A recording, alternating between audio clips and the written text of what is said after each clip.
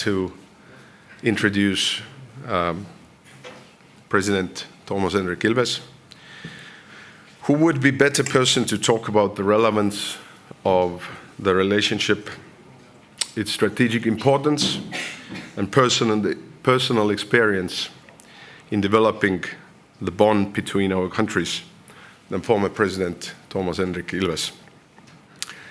Certainly, President Ilves does not need any introduction, but his involvement and direct engagement as a journalist at Radio Free Europe, as first post-war ambassador to Washington, as a foreign minister, member of the European Parliament, and two-term president of the Republic, in building, strengthening, and occasionally criticizing this relationship to make sure that our partnership will remain relevant and as strong as ever.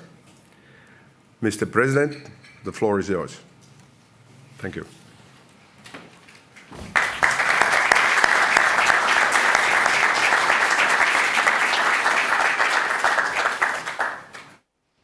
I don't know how I do this, but anyway, good morning all. It's nice to be back here. I have stood here many, many times. There used to be kind of a big table here, but it's gotten nicer many times over the years. So we have at hand a fine book on the history of Estonian-US relations, and I'm thankful for the authors for their efforts. Perforce, as someone who has lived through and participated in many of the events described in the book, I have opinions on how some things were covered or not covered, but that is not my intent today. More than that, I will not go into personal details and anecdotes, especially not about Erik Marme, who was once an intern for me in Washington, driving President Meri around. Before he was president. Well, he was president, yeah. Well, for one, much of what's personal and anecdotal can be found in the book Teine tulemine, and second, I just recorded a rather long interview for the Foreign Ministry's Historical Archives in the noteworthy plan to get us on video before we all throw our spoons in the corner, which is Estonian for to kick the bucket. That was a joke. Jesus, come on. Don't be Estonian, laugh. Third, and really the main point, too much of how Estonian foreign policy has been covered in the press here and in books is as a series of humorous or odd anecdotes. I mean, this is a general problem about foreign policy coverage in Estonia. And Estonian-US relations are most definitely not defined by Lennart Meri drawing an X on George H.W. Bush's globe, or my bonding with his son, George W. Bush, over our relaxing from the job using the same Stihl 451 brush cutter on our respective farms. Rather, I'll try to look at US-Estonian relations in a somewhat broader context, one that is summed up in a picture I saw many years ago, but kind of shows that how people don't get it. There's a man holding a sign saying, "We demand respect for the primeval right to the self-determination of nations." And I mean, it was a nice sentiment, but the problem is, it's not a primeval right. In fact, it didn't exist until basically 1917 as an idea even. I mean, they had kind of some sort of,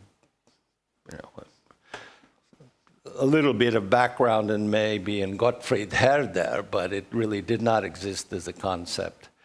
But that is how deep, in many ways, the US's role has been in so much of the world today, which is that we take as a self-evident truth. A wording also from the United States, but as a self-evident truth, this idea of the self-determination of nations. The message that I want to say is that while we understand, like much of Eastern Europe, from Finland down to Bulgaria, in that region, those countries, how much we understand the world as neighbors to a country that has been brutally aggressive toward us for 1,000 years, and see much of Western Europe in disbelief, bordering on contempt, on how naive and mercantile their approaches have been, we do not always understand how much of how we see the world as a Western, democratic, and liberal country comes through the prism of the United States. For one, we, like much of Central and Eastern Europe, are far more idea-based as nations today than Western Europe. And it's important to note this. I mean, this is so fundamental to our being that we represent an idea, the idea of freedom, the idea of individual liberty, which we find throughout the rhetoric and the speeches and the discussions of Eastern Europe. You don't see that in Western Europe because basically they're not founded on ideas. The US was the first country, and until the USSR and later the People's Republic of China, followed by a bunch of lesser Marxist-Leninist states, that was based on an idea or ideas. And those were 18th century Enlightenment ideas about the individual as the core unit of humanity, with the individual rights defined in relation to the state. Fundamental rights and freedoms, constitutionalism, free and fair elections are all ideas that have become the backbone of what we call the West, basically because of the ideas of the Enlightenment, nota bene, put into practice in an amazing experiment in the last quarter of the 18th century that is called the United States of America. And I submit that, like the inalienable right to the self-determination of nations that is really only 100 years old, so too, so much of what we consider self-evident truths, which, as I mentioned, is also a phrase from the U.S. Declaration of Independence, have not been, nor are they today, at all self-evident to most of the world. We who are liberal democratic countries take this for granted. But if you look at the history of this or any other country, this is not at all the case. The history of the United States has tended to be universalist. And we see it, or we have tended to see it as a universalist history. But actually, for the first 150 years, it was actually rather isolationist. It was a country that was secure with two vast oceans protecting it, so it was basically protected from all of the stuff that ravaged Europe and other places, and especially Europe with its empires, its bloody histories, its long-term antagonism. Just think of England and France going back to 1066. The US didn't have that, and it didn't really deal much with the world until only the past century.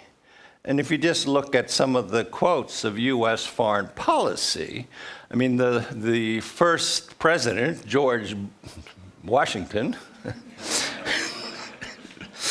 in his farewell address, he has this famous line: "It is our true policy to steer clear of permanent alliances with any portion of the foreign world." More importantly, I would say that a quote from John Quincy Adams, which is now been taken only selectively, however, by the Quincy Institute in the United States, the new isolationist think tank after Cato and a couple of others, but it's the new one. Quote, America does not go abroad in search of monsters to destroy. She is the well-wisher to the freedom and independence of all. She is the champion and vindicator only of her own. She will commend the general cause by the countenance of her voice and the benignant sympathy of her example. She well knows that by once enlisting under banners other than her own, were they even the banners of foreign independence, she would involve herself beyond the power of extrication in all the wars of interest and intrigue of individual avarice, envy, and ambition, which assume the colors and usurp the standard of freedom. So, I mean, unquote, that's pretty brutal as a statement of foreign policy, which is we don't get involved, and especially we don't get involved in your wars of independence. In fact, go away. I mean, so that was US foreign policy. I would highly recommend to anyone interested in foreign policy to read an absolutely brilliant book by Robert Kagan, husband of Tori Newland, by the way, but anyway, Robert Kagan. He had a book about 15 years ago called Dangerous Nation, which was about the history of US foreign policy until World War I, basically. And he basically just said, look, this was a self-interested, nasty country that really was, if it went to war, as in the case of, say, the Spanish-American War, went in there for reasons that were not at all holy. And all of the things we think about the United States, and especially in countries in Eastern Europe, has nothing to do with that United States, except for the fundamental ideas that we adopted from the United States, from their adoption, and the United States' adoption of the fundamental principles of the Enlightenment and putting them into practice, which the US did, and which no one before them had done, though it will soon be copied by the French, but that's a different matter.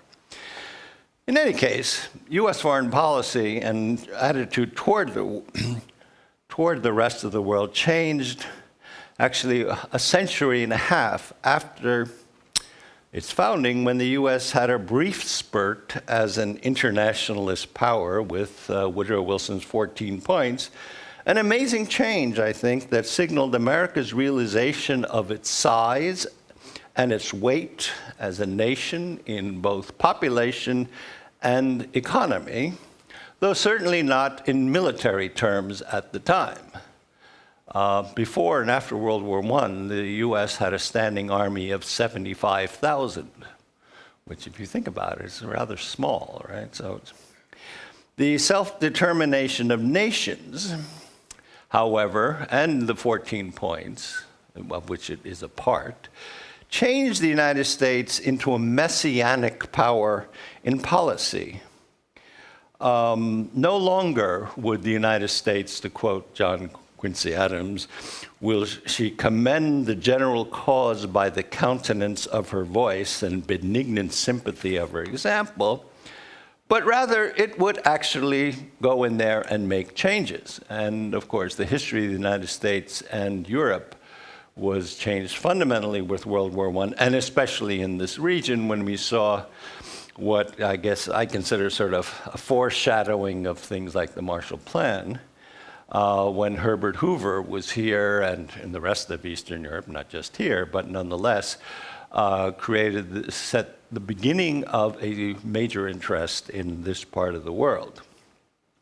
Of course, Wilson's sort of internationalism didn't go far because it was basically he was prevented first and foremost by a stroke, but also a general and understandable dramatic increase in a reluctance to get involved abroad, which is, as I said, understandable after World War I. and we saw the rise of isolationism that would actually remain with the United States until it was attacked. And of course, this was reflected in the Senate's rejection of ratification of the League of Nations, or joining the League of Nations, and shows that, which in itself was kind of a failed attempt, which shows that how already then, without US participation, international organizations have little clout or power, and was ultimately a failed attempt. But that did change. And in fact, the really profound change came toward the end of World War II. I mean, you could say, you could sort of pat ourselves on the back and say one of the signs of a re-engagement of the United States with the world was non-recognition policy. But in fact, how important the United States has been since World War II is that we can basically say that when we talk about what happened on the 24th of February of this year, we could say that the post-World War II order that was created by the United States died. Or rather, it was given a coup de grace after a long slide of agonizing paralysis and decay. But that's not the point of my talk today, but rather the point is the role that how immense has been the role of the United States since World War II, and how that defines not only Estonian views of the United States, but also, I would say, that stretch of countries from us down to Bulgaria, and in turn, as a result, the countries to the west that look at us and say, what the hell is wrong with them in the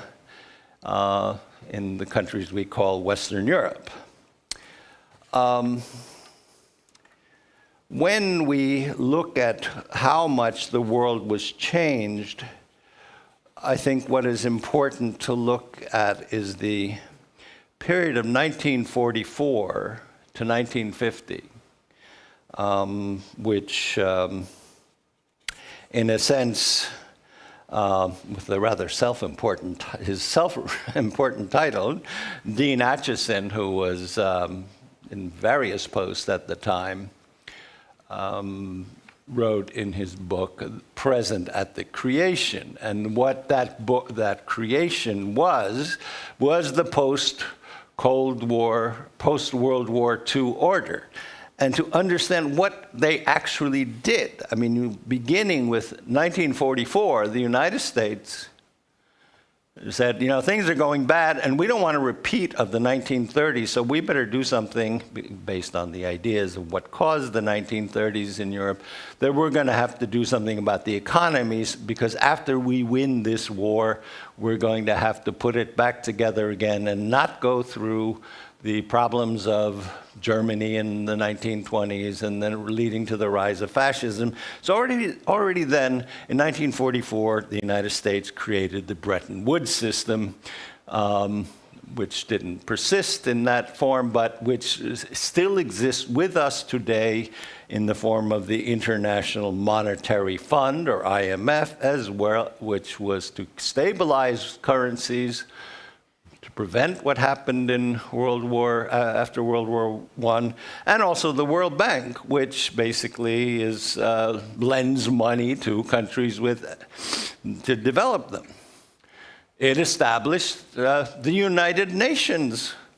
I mean, that was a U.S. idea. I mean, whatever we think of the United Nations, and I personally don't think that the United Nations, aside from UNICEF, maybe the World Health Organization, maybe UNDP is a sociological study organization, but it doesn't serve much of a function in security. But nonetheless, that was the hope in the founding of the United Nations and the Security Council, the dysfunctional Security Council we see today.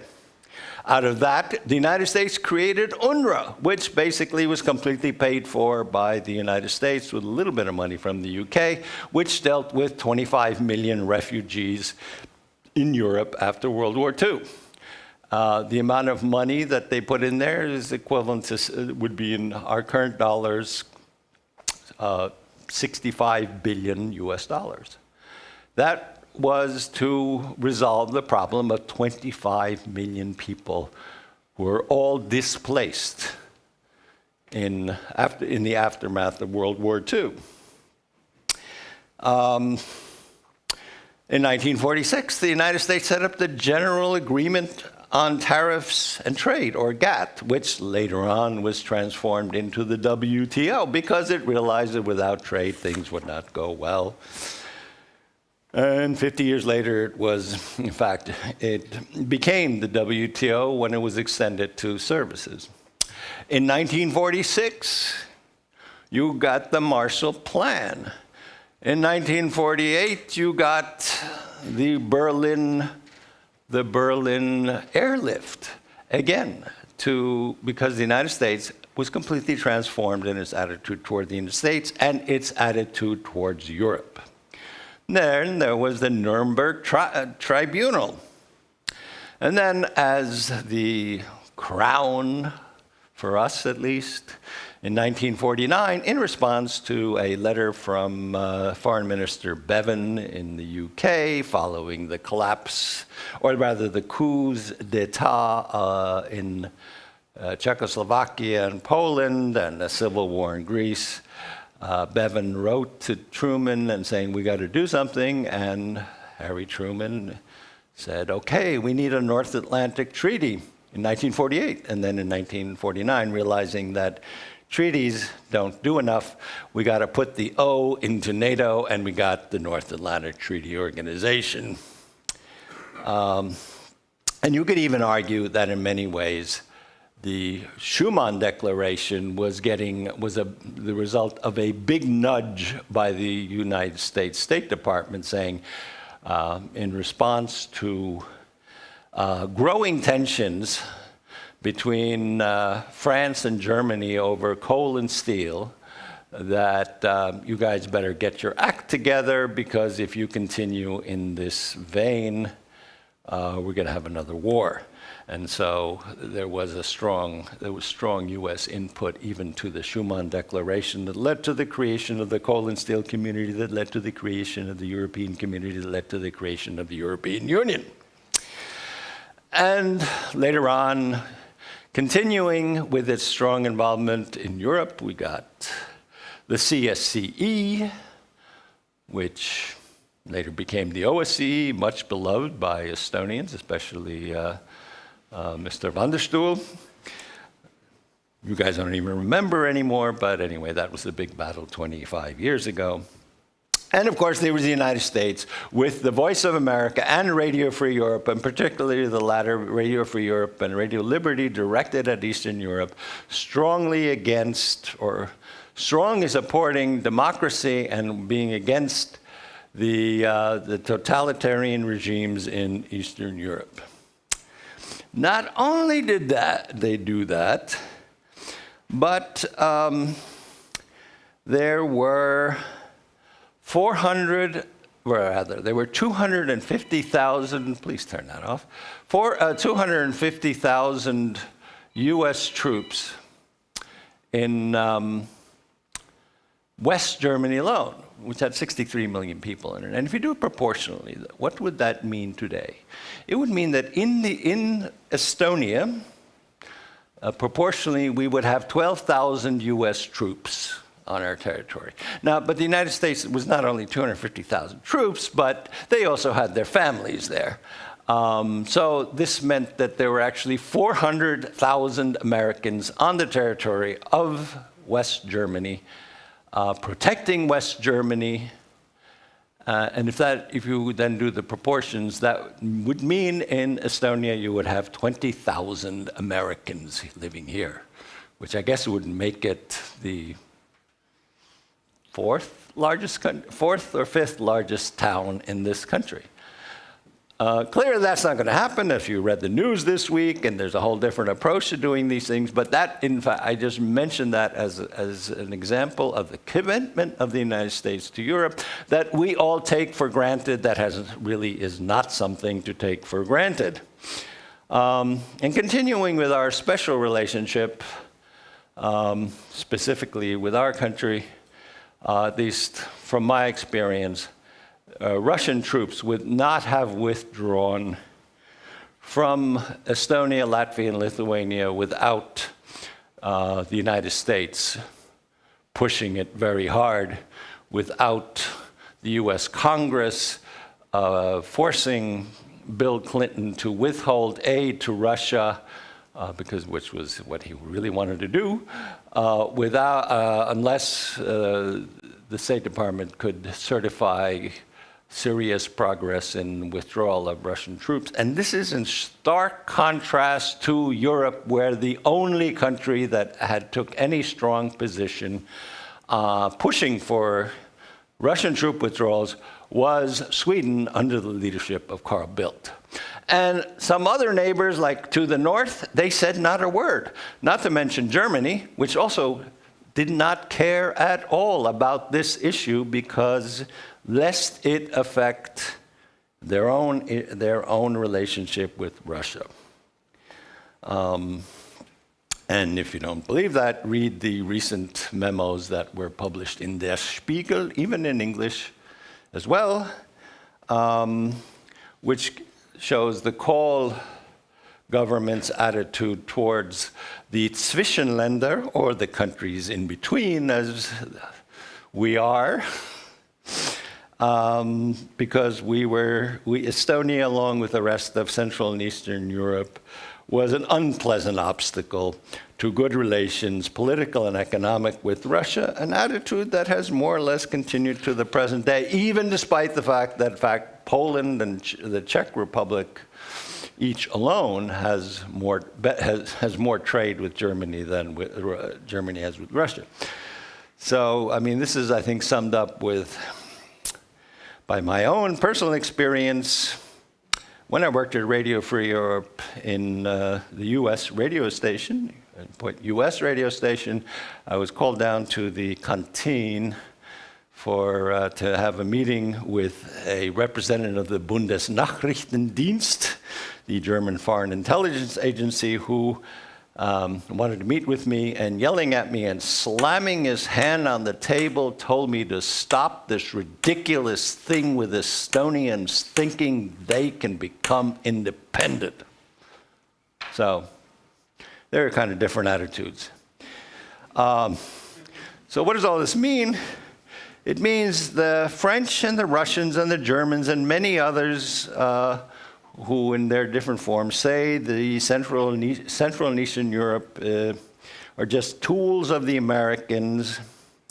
It means that from Estonia through all of the Zwischenländer down to Bulgaria, in the actions of the past 80 years, as well as in many of these countries' founding ideas, the US has been the shining city on the hill, which is a quote used by many US presidents, and even by Cotton Mather, I think, used in US politics as a declaration of US exceptionalism, but that has been its role in Central and Eastern Europe.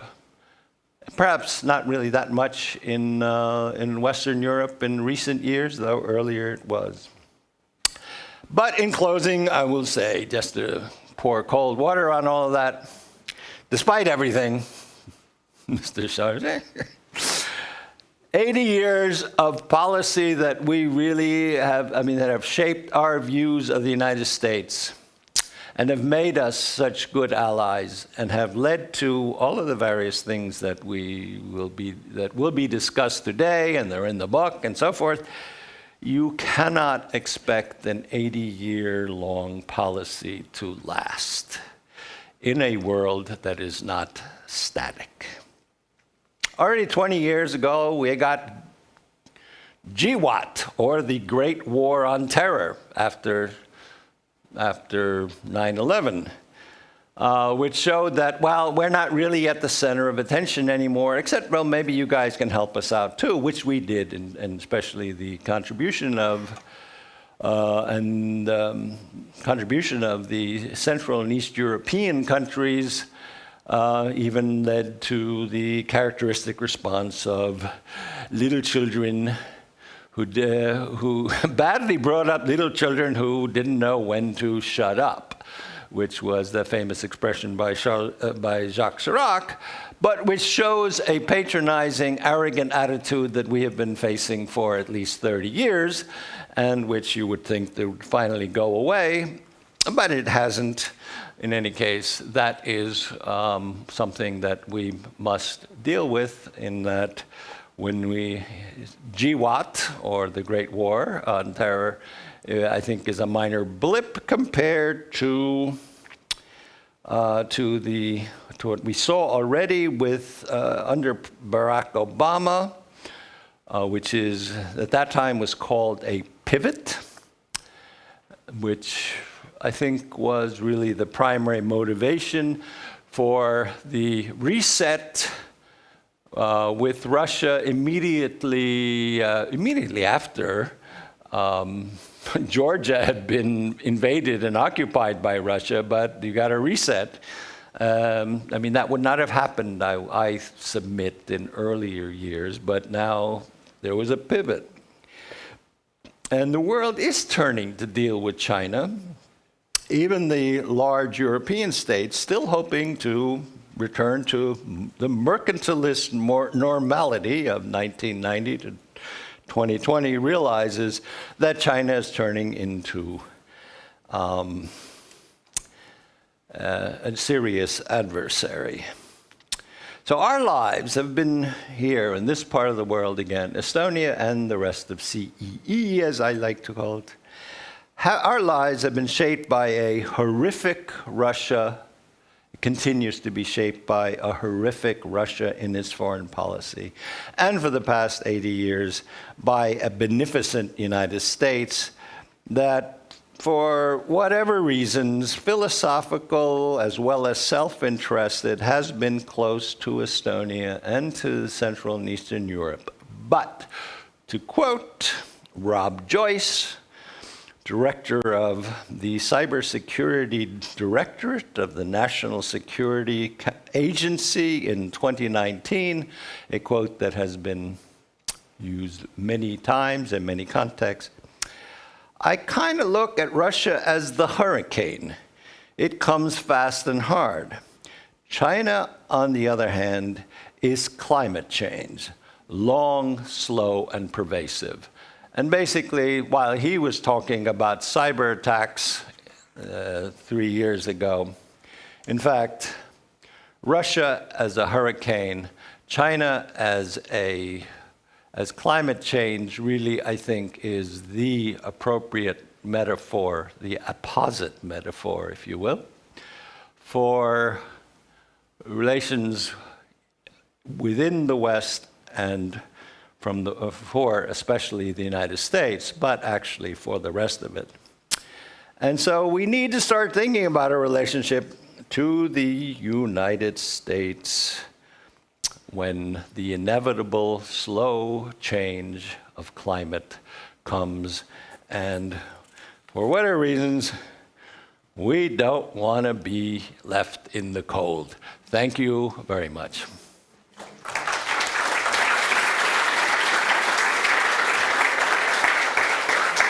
Thank you, President. I will steal a few minutes of the time from next panel and have a short conversation with President after this very enlightening speech.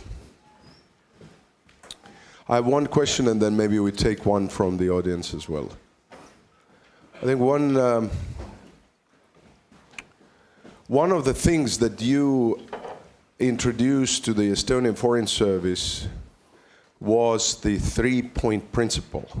You have to go by 3 points when you want to kind of explain what you want. Be clear, precise, and reasonable when you do that.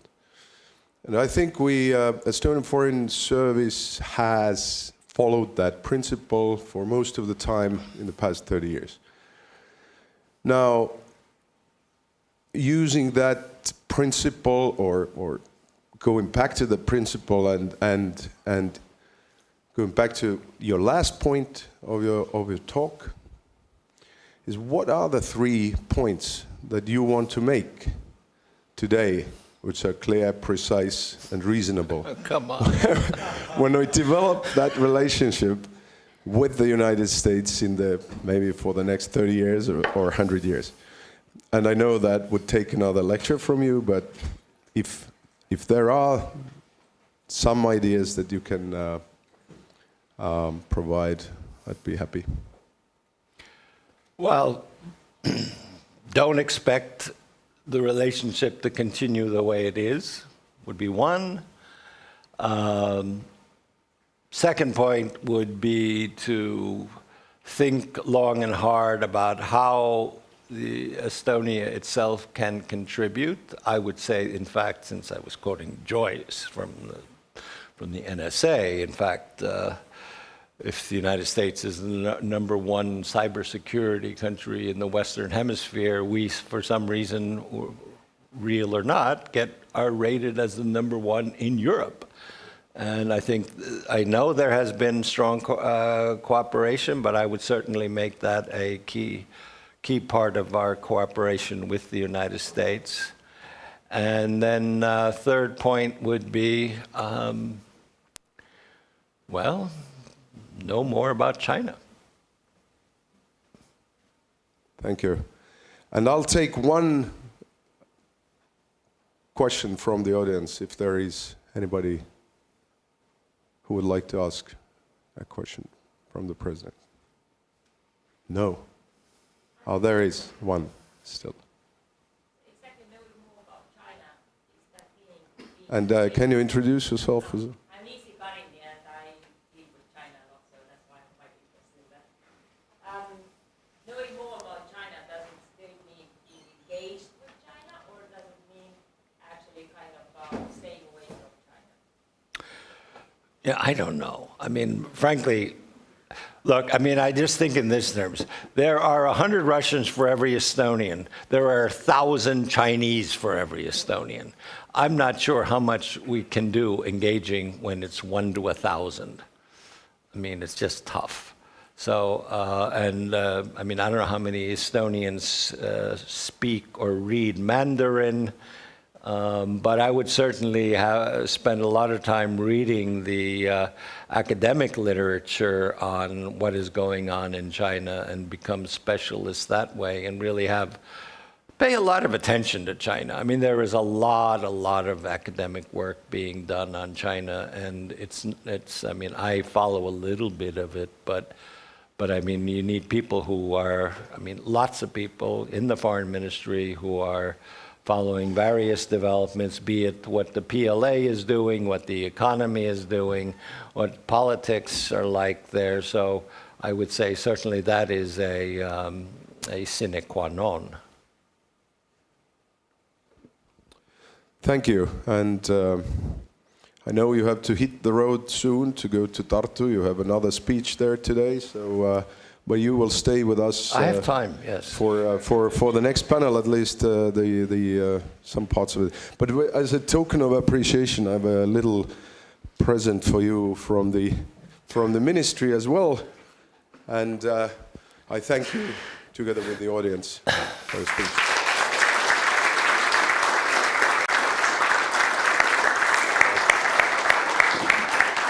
Ma saan veel vett.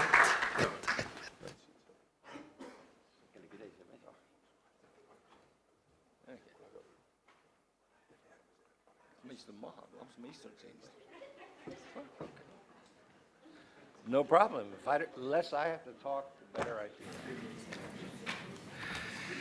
Yes, you can't steal all the show. Thank you, President. Now we go to our next, or our first panel in that sense, to talk about Current issues, maybe look back a little bit in the past 30 years and think about the future as well.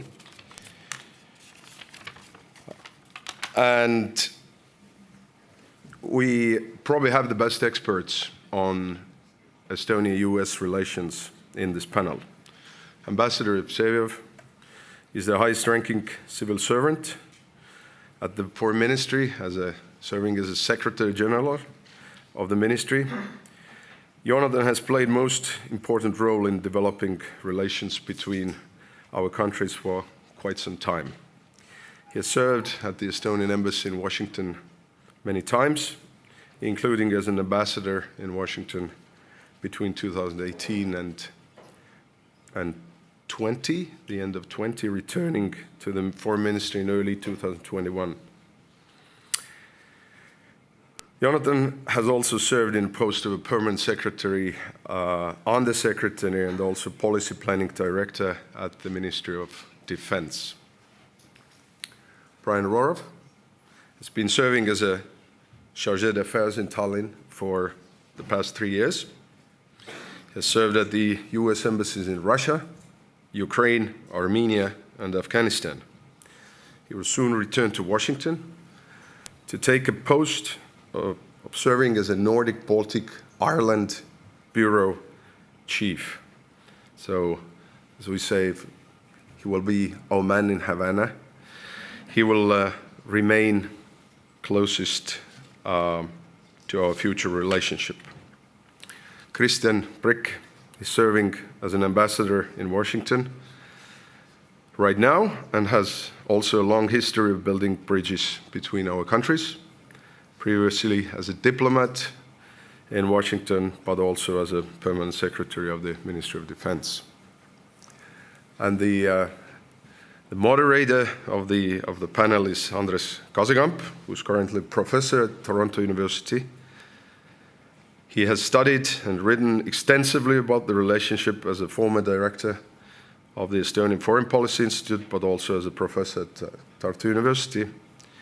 And he's an author of a highly honored and acclaimed book, A History of the Baltic States, which I recommend to everybody.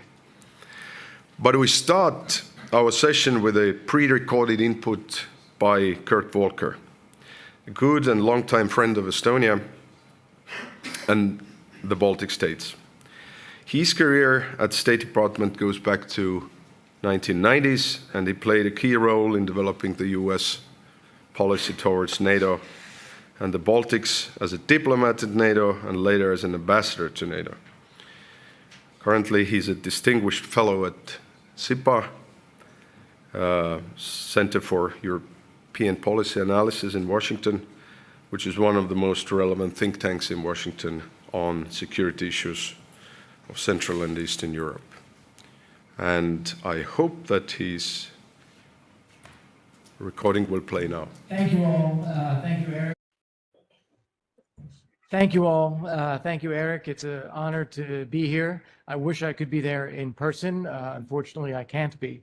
But this is an important moment, and I wanted to share a few reflections on the 100 years of US-Estonian relations and the last 30 years of Estonia's regained independence and what that means. Clearly, the context in which we are talking today is important.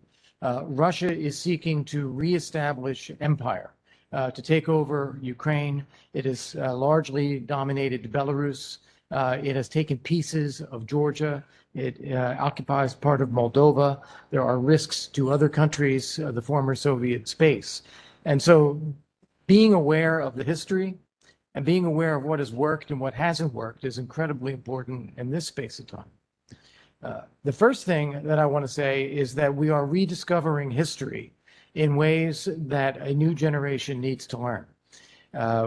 People thought that, Nazism was a thing of the past. Attacks of one country against another, taking territory of another country, that was a thing of the past. People thought that some of the atrocities that we saw and war crimes, artillery-based attacks on other countries, that these were a thing of the past. And that is simply not the case. We're witnessing it again. Second, we're remembering that there's a history to place. Estonia was a nation, a people, and a place long before it was incorporated into the Soviet Union, long before it regained its independence 30 years ago. And now that is important as we look at places like Ukraine today, places like Georgia. They are significant. One of the things that we did right in the history of US-Estonian relations was to recognize Estonia's independence back in the 1920s, and then to not give up on that recognition, even though it was temporarily occupied by the Soviet Union. That turned out to have been a critically important decision at the time, where we had continuity in our relationships, continuity in our support for Estonian statehood. And when Estonia gained the chance to become independent again, we were mentally prepared for that. We were legally prepared for that. And we were able to usher in that period of renewed independence for Estonia. So I think that's tremendously important. We did learn some lessons from that already in issuing a similar declaration about Russia's occupation of Crimea, which is honestly based on the Wells Declaration that was done for the Baltic states. Depending on how this war plays out, if Russia claims to annex more territory, whether it is Donbass or whether it is even in Abkhazia or South Ossetia and Georgia, we will need to take similar steps to make a point of legally rejecting those claims of annexation and standing by for that time when justice is restored and the independence of these, the rightful ownership of these territories is restored. So that's one thing. Another lesson of the last several years is that NATO membership matters, EU membership matters. We acted fairly quickly in the grand scheme of things after 1989 and 1981 to bring in countries like Poland, Czech Republic, Hungary, and then Estonia and the other Baltic states, Slovakia, Slovenia, Romania, Bulgaria, into NATO and into the European Union. This turns out to have been critically important because it establishes these countries as part of a bigger community of security, of democracy, and prosperity. Where we have not done that, Ukraine, Georgia, Moldova, Western Balkans, that is where we face crises in Europe today. We should learn a lesson from this, that it is not NATO membership or EU membership that's provocative or that creates risks or threats to security. It is the absence of this, the gray zones, that create the risks and that create war, conflict, war crimes, loss of independence of some territories in Europe today. The only threats to Europe come from Russia's manipulation of these gray zones rather than from EU or NATO membership. This is a critical thing. Another lesson of the last 30 years from working with the Baltic states is performance counts. That when we were looking to open NATO's doors back in 1997 and 1999, 2002, we were not sure about the Baltic states.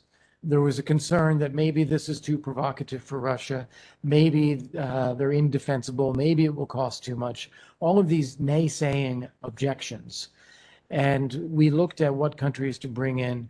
The first round, of course, it was Poland, the Czech Republic, and Hungary. But as we looked to open NATO's doors a second time, there were countries like Bulgaria, Slovenia, Slovakia that were clamoring for NATO membership, as were the Baltic states.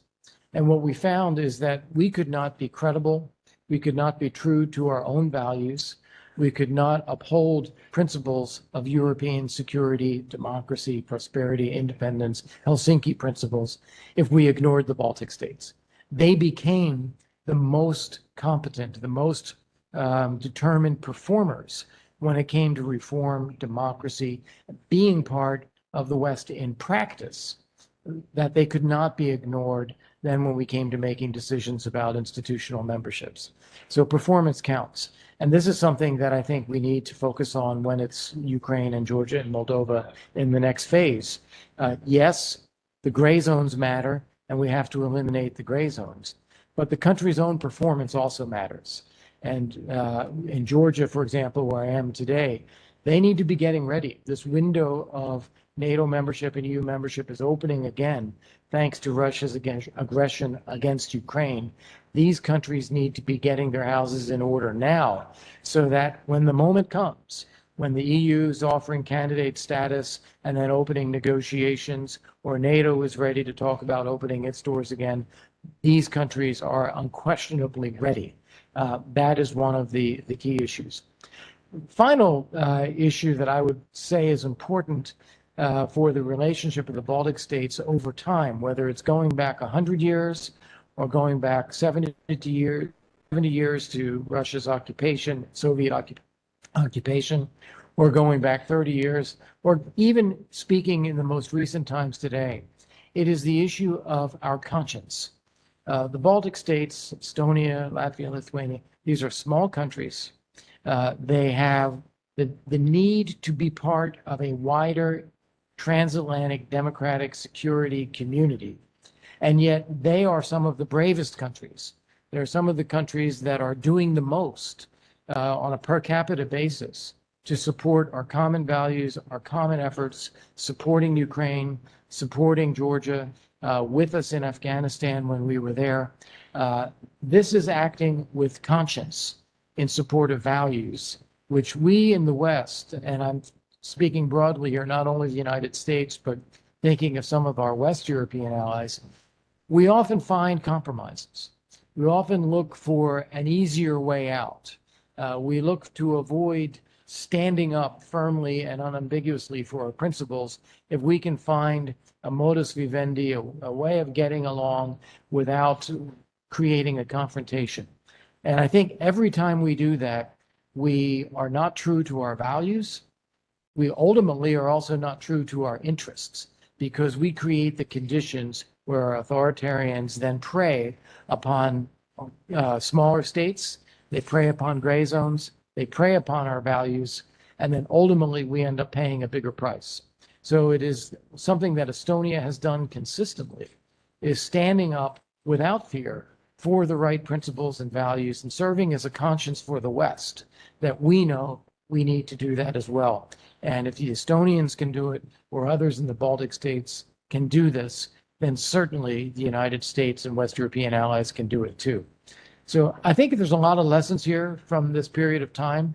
I wish I was there to engage and question and answer and to discuss with the other panelists, but it is a rich history and it's an important history, both because of what we accomplished, but also because of the way it points us towards what we need to be doing today.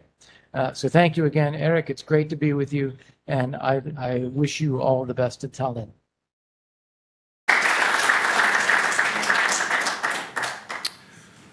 So, perfect. Andres, you take the lead of the panel now, and I asked Brian, Jonatan, and Kristjan to take your seats on the stage.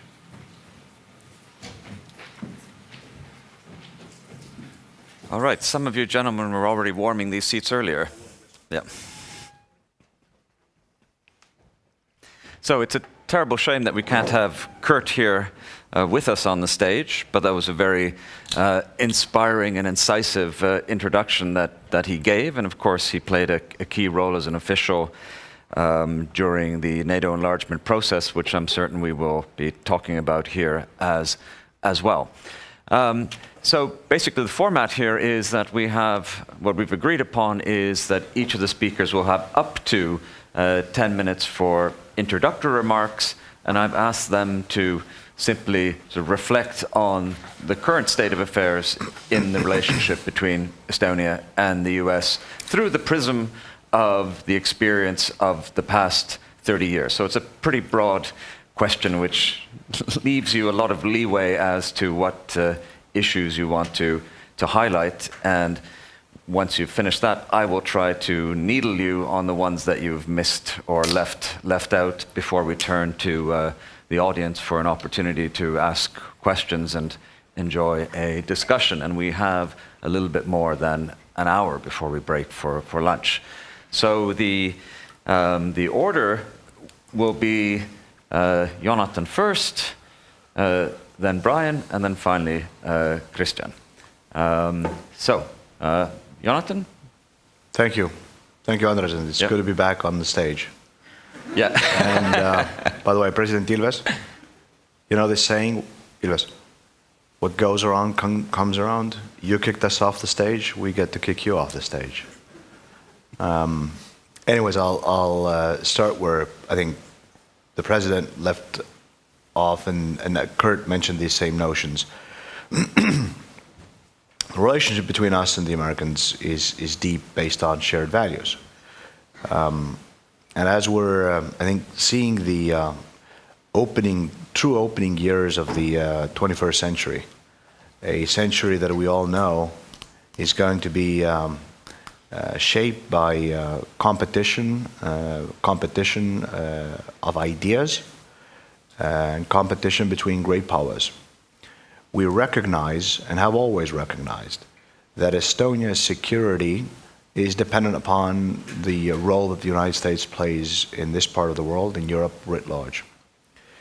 And it's also safe to argue, and I have been arguing as ambassador in the United States, I hope Kristjan is doing the same today, in very blunt terms, that America's security is going to be dependent upon not just Estonia's, but Europe's role in the world.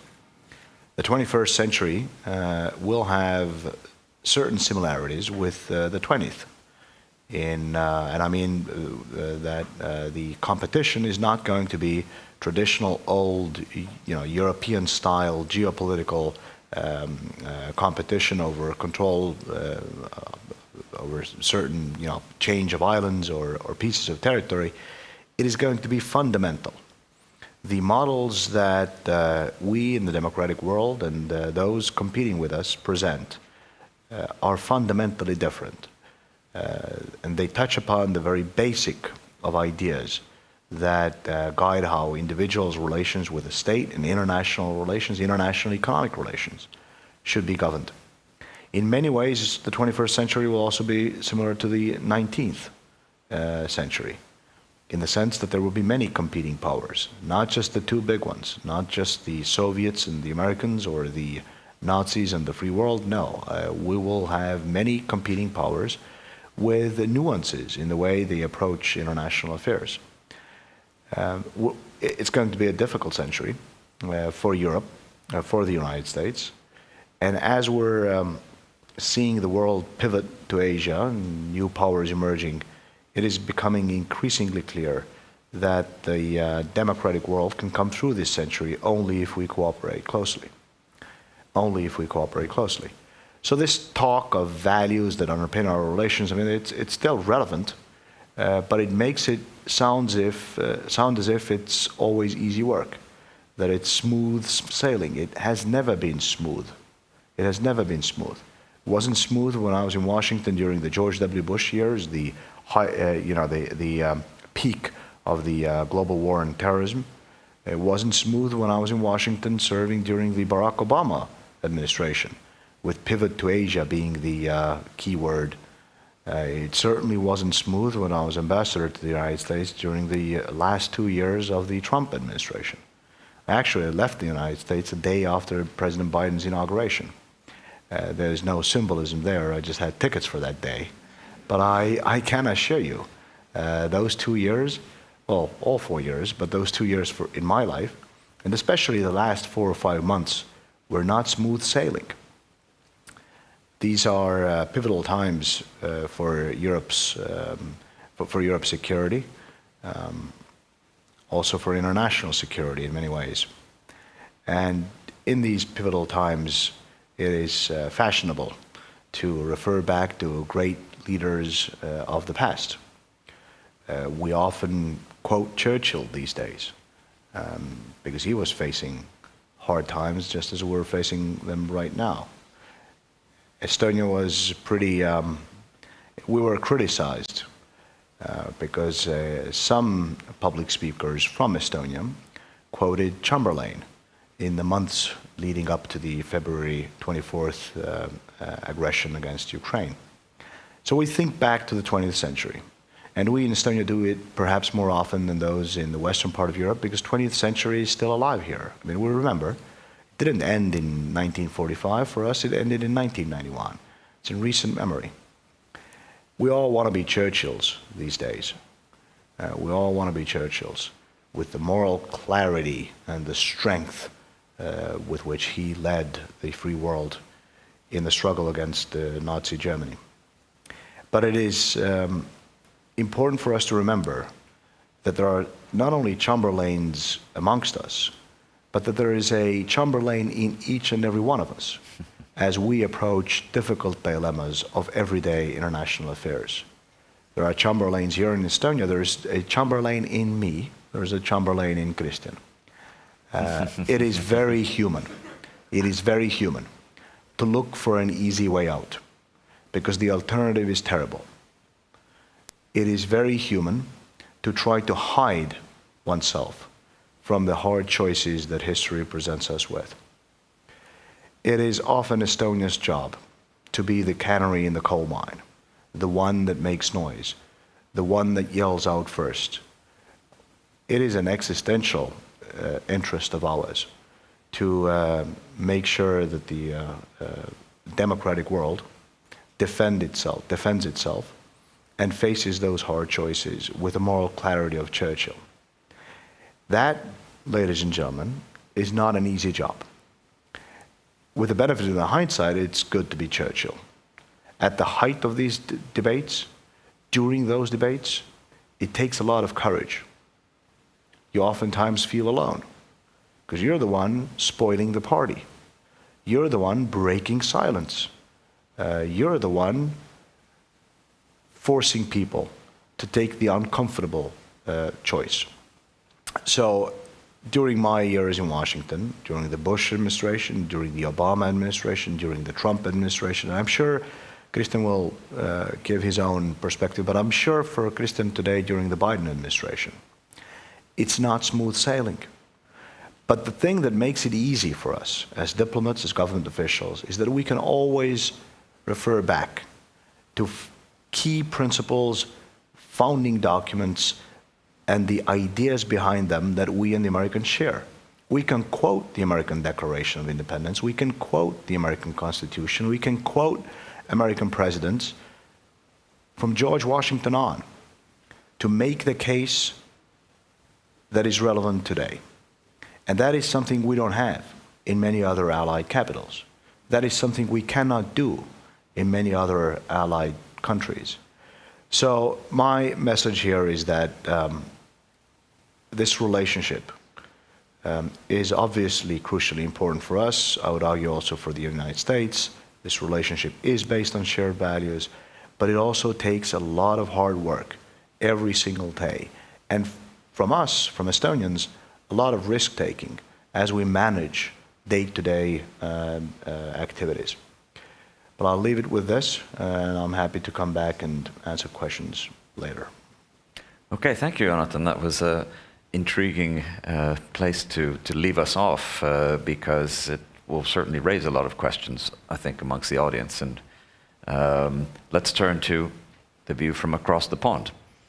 Brian. Thank you, Andres. Can you hear me? It's working? Okay, good. My remarks today will be fully in the spirit of President Ilves's dictum that we should make 3 points.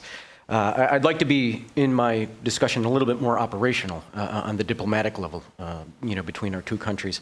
But I want to do a quick reflection on Estonian diplomacy, how it seems to us as American diplomats. Talk also today about how history is very much alive, like Kurt Volker was saying, in this context of the war in Ukraine. And then just a short look ahead. Where do we go from here for the next 100 years? So I guess looking at Estonian diplomacy from the point of view of an American diplomat, I think the first thing we recognize as Americans is that, in Washington, diplomacy, it's very cacophonous. There's 180 plus countries that have embassies there. We have think tanks, we have Congress. And for countries to cut through that, for embassies to cut through that, need to be very skillful, very insistent, but also carry values with your diplomacy. Some embassies, they're lost in Washington. When I work in Washington, I've had embassies call me up and say, Brian, could you please talk to Senator so-and-so and tell them to do this? There's a key rule in the State Department is none of us call up a senator and tell them to do this or that. They need to go up to the Hill. They need to work with the staffers. They need to figure out who sits where. Estonia does that. Many other countries don't. So, in the theme of looking back and looking forward, how did Estonia break out of the pack? If we go back to 1991, 1991 was especially chaotic at that time. There's a gentleman who worked in the State Department. I'm sure some people know him here, Paul Goebel. He was a State Department official. He worked on the Soviet desk. I joined the State Department in about 2000. He was gone by that time, but he would come to our Foreign Service Institute to talk to us, and especially those of us working in Russia, Ukraine, former Soviet space, Eastern Europe. And the first thing he would say is, in 1991, I was the only one in the State Department to understand the nationality issue in the Soviet Union. I can't disagree with him on that. This notion that the Soviet Union was homogenous, it was in the State Department. People didn't go deeper levels on the nationality issues. Even last night, President Ilves was explaining in 1991, nobody really understood, with the breakup of the Soviet Union, all the different questions, all the different countries that were going to come out of it. I spoke with Dan Fried last week. He of course, long history at the National Security Council, ambassador to Poland. He was at the National Security Council in 2002 at this famous meeting where President Bush asked him if the Baltics should the U.S. work to get the Baltics in NATO, and Dan Fried said, yes, I think we have the opportunity. We should do it. The president agreed and said, Dan, go do it. Anyways, when you talk to him about 1991 and 1992, he said that the thought of the Baltics in NATO was toxic. He said, even the most forward-leaning of us, this did not even cross our mind. And so that was the environment when Estonian diplomacy was born in the early 90s. I think the tone for Estonian diplomacy was set early. Mart Laar's trip to the United States early on, when he was a 34-year-old prime minister, trade, not aid. It's a compelling message. And I guess probably the best way I could describe it is that I saw Marilyn Maigret, your security advisor, Mr. President. I saw her on, it was YouTube, it was a conference while she was in the presidency, 2015 or 16, and she simply said, we learned as American diplomats that American diplomacy, that Americans are not Catholics, they're Lutherans. Americans don't want to hear confession, they don't want to hear hand-wringing, they want you to go to work. And pretty much that's what the Baltics did. Estonia graduated from USAID assistance in 1996. When I was going off to various parts of Europe in 2002, everybody was talking about, we're hoping to graduate a lot of these countries in 3 to 5 years, right? The 2015 timeframe. Estonia graduated, 5 years even before I got into the State Department. And even, the reputation of countries within the State Department grows, word of mouth. I remember being in Moscow and maybe it was naive Americans, but we were talking, would there be a change in Russian perceptions if the old Soviet, generation, is there a hope for if it, went away, if this new generation would come up and change things? And the word on the street was that the Baltics fired everybody over 30 in 1991, and they just started over. And we heard the stories of the 29-year-old defense ministers and things like that. That was very electrifying for American diplomats. I did ask an Estonian official once if that was true, and the response was, no, we didn't fire anybody, but we didn't hire anybody over 30. So I don't know where the truth lies on that. And I would just say, looking at today, the Estonian diplomacy is similar. Estonia joins us where it can, where our values overlap, and that's in a lot of places. Since I've been here, in the previous administration, Estonia was a member of the International Religious Freedom Alliance. It was, not the most religious country in the world, Estonia is, but the right to worship is very important. Estonia joined us on that. Today, Estonia is working with the United States on the Summit for Democracy, Green Transition, and Development Cooperation increasingly. So we always look for these partnerships to actually, work rather than just meet and, talk about our feelings, as it were. So the second point I'd like to make is, you talk about history is alive today. You know, this moment today, of course, very much has the feel of 1938, 1939, 40. The question of, you know, can borders be changed by force? Clearly, the situation today in Ukraine didn't come out of nowhere. You know, I mean, we can go back to Georgia in 2008, and of course, Ukraine in 2014. So we've you know, the principles are very much back in our face, but they haven't disappeared. Volker told a story. He mentioned it really quickly, this Ukraine declaration that we based on the Wells Declaration. And I worked, before I came here, I worked as deputy director of our office that dealt with Ukraine, and so our office supported Kurt in much of his work. And I remember this Crimea Declaration, we issued it in July of 2018. This was during a spate of anxiety over whether or not the United States would push Ukraine to take this deal of, you know, give the Russians Crimea, but, you know, you'll get Donbass back. And Mike Pompeo and Kurt Volker said, we need to make an absolutely clear statement that that's unacceptable. And so Kurt came and said, we need a declaration about Crimea, base it on the Wells Declaration. Get the Wells Declaration, base this on that. And so I didn't have the pen, but I know the person who did, a gentleman named Chris Anderson. So he wrote it, and it was kind of funny because if you read the Wells Declaration, it doesn't really read very well. It's written very quickly. I was trying to quote it in a speech yesterday, and there's not much that's quotable. But so we were sitting in a room, and we were, can we get in phrases like devious practices, which is in the original document, you know, predatory activities, and so we couldn't get devious practices in there. In an initial draft, we did put in predatory activities of Russia when it came to Ukraine, and of course there's language on, you know, can't change borders by force. But anyways, we put it together, it went up, and, you know, the speechwriter for the secretary, they deleted the predatory activities line, unfortunately. But nevertheless, we wanted to release it on the date of the Wells Declaration, which was July 23rd. We missed that, but it probably was even better because Mike Pompeo read it in front of Congress on July 25th.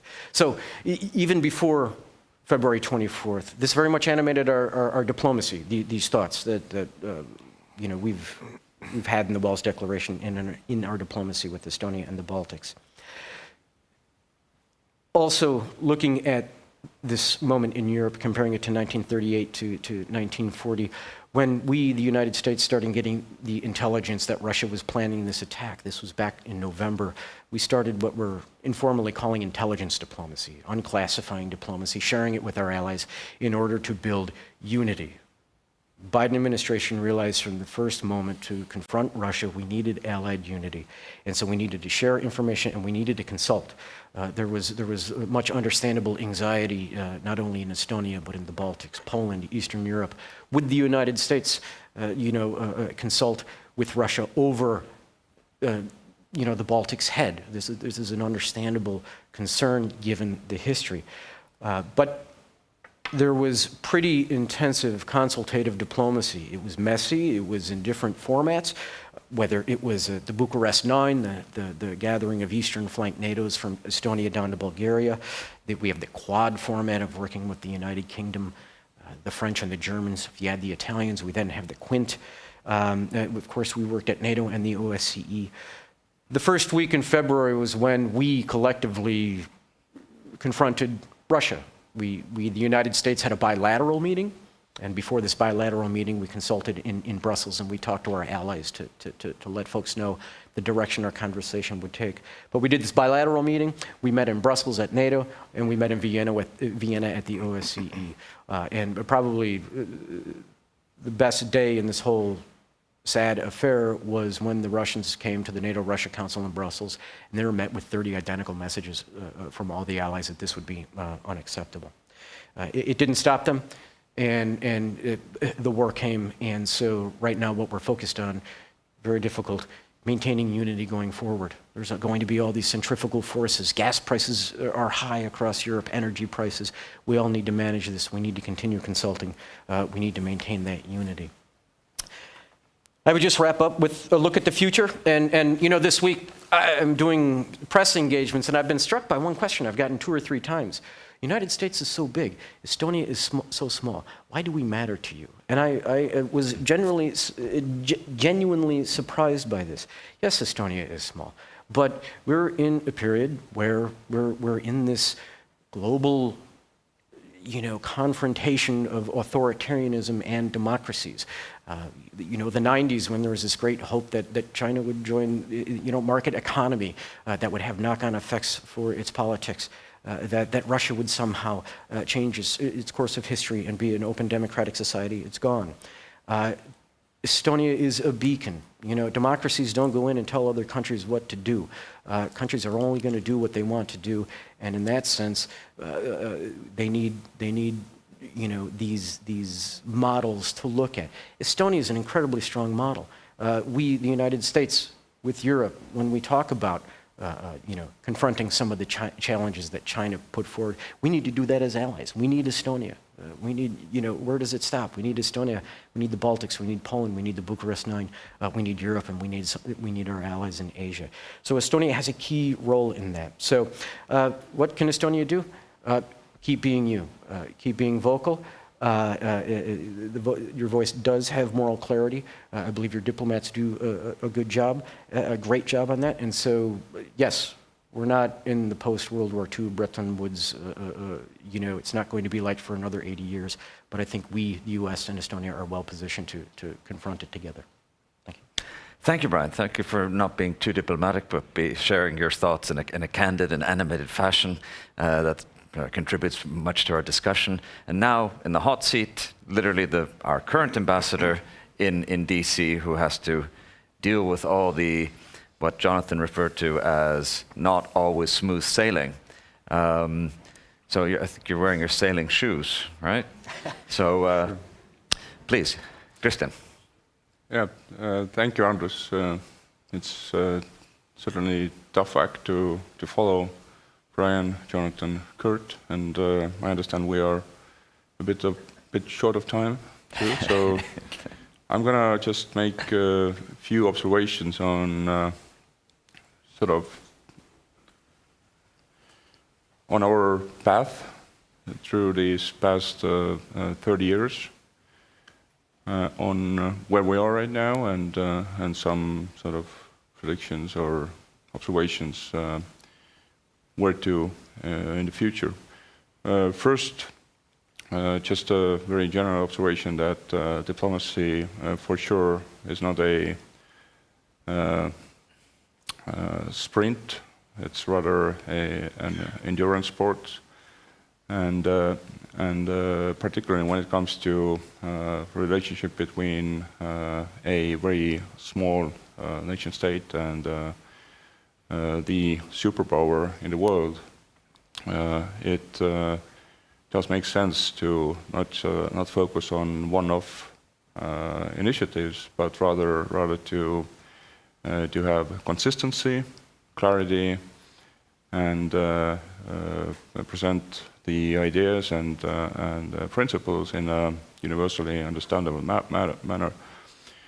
In that sense, I'm happy to observe that the focus of our relationship with the US since we regained the independence has very solidly and visibly been on national security and national defense policies. As it was also mentioned or reference in this book that was published or issued yesterday, Estonian national security documents of different times, of different nature, has pretty much all stated that it's our intent or our interest to keep the United States involved in all aspects of our security. Many of you may actually argue or ask a question whether this is not just natural, whether this is not something that goes without saying, and we shouldn't even discuss it here. Well, yes, after all, when it comes to societies, when it comes to nations, the security is the fundamental need of, just like for every individual, security is the fundamental need. However, I would argue here that particularly after Estonia became the member of European Union and NATO, in the Estonian foreign policy, Estonian diplomacy at large, there was a few years of, I would say, confusion when to talk about security and national defense issues in the larger setting was not that fashionable, and was almost considered as a done deal, and we should have rather focused on more pertinent issues to just be in sync with our partners and allies, particularly in the western part of Europe. So, in that sense, I do think that that the way we've been able to, willing to focus very keenly and strongly on national security issues in our relationship with the US has been most important. Now, in order to do that, and in order to do that successfully, I mean, we may focus on all kinds of things we want to focus, but then again, we need to have interlocutors who actually pay attention and preferably not only pay attention, but in key important instances are willing to act the way we suggest is in our mutual interest. I think the way Estonian different representatives, my predecessors, my colleagues, have interacted with different people in the States has been smart. It has been forward-looking. Just yesterday, when browsing through the fresh book, it did not come as a surprise to me, certainly, but it was still good to note how many of the names that were mentioned in the let's say late 1990s as important interlocutors to our diplomats back then are the really big names either now or were really big names just a very few years ago. I think it was a good sign of not only focusing on ranks. It was a good sign of not only focusing on official positions, but just the ability to detect people who actually know, who actually care, and who actually may matter, if not today, then tomorrow. For that reason, just like Brian also mentioned, Estonia most likely has been focusing more actively on congressional diplomacy and interaction with not only the most important senators and representatives, but also we've been focusing in finding those staff members who may not be the big names today, but again, who may end up in the future administrations or in the key advisory positions in the Congress and elsewhere in the few years to come. And luckily, this has been, by and large, a success. So, in order to get the other country to be involved, to be interested in, as we say, all aspects of our national security, I would argue that it takes more than only practical steps that are easy to and well definable. like, I don't know, getting a key investment here, getting a visit there. I mean, these things are all important. But I think it's also very much about the feel that people have about certain countries and certain issues. And I would argue that in the case of Estonia, since the early 1990s, we have gone through 4 stages. This is just my very liberal interpretation of these stages.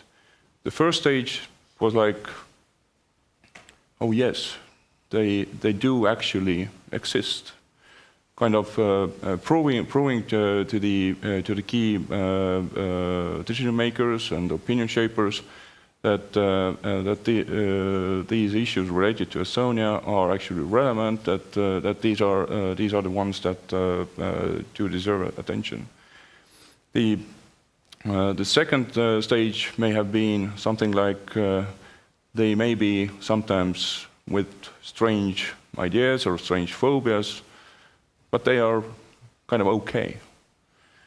The third stage probably would be characterized as the key opinion makers and decision makers deciding that they are pretty much like us.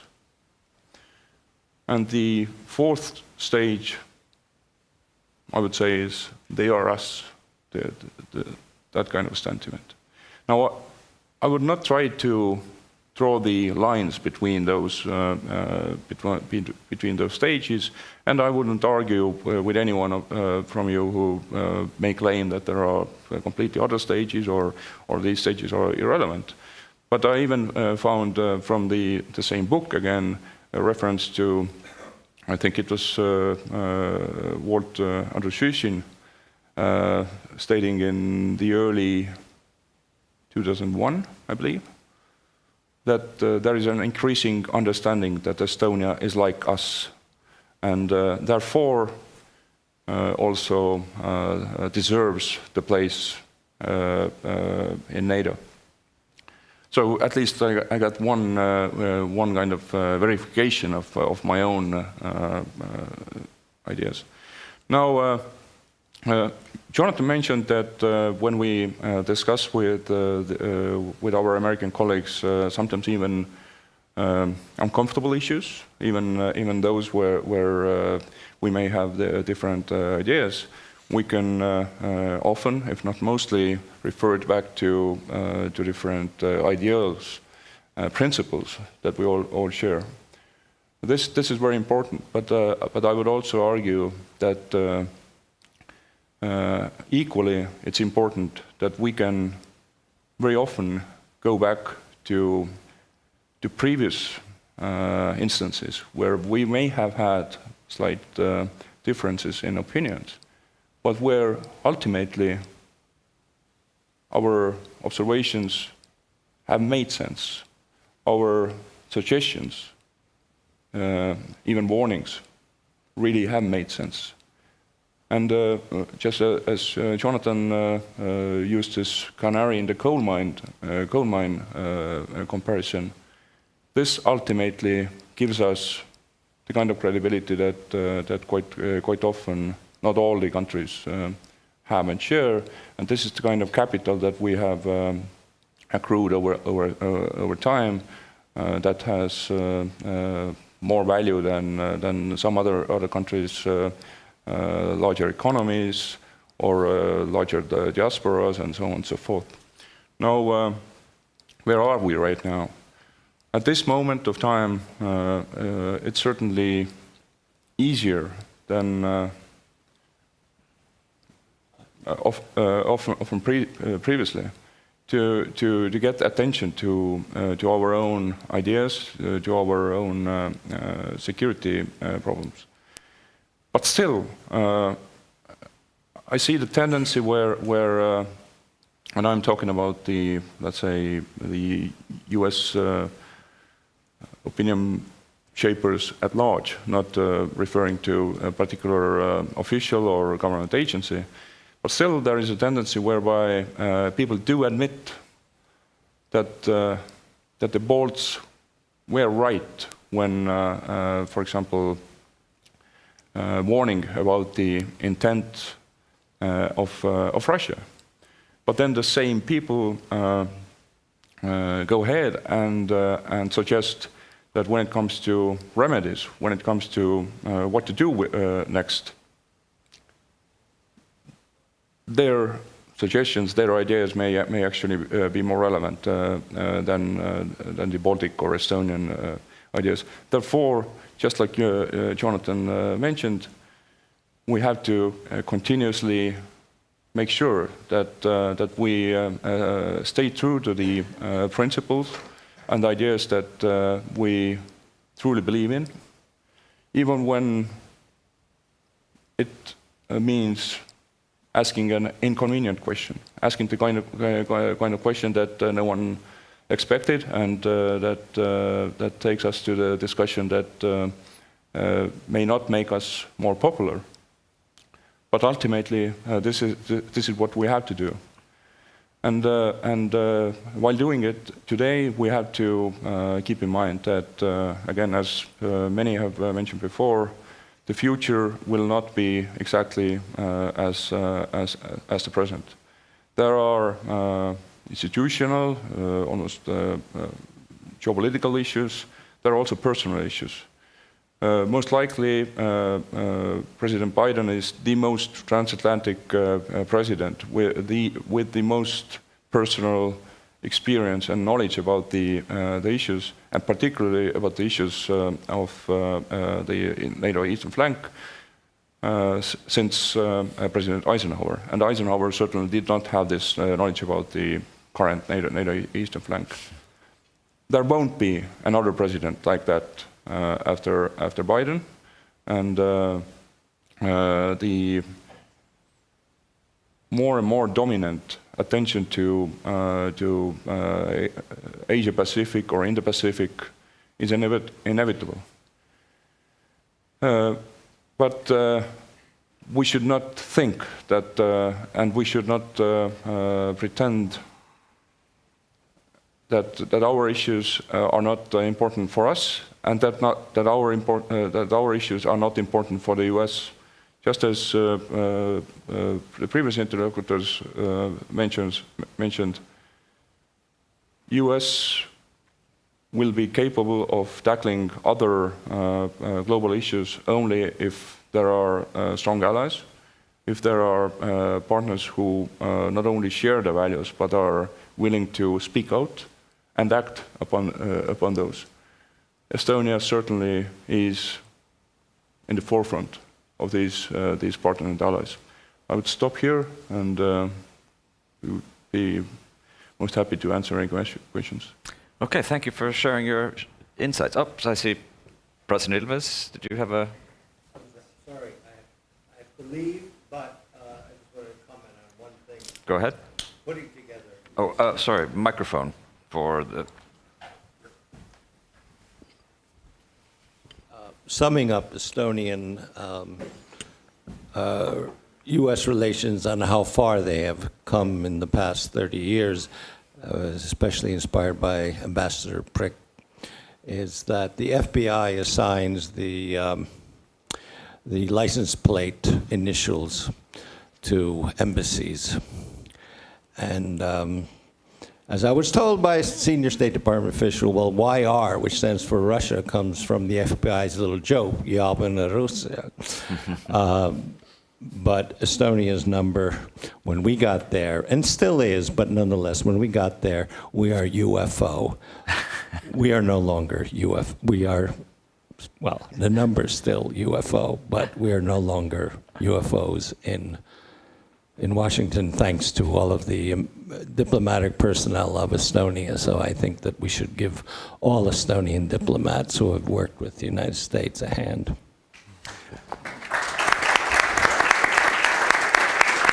But this license plate story is even more interesting, because after that, all the license plates that were given to the former Soviet republics started with F, except for the Baltic states. And Russian was Why? FR. Why? So, Why? YR. No, it was before that. Yeah, it was before that. It was YR and then FR, and the rest were with F as well. So this conference also provides a lot of information. Yeah, and Jovaneiruski changed to something else with the F word.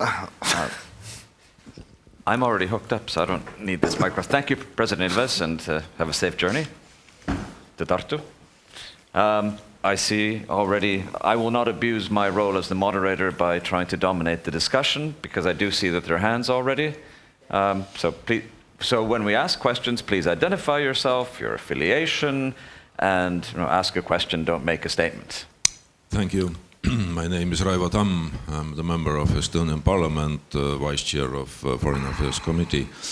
Thank you to all of your presentations, and congratulations once more for all of us for being strong for 100 years. Estonia has celebrated last year's a lot of diplomatic relation anniversaries, about 30 years with different countries, so it's great honor to celebrate the 100 years anniversary. In Parliament we had discussion sometimes what kind of relations, diplomatic relations we should have today with Russia. And so we have very good relations with United States, and because of Russia, I think. If there was no Russia, there wouldn't be so good relations between Estonia and the United States. So I have a question to Mr. Roraff.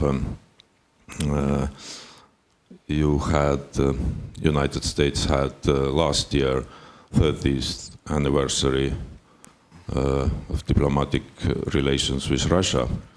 How you celebrated it, and what you suggest to Estonia? What kind of diplomatic relations we should have with Russia today? Thank you. Well, last year was, last year was the first year of an administration where every new administration wants to set a roadmap out. And so, we clearly didn't put our Russia relationship in the context of 30 years or anything like that. Every administration has entered hoping to, I don't want to use terms like, start anew and things like that. But nevertheless, every administration comes in, takes stock, and sits down. The catchphrase for what we were looking for, our goal was a stable and predictable relationship with Russia. We said that's a tall goal. And I think the most important thing to remember when President Biden sat down with President Putin, what he did was, before that, we imposed a lot of sanctions on Russia for their activities in Syria, for their interference in our elections. And President Biden went to Brussels before he met with President Putin. And when they met, there was no press conference, there was no celebratory atmosphere. It was President Biden saying, in areas like cyber or economic areas, human rights, these are our standards. This is where we're going to be at. And so when we talked about stable and predictable relations, a lot of the focus was on, will Russia ever be stable and predictable? That of course, like I said, is a high bar. But his goal was also to be predictable to the Russians. And so that was the meeting, to say these are the standards we're going to hold our relationship to going forward. And we started the strategic stability dialogue, or we restarted this dialogue that's been on and off since, I remember being on back in Washington in 2015, and in late Obama administration trying to start that dialogue. We held several meetings of it. After 6 months, it was clear it was going nowhere. And so it was, within a year where we realized, we're still on the same troublesome path with Russia that we've been on for some time. You know, fast forward a couple months, we're in November, we start getting the intelligence that Russia's going into Ukraine, and we go from there. So I guess that's how we celebrated 30 years with Russia, trying to, at the last moment, trying to salvage some kind of predictable, stable relationship. It didn't work out. The relationship for Estonia to have with Russia, you know, we always hear about Russia from Estonia because Estonia has much more experience with Russia than we do, much more intimate experience. So I don't necessarily offer any advice to Estonia on relations with Russia. I can't offer anything that Estonia doesn't already know. Toomas, you can use them. There's 2 microphones on stands too. Toomas Alatalu, historian and former member of parliament. And I like great categories. And so my question concerns mainly United States because in 1930s, you sent ambassador to all 3 Baltic countries. His name was Bliss Lane. And before arriving to the Baltic countries, he solved the civil war situation in Nicaragua. After Riga, he was appointed to Yugoslavia before the Second World War. And after the war, he was appointed to Poland. All these are hottest places. And your first ambassador after the Second World War to Estonia, Robert Fraser, before he handled the deal about leaving Russian troops from Angola, he dealt to Namibia, then he was sent here, and after Estonia to Bosnia, where he was killed as known. And now, during the 4th year, we don't have ambassador of America. But for our neighbors, Russia, is very important the level of all personalities. And so my question is, it is some kind of new tactics of United States. Because we are sending good guys to United States, Estonia was the first to send arms, Ukraine. Our president was in Ukraine at the day or before the invasion. So once more, it's some kind of new tactics from the part of United States. Thank you. So is there a question? I guess, well, I think it has to do with the domestic political process in the US, which... Yeah, no, if it's a question about the U.S. ambassador, all I can say is that there's 3 elements of this process. The State Department chooses a candidate, the White House approves it, and then the Senate approves it. The State Department has done its part. There's a name. It's currently with the White House. We wait for it to go to the Senate. So it's not, I can assure you it's not a strategy. It's an unfortunate reflection of how long the process takes. Jonatan, you want to add? Yeah, I want to say something.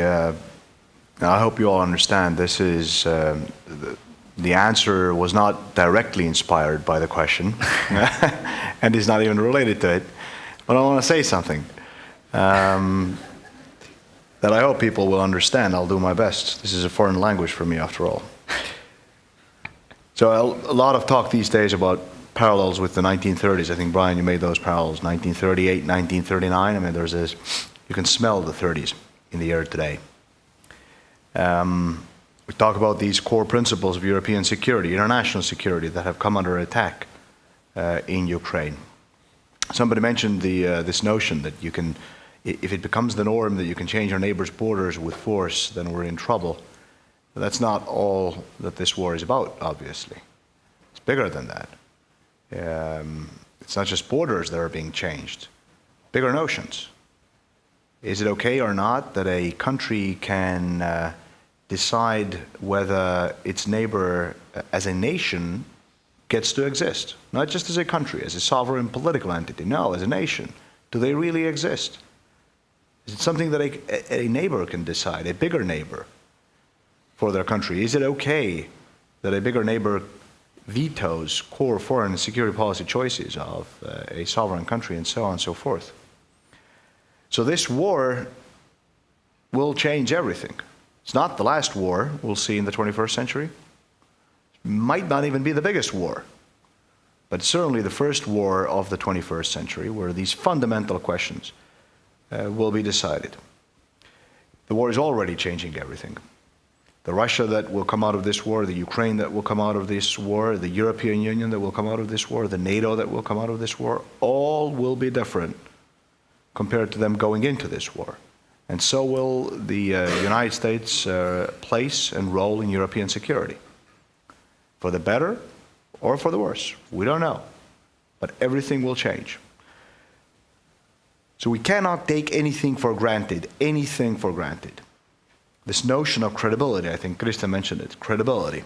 I was thinking about credibility. I want to offer an idea to you that credibility in diplomacy and international relations is based on two building blocks. One is consistency. You got to say the things you were saying yesterday, today, and people have to be sure that you're going to be saying those same things tomorrow. Because if you don't, then you lose credibility, and credibility is an increasingly important resource. And we constantly keep talking about credibility from Estonia's perspective. Oh, we need credibility in Washington. We do. But everybody needs credibility. Consistency is number one. The other element, as Americans would say, is putting your money where your mouth is.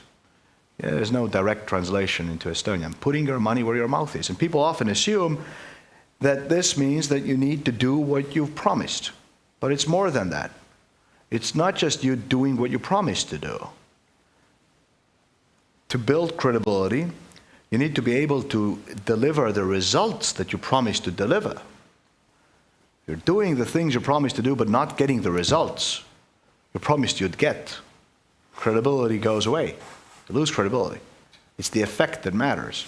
So flexibility and consistency can exist at the same time. You've got to be flexible in the way you conduct your policy. If a certain thing didn't work, then you got to change the things you do for as long as you get the result that you promised to get. That is why in the European Union we are now, 6 rounds of sanctions. Because we promised a result, which we haven't delivered yet. We never promised sanctions, we promised a result. So to maintain credibility and build credibility, we need to keep focus on the deliverable that we promised to deliver. I think, Federica Mogherini, who may not be the most popular person in the Ministry of Foreign Affairs, still had a line that we constantly like to quote. She said that in Europe, in the European Union, there are two kinds of states. There are small states and those who have yet to realize that they're small. She was referring to the fact that the world is changing, globalizing, great powers emerging, and so on and so forth. I want to expand her thought. I think in the democratic world today, there are two kinds of states.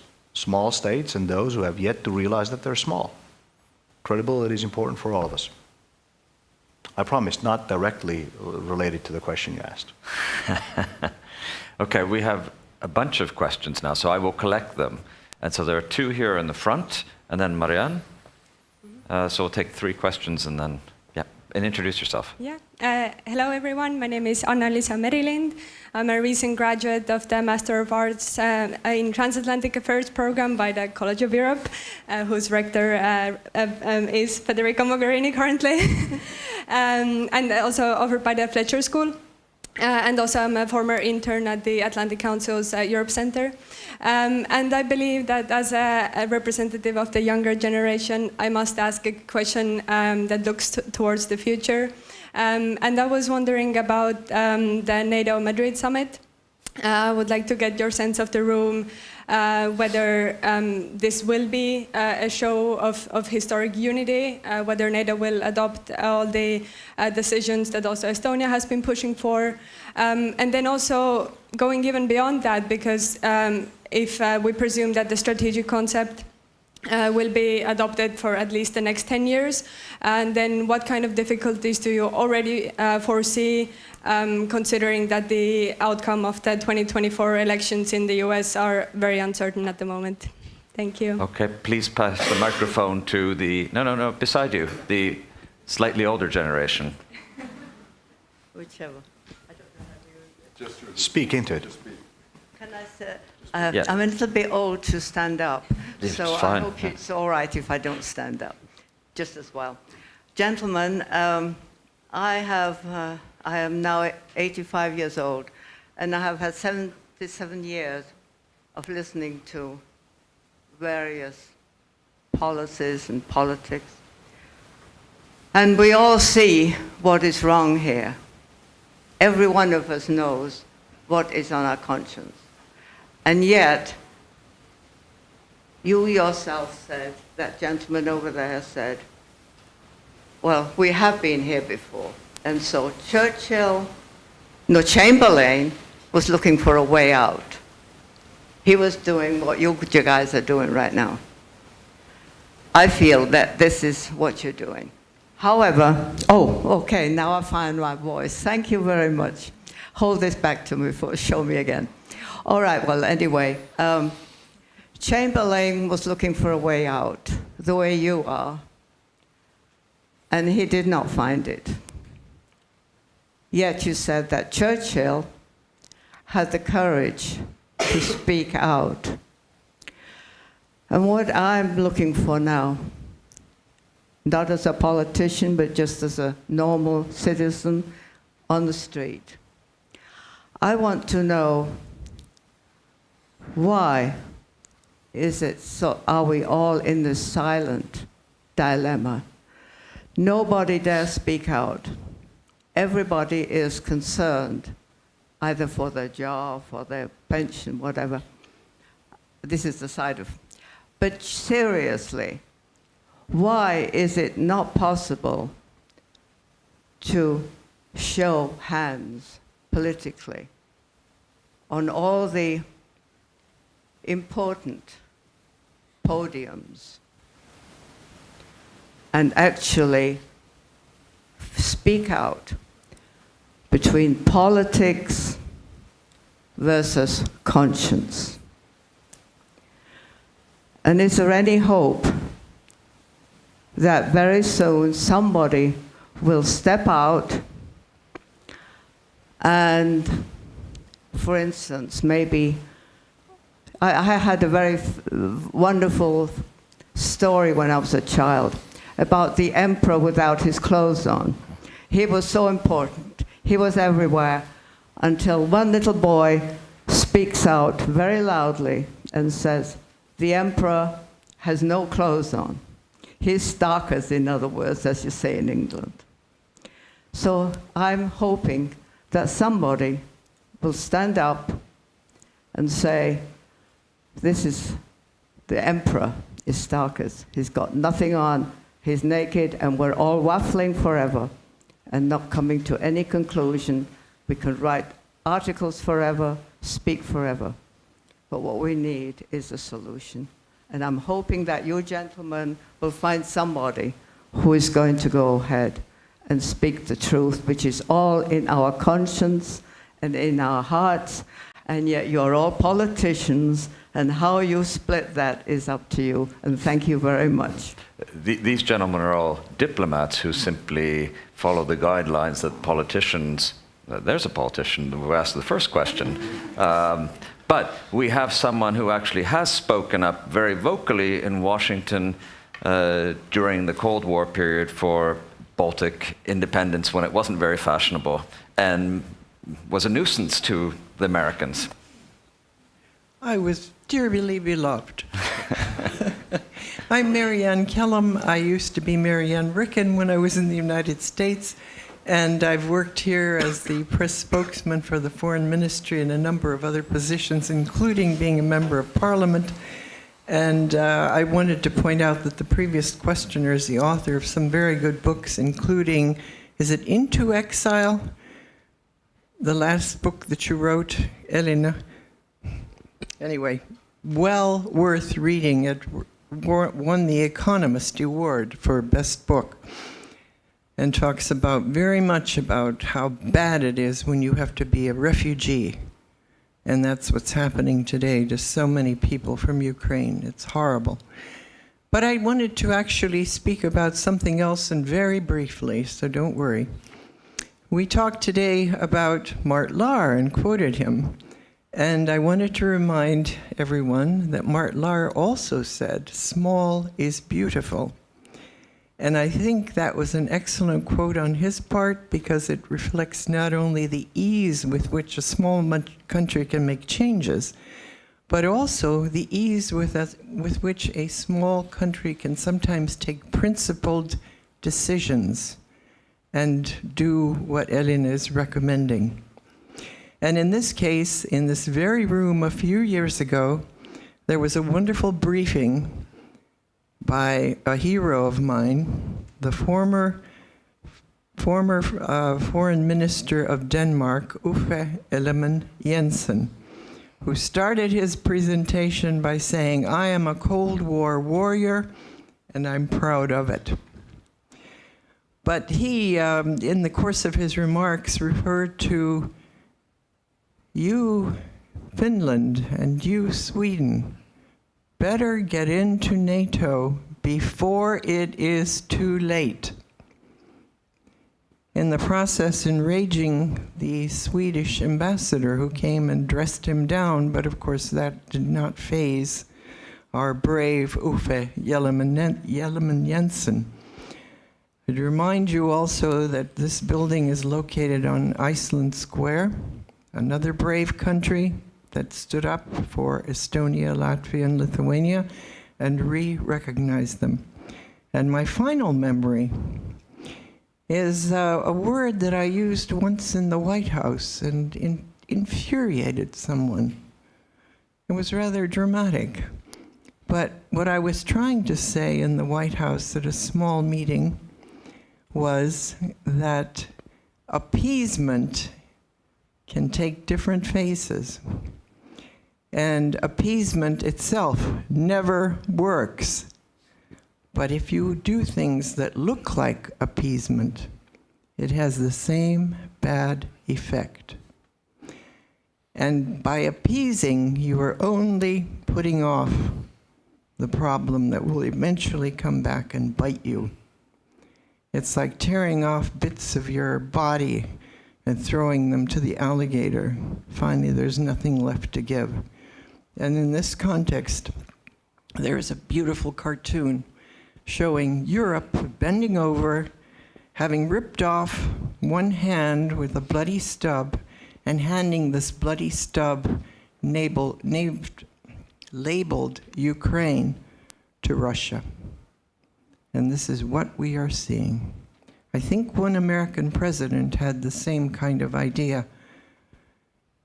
Appeasement works really well, but as you are offering up your friends to the alligator, you're going to turn around one time and see there are no more friends to offer.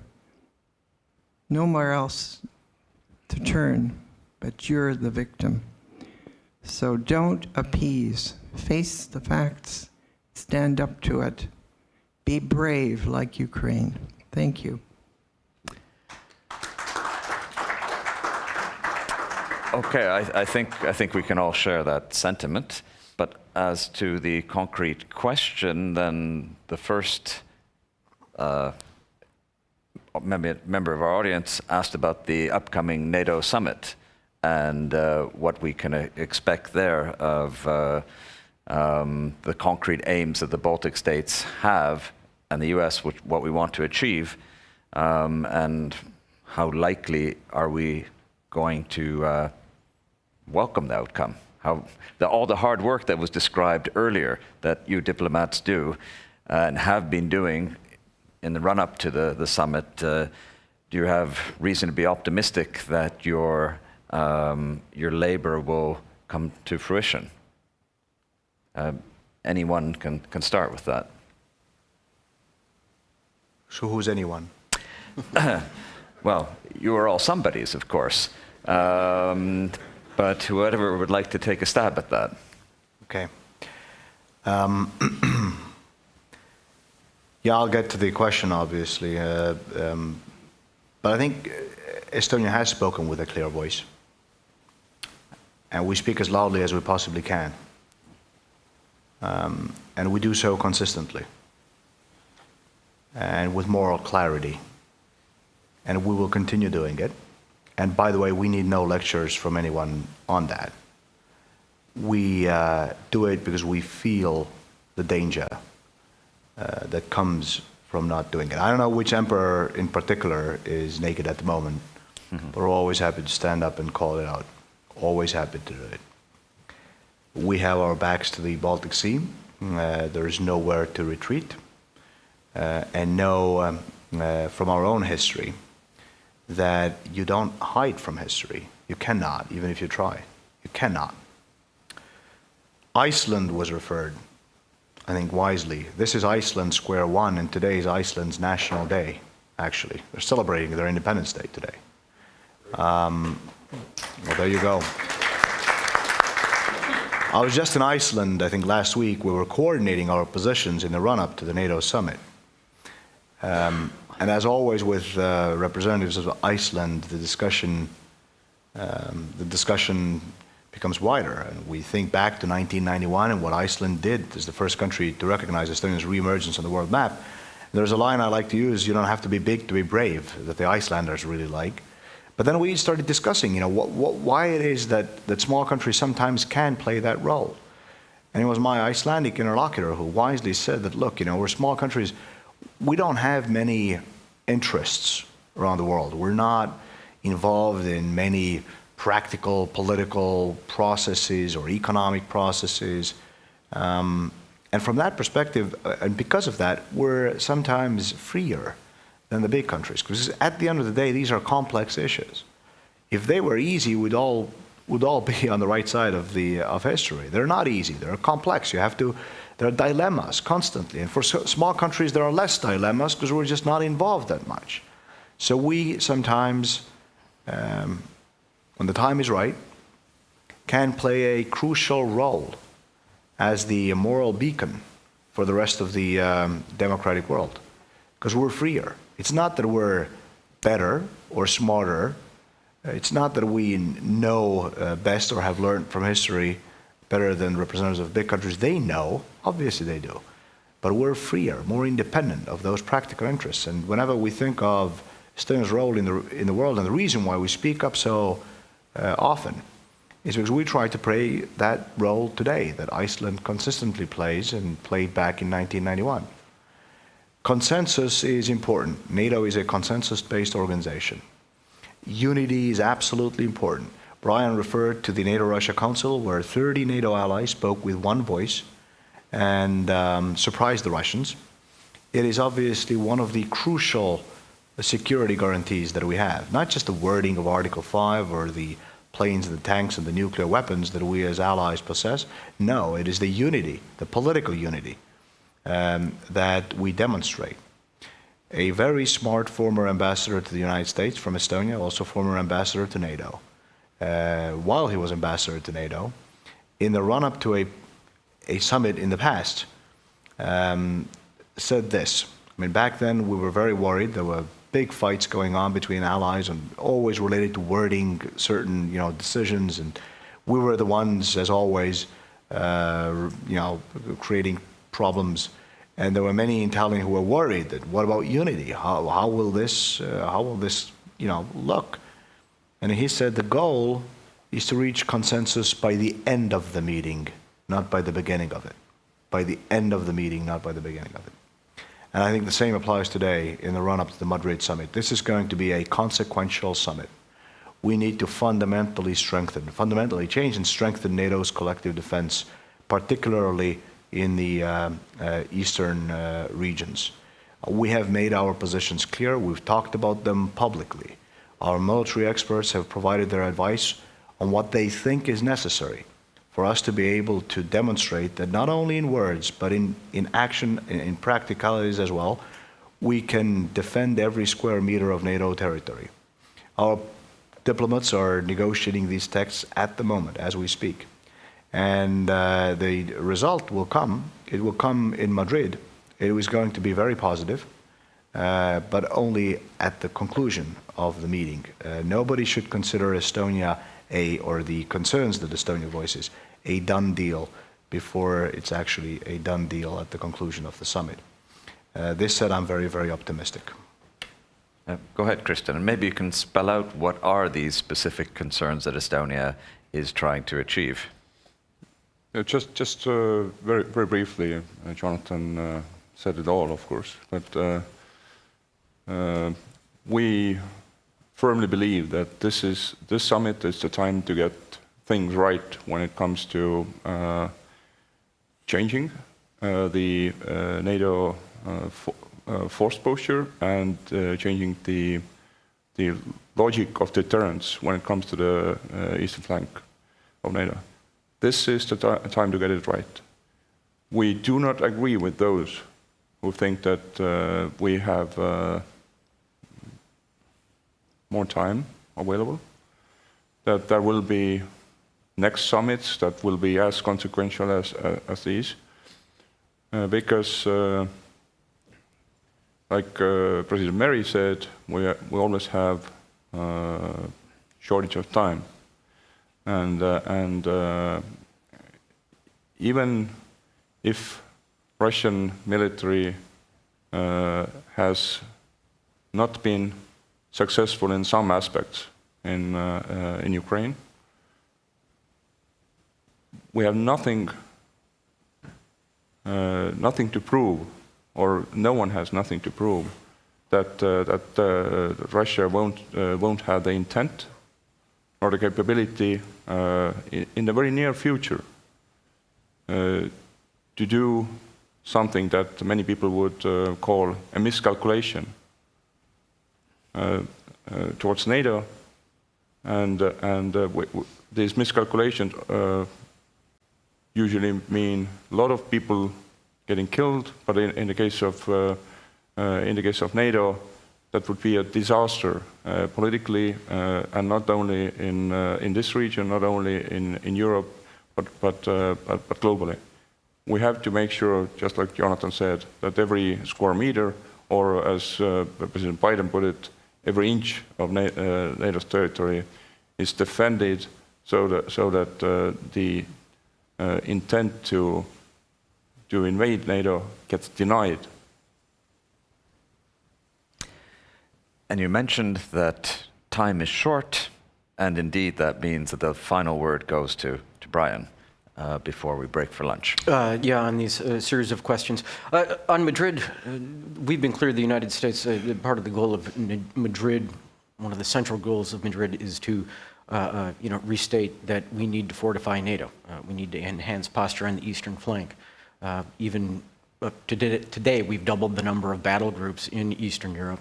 4 have been stood up in Bulgaria, Romania, Hungary, and Slovakia. So we have, I believe, 10 to 20,000 more troops in Europe today than we did on January 1st.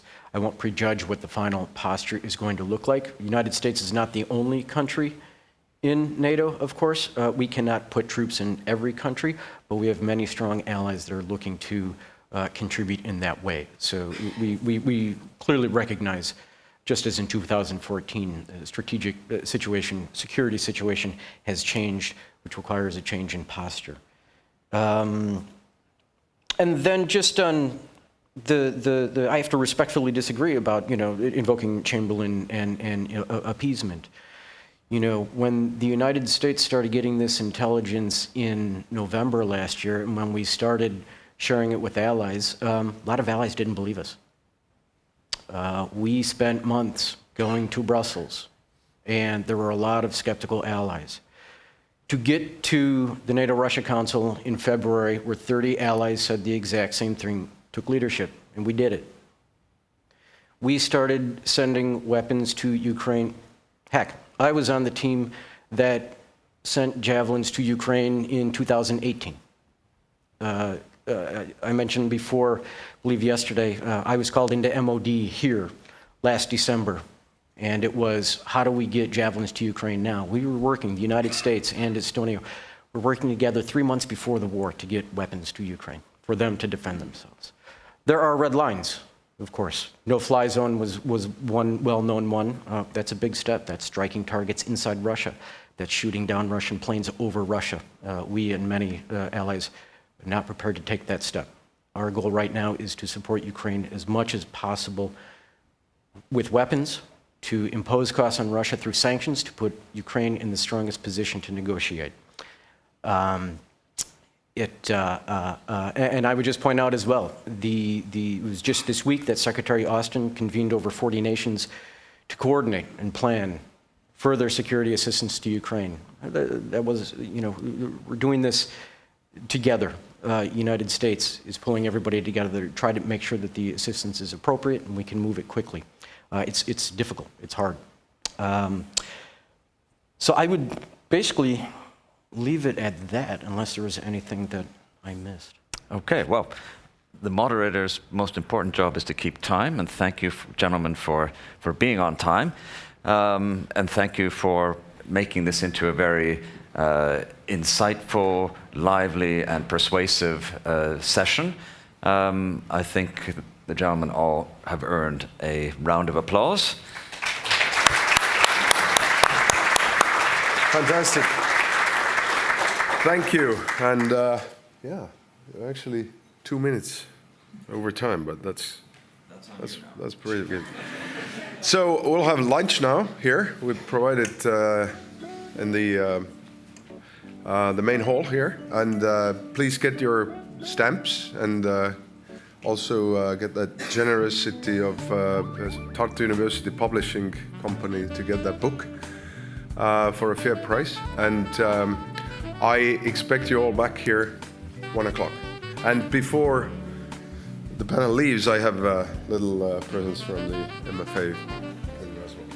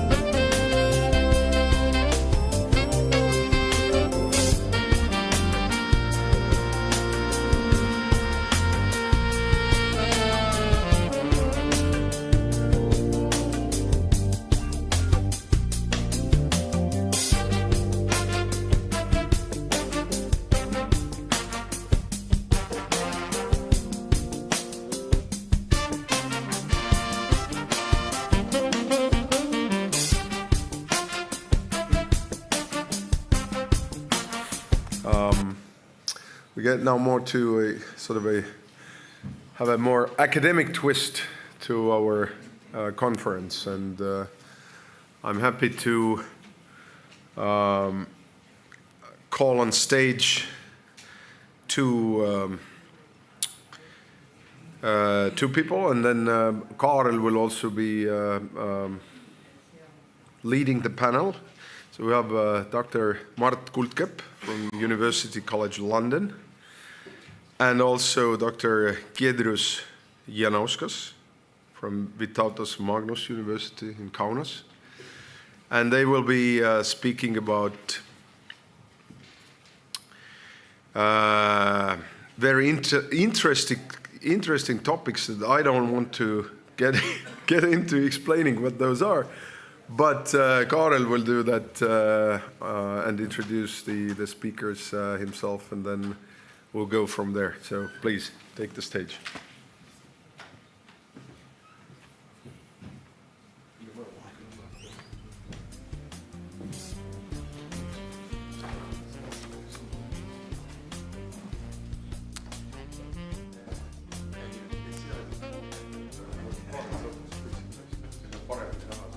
Ah, okay.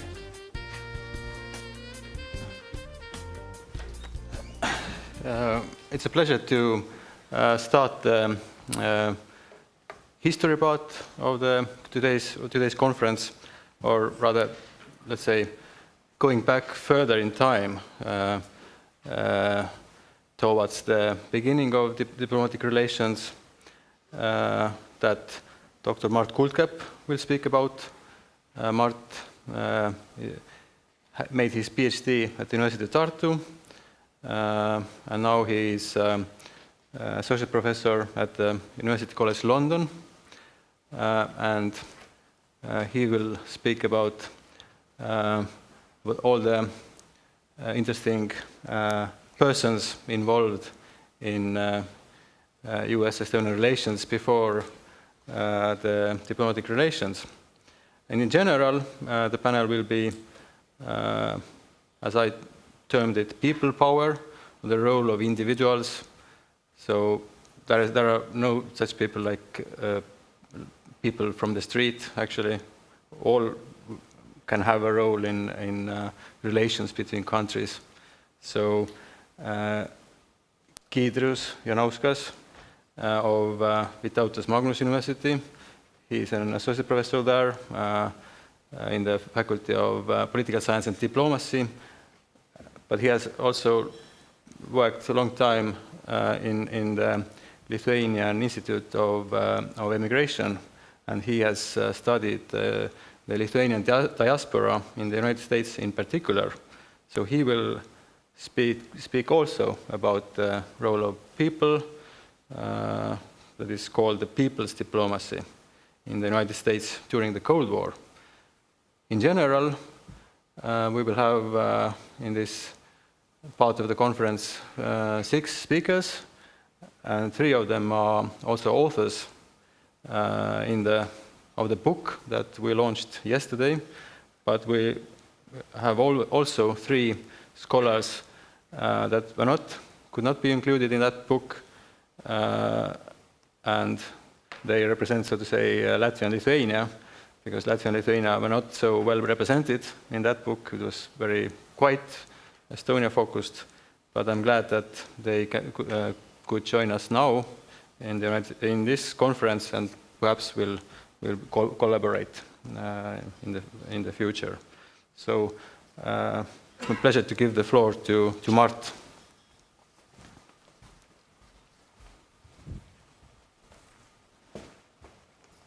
Thank you.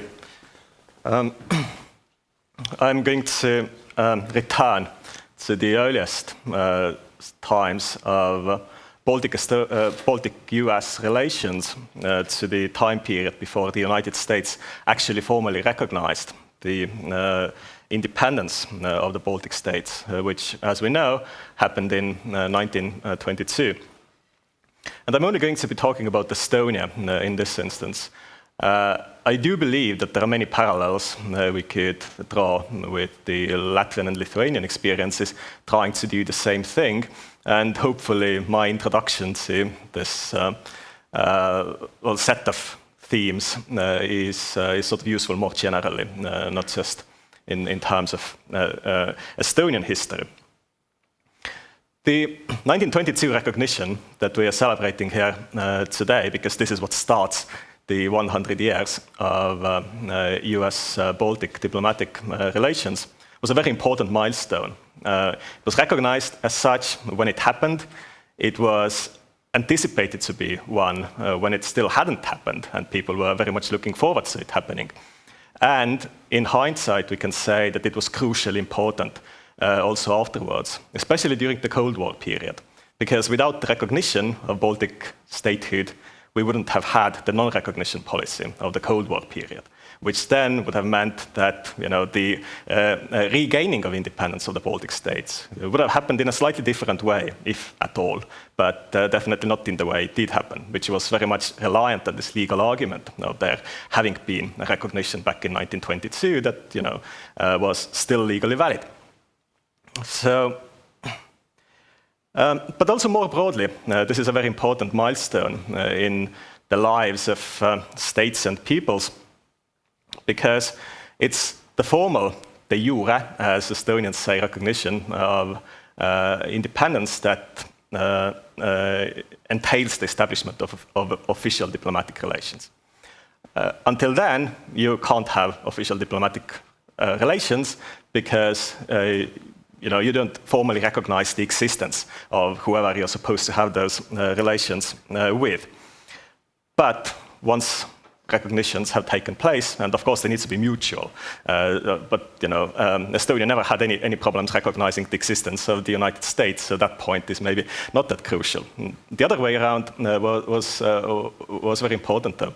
And once you have the mutual recognitions in place, you can establish embassies or consulates, you can exchange diplomatic representatives, you can start treating each other as equal members of the international community, and you can start using the sort of rituals and channels of communication that all equal states have with each other.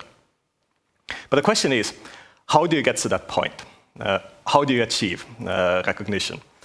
And especially as a young, small state with no previous experience of independence. How do you do it? Because in 1918 or 1919 or 20, Estonia couldn't rely on a legal argument as it did in 1991 because there was no precedent in place. So they had to approach this question slightly differently. And it was a big challenge that Estonia faced, not just in its relations with the United States, but in its relations with most countries, to be honest, all countries that mattered to Estonians. Estonian independence had been declared in February 1918 during what was a very narrow window of opportunity between the Bolsheviks already having left Tallinn and the advancing German troops not yet having arrived. And this is when the Estonian politicians made this move that we can say was, in a way, slightly desperate. They felt they had to do it then, because otherwise it would have been too late. And it was very important that they did it, because this would have given them some kind of a basis for moving forward. The Germans were going to invade. They were invading. They were going to get there. And so Estonian politicians at the time, they had maybe naively thought that they might be able to establish some kind of modus vivendi with the German occupation powers. Maybe naively, but in order to do that, they thought it would be really useful if they had some sort of framework in place. And Estonian independence seemed to suggest that this was, this might have been a suitable one. Because even the Germans at the time, they had recognized in principle the idea of self-determination of peoples. So it had been passed by Reichstag and so on, so they were bound to take it seriously, and they had also used it in the Brest-Litovsk peace talks with Soviet Russia. Or alternatively, if that didn't work out, if there was going to be no power sharing, the Estonian Independence Declaration would have served as a legal basis to protest against the German occupation. Because they were invading a sovereign state, the Estonians could then appeal to the Entente allies in particular and present this invasion as not just an invasion of Russia, but an invasion of a sovereign state that had been then declared independent on the basis of the same principles of self-determination that Woodrow Wilson had promoted in his 14-point speech. And of course, at the same time, the peace talks in Brest-Litovsk still hadn't been concluded. So the Estonians knew where this was heading. This was probably going to end up in the Soviets handing those borderlands over to Germans. And they also wanted to protest against that, saying that you can't make those deals above our heads because we have exercised our right of self-determination and we have chosen our own path, which is the path of independence. Now, of course, when the Germans established themselves in Tallinn, they had absolutely no intention of power sharing with the Estonians. They were only willing to work with Estonian politicians and political parties basically on German terms. As long as they were willing to do exactly what they were being told by the Germans, they were happy to work with them. To the extent that they wanted to do anything different, the Germans wouldn't have any of it. So all Estonian political activities, except for the sort of most explicitly pro-German ones, and there were very few of those, were pretty ruthlessly suppressed. The political parties couldn't continue their activities. The Estonian Temporary Diet, Ajutine Maanõukogu, which had already been disbanded by the Bolsheviks, remained to be disbanded. The Estonian temporary government could only go on, working underground, which was highly illegal, obviously.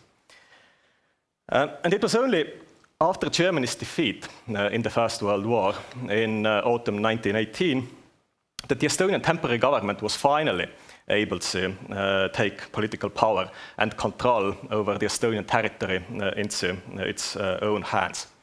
Of course, as we know, this was not the time for celebration because the Red Army, which had been amassing its troops behind the Estonian borders, had already started invading at that point in time. They made their first incursions into Estonian territory at the time when the German troops still hadn't been withdrawn. So their first clashes in what then became the Estonian War of Independence occurred actually between the Reds and the Germans. In any case, the War of Independence that ensued ended up lasting until February 1920. And it was with the peace treaty that concluded this war, the Tartu Peace Treaty, that Estonia gained its first formal de jure international recognition from Soviet Russia. And it recognized it in turn as well. But this wasn't very useful in terms of getting more recognitions, because Soviet Russia itself was unrecognized by the Western powers. It was a pariah state. It didn't advance the Estonian project in other ways than in terms of its security. But this was, of course, in itself very important. But with the Western allies, the breaking point first occurred in early 1921, when the Entente changed its policy towards Russia. Up until then, they had essentially put their money on the Russian whites being successful in the Russian Civil War. And they had supported them both with material and money and with political support. Now what happened next was that the whites were defeated, and soundly defeated. There was very little chance that they would make a comeback.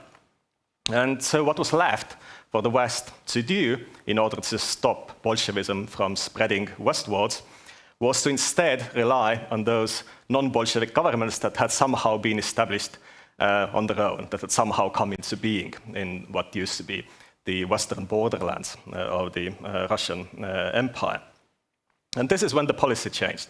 Now it no longer made sense to not recognize them because it seemed clear that Russia was not going to come back anytime soon. So recognizing them was a measure to stop further danger for Western Europe.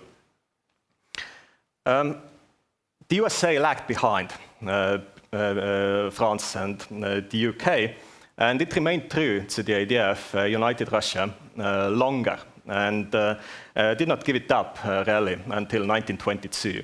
And even in the recognition that Estonia got in 1922, it was stated quite clearly that this recognition didn't yet mean that the United States was changing its sort of general policy in this respect. It still somehow remained committed to the idea of unified Russia.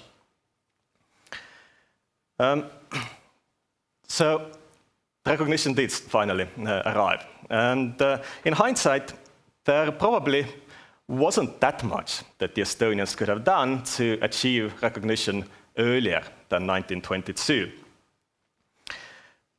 There were bigger events that determined when it would happen. But of course, there were some ways in which they did exercise their agency. And I would point out two. So the first was when they declared independence in the first place, because without that, there would have been no basis to seek any recognition, obviously. And then, by concluding the Tartu Peace Treaty with Soviet Russia, they created a powerful argument in favor of the viability of their independent statehood, which until that point was, if not laughed at, then very much in doubt anywhere outside of Estonia. But it wasn't in the power of Estonians to change the united Russia policy of the Western allies. This was going to be a roadblock up until to the point when the Russian whites were defeated. After which point, we can again say, with the benefit of hindsight, all pieces of the puzzle had kind of fallen into place, and from that point onwards, the US recognition of Estonian and indeed Baltic independence was just a matter of time. But this is all wisdom in hindsight. At the time, actually, back in 1918, 1919, and so on, it was very difficult to predict how it would go. And the nationally minded Estonian political elites at the time, they certainly didn't feel like there was nothing that they could influence. They couldn't just sit there and wait for things to happen. They had to do something to make sure that things would go their way. They would try to influence the course of events. And indeed, this is something we see more generally, not just in the Estonian case. The fact of creating one's own statehood, especially unprecedented independent statehood, demanded an unprecedented degree of foreign political activism from the political elites of these separatist nations. They had to raise their national question in the international arena in a way that it had never been raised before, as a matter of international politics, not just an internal affair of whatever empire they were trying to secede from, but as a matter of international politics that other states had to take some kind of stance towards. They also had to try to find allies, whichever other states and powers that would be interested in supporting their moves towards independence. And not just in terms of rhetoric, also in terms of giving them loans, giving them aid, giving them whatever else they needed to bolster their independence. But the aspect of ideas was also very important, because to enable most of these forms of foreign aid, as we would call them nowadays, some form of recognition was essential, because this is what created the basis for any of those aid activities to take place. And how do you achieve recognition? The new states, Estonia included, they sent abroad their representatives to basically get in touch and visit the foreign governments or the foreign embassies in foreign countries, and they were carrying memoranda explaining the political situation in Estonia, and of course, from a very Estonian point of view, what needed to be done. And they were also carrying instructions to seek recognition of Estonian independence and this point of view that was presented in those memoranda. And this leads me to the topic of proto-diplomacy and paradiplomacy. The title of this presentation isn't actually mine. So Karel, when he was putting together the preliminary program for this event, had just put down some sort of keywords of what I could possibly be talking about here. And this actually I actually thought that this sounded fine. So we stuck with this very preliminary title, which is Paradiplomacy on the USA-Estonia axis. But before I get to paradiplomacy, I just want to say a few words about those other terms that I also mentioned. So according to the classic definition of diplomacy by Ernest Sato, diplomacy is the application of intelligence and tact to the conduct of official relations between governments. And this comes, I believe, from the early 20th century. So this is a well-established definition. And based on this, of course, we can't designate those early Estonian foreign representatives as diplomats. Because, of course, they were applying intelligence and tact in their efforts, rather than, let's say, military threats or anything like this, which they couldn't have applied. But at the same time, they were not able to conduct official relations with foreign governments, because this would have required the official recognition of Estonian independence, which had not yet been achieved at that point in time. So at best, they could hope to approach foreign officials in some kind of informal capacity. And to designate activities of this kind, a number of authors have used the term proto-diplomacy, which basically means the sort of diplomacy-adjacent efforts of a potential sovereign state with the goal of seceding from another state and having its independence internationally recognized. And what normally happens is that in the course of these efforts, some local authority, in the Estonian case, the temporary Estonian Diet, ajutine maanõukogu, or maapäev, sends abroad its representatives or uses some kind of pre-existing contacts it might have abroad to prepare the ground for the coming statehood. And then whether those representatives are successful or not, it depends on how strong their mandate is, how well they are received, what the political and military developments are like, and so on. The Estonian foreign representatives in this period, they fit this definition rather well, especially in 1918, when the Estonian independence was still very much preliminary, was almost unknown abroad. The Estonian temporary government, as I said, did not actually control Estonia's territory because it was under German occupation. And even the local authority, the Estonian temporary Diet, that did exist, even its activities had been suppressed, first by the Bolsheviks and then by the Germans. Things changed for the better in autumn 1918, when, as I said, temporary government was actually able to start governing the country. And thanks to Estonian military successes that followed, and its independence also solidified and became more credible as an idea, we might say. And eventually it was put on a much firmer ground after the conclusion of the Tartu Peace Treaty in February 1920. But Western recognitions still proved to be elusive. They were very hard to get. Even if most Western countries were willing to grant Estonia some kind of de facto recognition, as it was known, they were willing to establish some kind of relations. They wouldn't recognize them fully and legally, because still there was this idea of maybe Russia rising from the ashes and the Bolsheviks being overthrown. The term proto-diplomacy, though, it only makes sense with the benefit of some hindsight. Because by now, we of course know that those people who were the Estonian proto-diplomats, such as the members of the first Estonian foreign delegation, Jaan Tõnisson, Ants Piip, Karl-Robert Pusta, Eduard Virgo, and many others, they would indeed go on to become the sort of senior diplomats and statesmen of the internationally recognized interwar Republic of Estonia. But at the time, before this had all happened, and over the course of those multiple years, the Estonian proto-diplomats, they had to fight not just for the Estonian national aims, they also had to fight for their own legitimacy, for their own credibility, trying to assert themselves against other actors who also claimed to be speaking on behalf of and representing the Estonian people. These included, for example, the Baltic Germans, they included the Russian Whites, they included, in 1918, Imperial Germany, and in 1919 to 1920, they included the Soviet Russian government and its local puppet state, the Estonian Workers' Commune. Then there is another term, paradiplomacy. which is used to designate activities that do not necessarily lead to the establishment of actual diplomatic relations, but they still outwardly resemble diplomacy, following a kind of very inclusive definition of diplomacy as a form of mediation between two spheres that are kind of estranged or alienated from each other.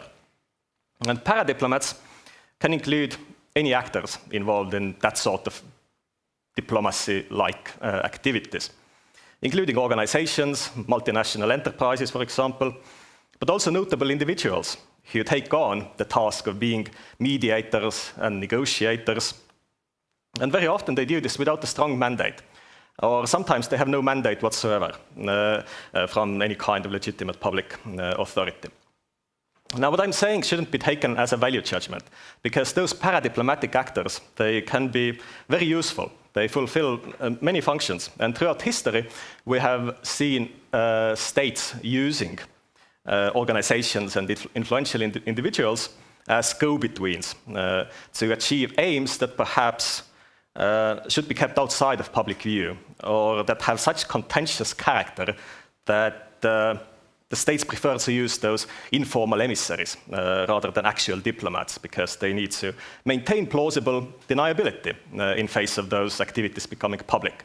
So, for example, when trying to negotiate a separate peace during an ongoing war, a state might, instead rely on an influential businessman to go and make a deal, or try to make a deal, rather than sending the actual diplomats to do the same, because in case this is exposed, they can say, well, the influential businessman had nothing to do with us. It's the difference between, let's say, military operations and intelligence operations. It also can apply to diplomacy. And not last, and not least, paradiplomats can be very useful for proto-diplomats. Because the Estonian foreign representatives in this pre-recognition period, they did not have official access to US officials with whom they could negotiate the recognition of Estonian independence. They didn't have access to the US Treasury to request a loan that they also desperately needed at the time. And they didn't even have access to US newspapers that would publish their articles that they also desperately needed to do to even spread the word that Estonian independence was something that existed. And in all such cases, they needed go-betweens. They needed people who would help them to get this kind of access that they needed. And so the earliest history of US-Estonian relations is full of colorful characters. The paradiplomats who would fulfill this mediating function. They would have the connections, or at least they would pretend to have the connections that would be helpful for Estonians.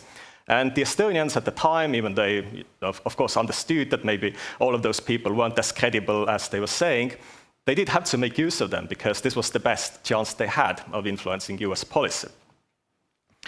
So I will briefly mention 3 examples of people like that, who are all treated much more extensively in the 2 chapters I wrote for this book that has been mentioned several times, and that we also celebrated at yesterday's launch event. One of them, the person who was the earliest Estonian, I don't know what to call him, like an influence agent or an emissary of some kind, was the refugee of the 1905 Russian Revolution and an adventurer called Ivan Narodny, whose original name actually had been Jan Sibul. But when he arrived in the US, the stories about this, he apparently presented a fake passport in the name of John D. Rockefeller at Ellis Island. But eventually he decided to call himself Ivan Narodny to kind of personify this image of a Russian revolutionary. And he was very successful in selling this image to popular American newspapers owned by Randolph Hearst. Many interviews and articles published with this guy, Ivan Narodny, in 1905 and thereabouts. Him talking about his fantastic adventures escaping from Russia. In 1918, he got in touch with Ants Piip, who was the first Estonian representative in London. Hans Piep had sought some kind of contact with Estonian emigres living in the US, but he didn't know anybody. So what he did, he published basically an advert in the American Estonian newspaper Uus Ilm, which was, of course, a very left socialist newspaper. But this was the only Estonian newspaper that was coming out with some regularity. And Narodny got in touch with him thanks to this ad that was placed in Uus Ilm. And Narodny was very, very interested in working with Piep. And Piep also was interested in working with him, even though Narodny didn't actually support Estonian independence, which is a very interesting kind of situation, because like most Americans, Narodny couldn't just conceive of Estonia being an independent state. He thought that this would only be a temporary measure. Only as long as Russia still hadn't become fully democratic could Estonian independence be useful. But at the point when this had already happened, Estonia would just become one state in the United States of Russia, which he thought would be the way that the future Russian state would be set up. In any case, he ended up representing Estonian interests in the US throughout what remained of 1918, and he undertook joint initiatives with other emigre Estonians. He set up an Estonian emigre organization in New York. They started publishing their own magazine called Estonia. He also participated in an organization probably known as the Organization of Four Nationalities, or the League of Four Nationalities, which was a kind of umbrella organization for Baltic emigres and Ukrainian emigres as well in the US. Narodny also seems to be very focused on self-promotion. This is how he had always operated. And he was also focused on making money. And he aroused many suspicions, both in Estonia and in the US. And eventually he was sidelined from all of those activities that he had started to support Estonian independence. But for a while he did play a crucial role as the main Estonian agent and lobbyist in the US. And the Estonian Foreign Minister Jaan Poska even offered him some kind of an official mandate from Estonia, on the condition that he would help Estonia to negotiate a loan from the US, which is something that Narodny tried to do but eventually failed to accomplish. The other person I would like to mention was a Jewish New York opera impresario called Max Rabinov. He was also a shady businessman who had his fingers in many kinds of deals at the time. But the main role he played for Estonia was in the 1919 scheme by which the Estonian government managed to take out a loan from the US and immediately spend this loan on purchasing American goods. So what had happened was that the US had left a lot of military supplies, including food, in Europe in its warehouses. After the conclusion of the First World War, they tried to sell all this stuff to willing buyers. And Estonians were in need of resources. They were in need of food, definitely. Later, this food would be feeding the Estonian army in the War of Independence. They were also in need of some kind of recognition, as we've been saying. So the Estonian foreign representatives, together with Rabinov, they set up an ostensibly private company called Revalis, who would buy these goods from the US government on credit. So this credit then would become Estonian foreign debt to the US. And likely this was eventually an important reason why the US decided to recognize Estonian independence, because they had this debt sort of binding them together. And as I was saying yesterday at the book launch, the US maybe couldn't afford this debt it would afford to let it remain unpaid. So this was an argument in favor of establishing normal diplomatic relations. Rabinov, who fulfilled the same function for several other post-World War I new states, seems to have gotten in touch with Estonians somehow through Narodny. So those paradiplomatic actors, they were also talking to each other, obviously. And it's not necessarily the case that he was in his turn an agent of Narodno's or anything like this. It's not the case that there was necessarily some kind of a conspiracy, but they definitely shared insights amongst themselves as well on how to make money, how to find those paradiplomatic roles. That would give them an important position of influence.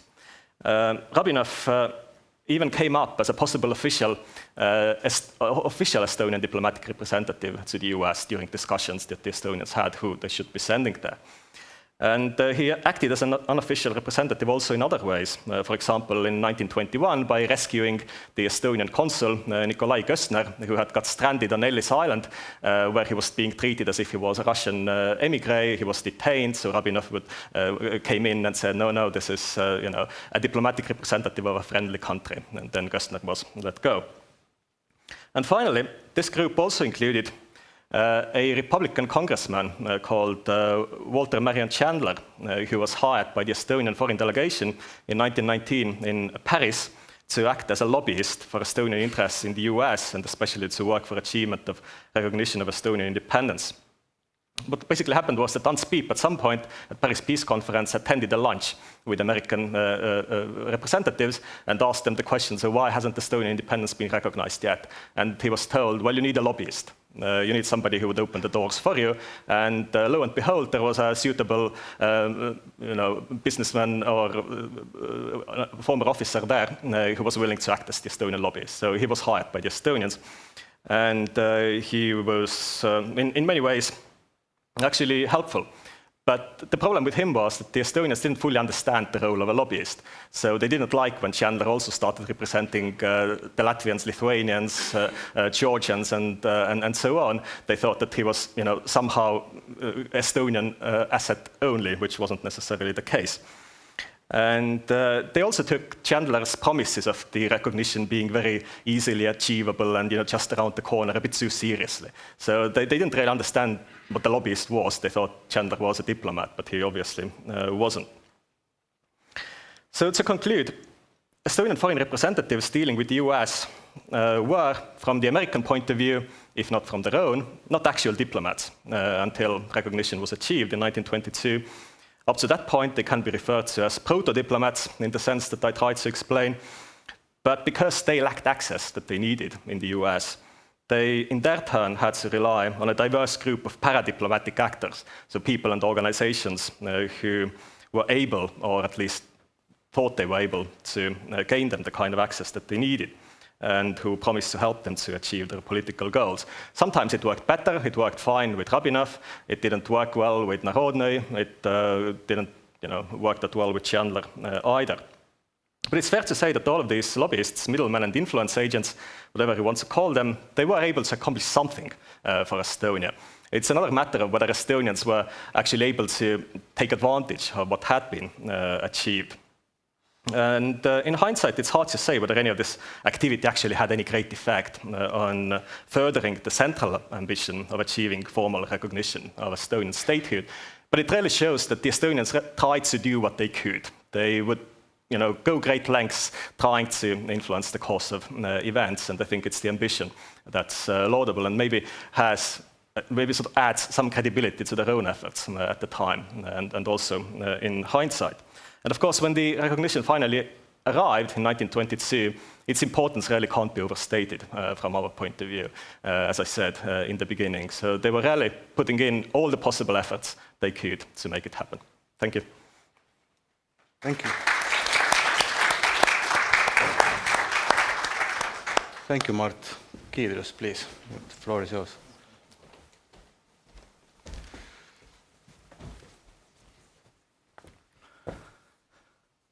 Good afternoon, dear colleagues. It's a pleasure to stand here, and it's an honor at the same time to celebrate together with you. We have celebrated in Lithuania. We have had events also related to centenary of US-Lithuania relations. So today it will be a pleasure for me to present you Lithuanian perspective and specifically how it's written in my title, People's Diplomacy, episodes which are usually lost sometimes, and I was thinking how to organize everything, what kind of message should I send, right? And somehow focused on challenges and achievements. And I would like to start my presentation by saying a quotation given by Markus Hess, who actually is Estonian, or was Estonian living in Canada. He said, "We are at a crucial time in our history," and it was 1987, 30th of June. So to my mind, I have a message which is important. Today we have heard Jonatan saying that we are at a crucial time, right? Markus Hess is saying we are at a crucial time in 87. Also, we will find easily persons who will say we are at a crucial time in 1939 or in 1940. In a sense, every generation has its own crucial time. And the question is how we cope with that and what we do with that, right? So it is a good moment to start talking to you and saying that the Cold War wasn't the best time to act for both sides, for real diplomats who managed to stay alive, first of all, in the US, and for those who suddenly understood that we are stateless people. Stateless people and without any possibility to be in a state or within a state, right? So actually, all those 45 years, as I am counting from 1945 to 1990, it is a period of people's diplomacy time. And of course, in Lithuania, we do have a lot of research done on Lithuanian diplomatic activities during World War II, after World War II, and during the Cold War period. Maybe they will not agree with me. I mean, Asta, Petraitytė, Bredienė, and others who work at Lithuanian Immigration Institute. But I still will say that the mass movement, which was related to people's diplomacy activities, was so wide that it helped a lot for diplomats to implement their own goals. Because we were without, as Mart said, treasury things in earlier times, and the same thing was during the Cold War, right? We have had even situation then in 1977, 1980, the discussion was ongoing what to do with Lithuanian diplomats. According to official representatives in the State Department, we were saying, you lack money, you cannot just live as you live, you cannot do your work. And we found solution. We took part of Latvian money to help Lithuanian diplomats to survive until 1990. And that's a small episode which is related to diplomacy issues, but still I will move now to people's diplomacy. So all in all, you all know quite well that the Soviet Union, as a political enemy, was strong motivation for the Baltic people to escalate the ideas about the threats possessed by this country. The Cold War people's diplomacy I understand as a lobbying activity through the formation of public opinion on the initiative of interest groups or individual citizens defending the public interest and seeking to change the domestic and foreign policy of the state. During the Cold War, people's specifically Baltic people's diplomacy, covered wider field than traditional diplomacy involving many different groups of people, NGOs, media, and wide range of activities. Of course, in the absence of central institution, clear control mechanisms, and in many cases dominating principles of mass movements and diversity of means of communication, in practice was formed situation, then people's diplomacy has become difficult to control. Who knows who is doing, right? And it happens so that, for example, Lithuanians, Latvians, and Estonians in Los Angeles, just sitting around the table, 8 persons, decided that we will start raising a Baltic question to the United Nations. And that's not Batun. That's 1961, sorry. So we started the process, and later organization has got name Americans for Congressional Action to Free the Baltic States. And it was few people, few discussions, small ideas, right? And implementation went so quickly that in 1962 and 63, I was looking through the documents in archives, I found out that close to $1 million were spent to support just this idea. And of course, we all understand that in 1962, to start with that kind of idea might look crazy a little bit. And to spend so much money on that also might seem not really needed. Why should we do that? So that's why the control, or let's say so, of this kind of initiatives wasn't easy. And of course, people had different ideas how to organize everything, right? And this type of diplomacy still, as a lobbyist action of Lithuanians, was especially accelerated in the Cold War period. The intention of such politics was to influence the United States Congress, State Department, White House, and top civil servants of the USA to strengthen support of the non-recognition policy of the occupied Baltic states in the US and at international level. Of course, we well know that the USA did not recognize the incorporation of the Baltic states into the USSR, which was an exceptional case in the history of the diplomacy of these two countries in the Cold War period. They acknowledged the Soviet Union and at the same time publicized the fact of forced incorporation executed by the Soviet Union.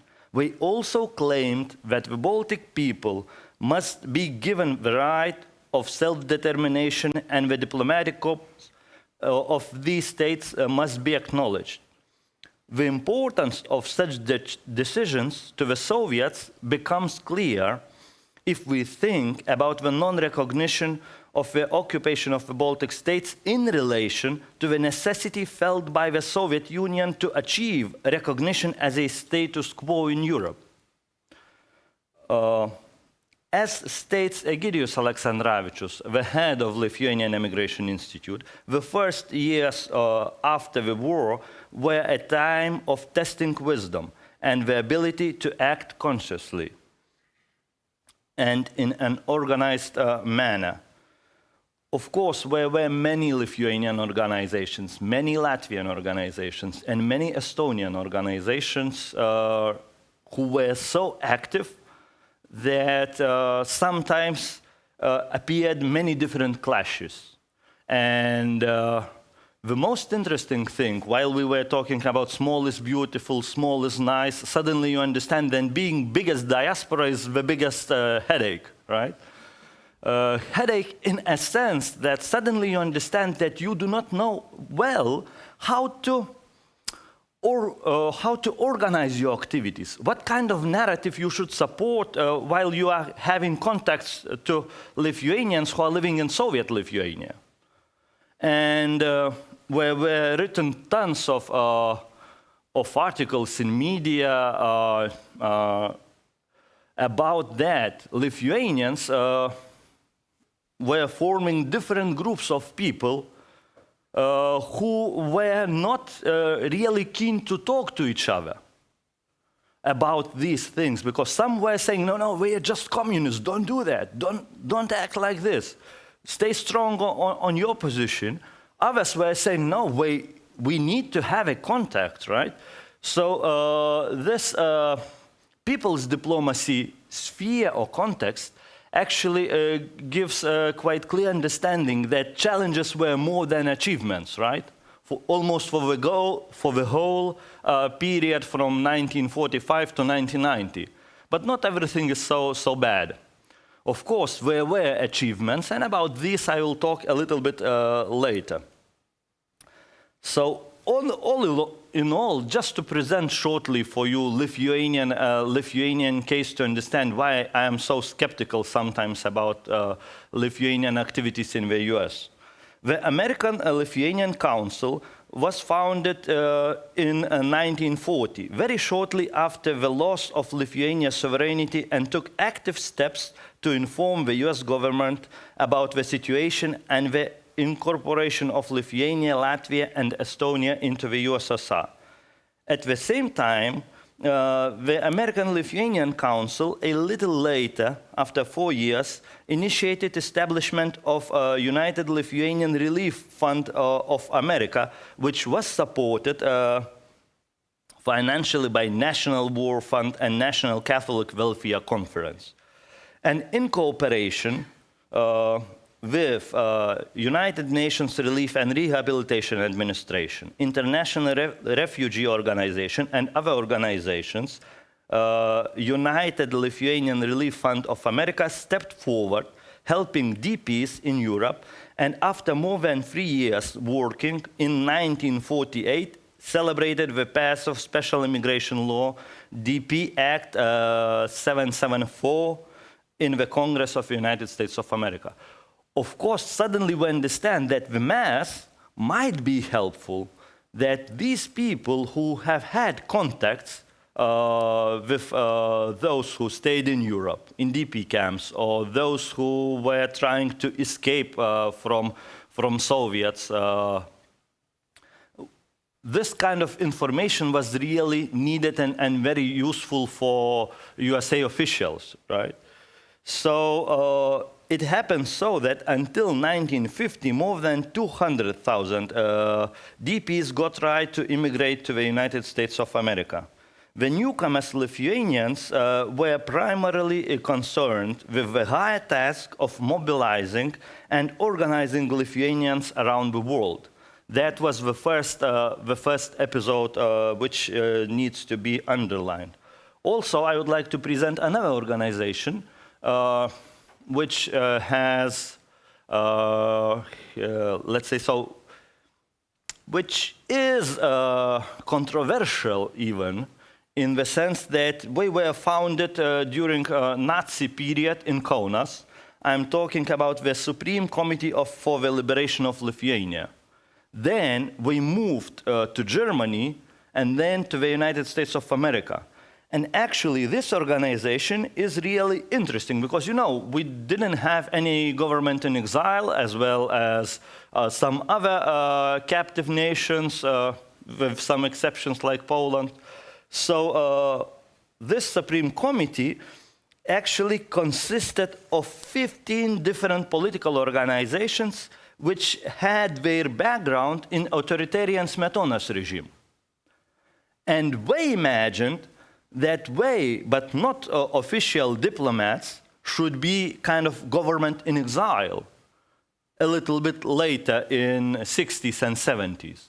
But at that time, due to the fact that a well-known Lithuanian, Mykolas Krupavičius, was the chairman of this organization, we were developing a little bit another ideas. We were understanding suddenly that we need discussions which could lead to form the goals for new reality, and we created a document which was titled the Lithuanian Charter. The document which mainly is focused on diasporic community, of preserving culture, of preserving identity, preserving language, how to live in a new conditions and a new situation. This document later led to create a World Lithuanian Community in 1949. And even more later, World Lithuanian Community becomes such a strong and big umbrella organization which joined all other Lithuanian communities all over the world. That till nowadays is the biggest, to my mind, Lithuanian organization we have. So suddenly these episodes, which were related to culture, identity, and language, also involved political issues. Because naturally, people who were keen to preserve their culture were keen to do something in a political spheres. Then the Supreme Committee in 60s and 70s specifically have had huge clashes with World Lithuanian Community about who will be, who should talk to whom, right? And how each organization should do that. And also, just to add, American Lithuanian Council, the oldest Lithuanian organization, also imagined that it might be possible for them to do that. And actually, it happened so that in 1962, American Lithuanian Council and World Lithuanian Community both at the same time organized, wanted to organize meeting with J.F. Kennedy. In a sense, we both asked for visit at the same time. And both knew that we are about to ask. So naturally, these challenges appeared. But when we talk about achievements, and I am going to achievements, just looking at you, please stop me, okay, Karel, then it will be needed. So when we talk about achievements, I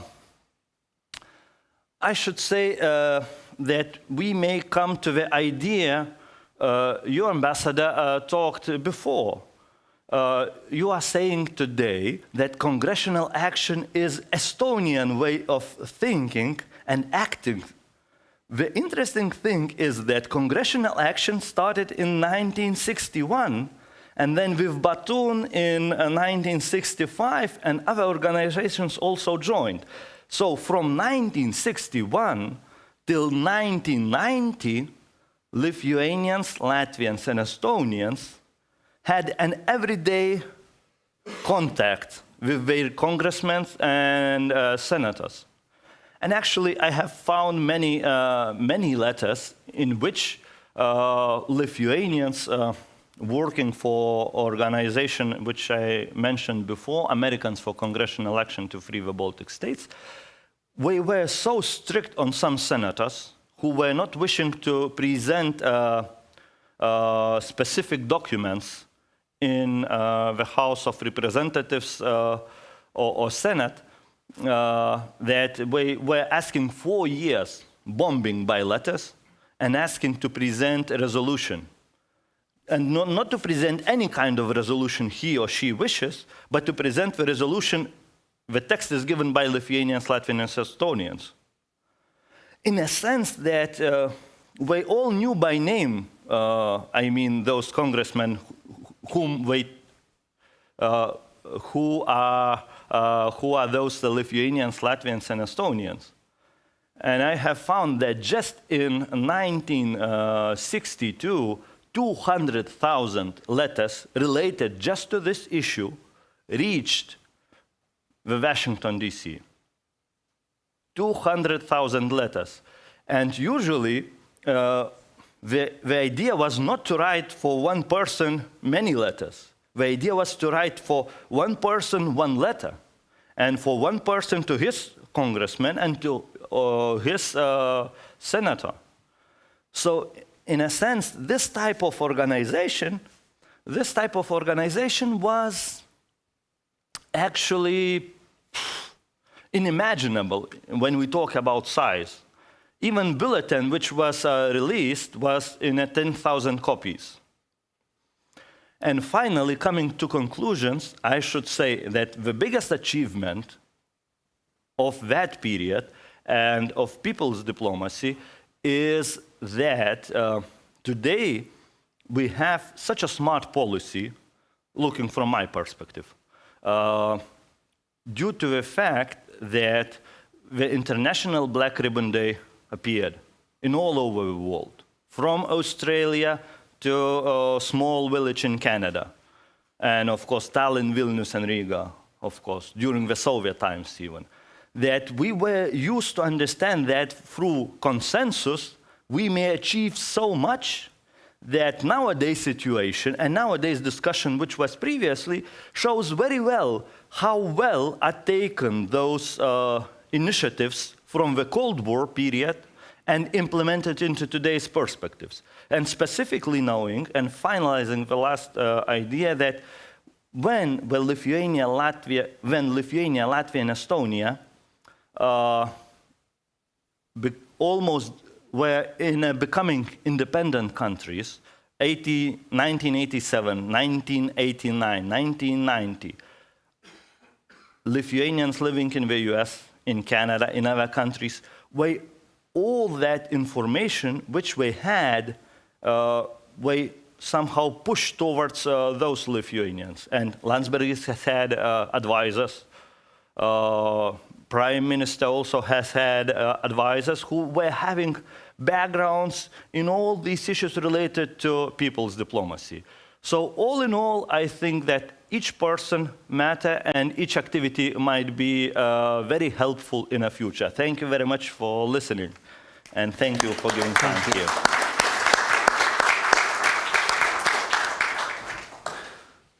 So very good. We still have some 10 minutes for questions from the audience. Yes, please. Do you have a microphone? Okay, but we are online, I think. So. Okay. Giedrius as ambassador of Lithuania. I'm not only ambassador of Lithuania in Tallinn, but I was consul general in Chicago 1998-2003.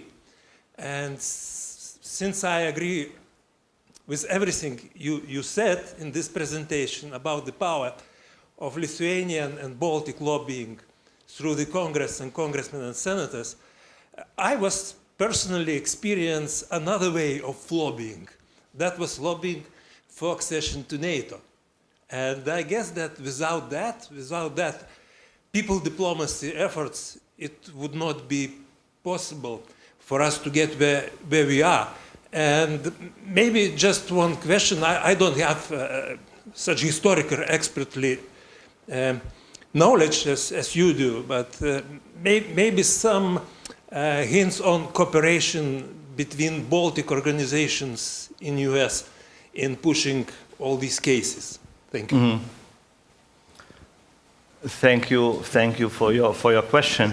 And when we talk, I thought how to present everything, because every action, it wasn't action just of Lithuanians or just of Estonians or just of Latvians. We tried to involve all communities which were close to each other and somehow to cooperate in everything we are doing. And when we talked, for example, about the International Black Ribbon Day, so in some cases, the manifestations which were ongoing were even bigger than Lithuanian, Latvian, and Estonian communities living in that specific area. And in a sense that we were also collecting Americans.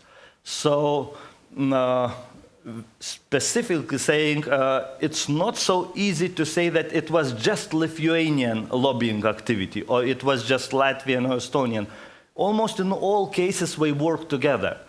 And that's why it's the biggest shame for me that I do not speak Latvian and Estonian in that sense, So it's not easy to come to the documents which should convince me. But I hope that it might be a future project also for all of us to think maybe it is the time to talk about all three in a one. So sorry for not clear answer. Well, thank you for your question. Absolutely. That is what we need to do. Yeah.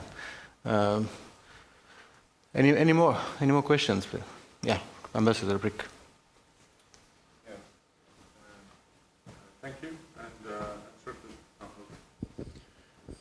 Thank you very much for both of the presenters, and I certainly do agree with the assessment that the congressional action among the Baltic communities actually goes back well to the times before we re-established the independence, and certainly also I am in no way trying to diminish the Latvian and Lithuanian current congressional outreach, because they do it very well, and we often, most often, we do it together actually in Washington.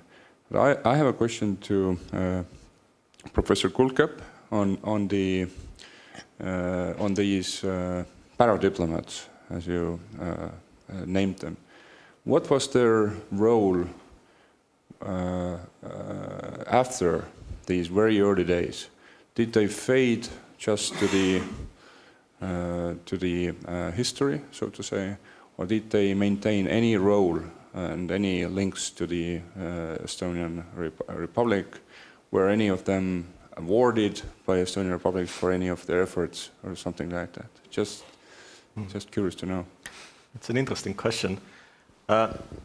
Those people that I explicitly mentioned, I don't think any of them played a significant role much beyond that, beyond those years. Chandler had a dispute going on with Estonians and with everyone else. He thought he hadn't been paid enough for the work that he had done. On the other hand, there was a kind of deal made with him that he had to do certain things to get paid. He wouldn't have been paid just for the work that he had done, but he had to deliver certain things that he kind of failed to deliver in most cases. So the Estonians paid him something, and so did the Latvians, but the Lithuanians possibly didn't pay him much anything. And Azerbaijan and Georgia, that he was also representing, ceased to exist as independent states, so he probably didn't get paid by them either. So he was concerned about his pay, and therefore kept in touch with the states, I think, for a while. Narodny tried to do something similar and make a comeback. So he was very interested in launching all kinds of political initiatives and business deals. At some point, he tried to take over the public transport in Tallinn, and or have like some kind of a US company take it over and run it for Estonia. That failed to happen. Then during the Second World War, he had a very fanciful assassination scheme.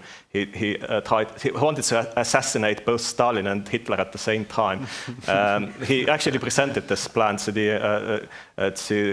Bullitt, who was the former American envoy to Russia in the early days. That didn't happen. Who else was there? I mentioned Rabinov, who just disappeared completely from the scene. I have no idea what happened to him.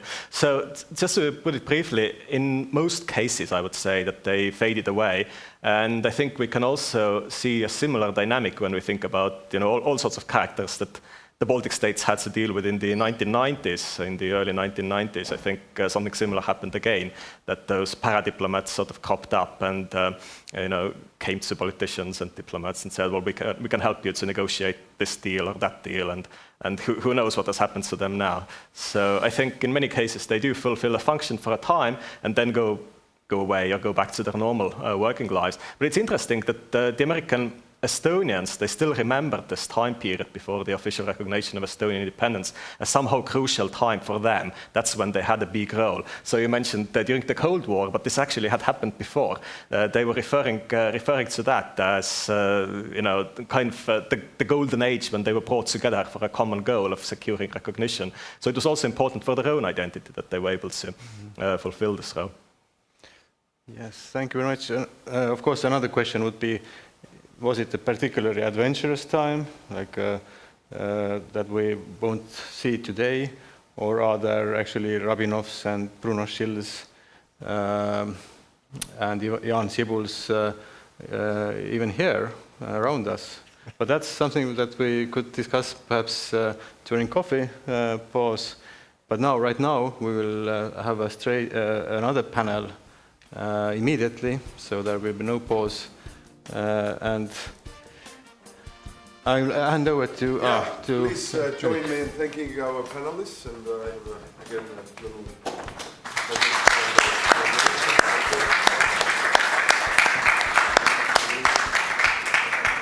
You will get it later.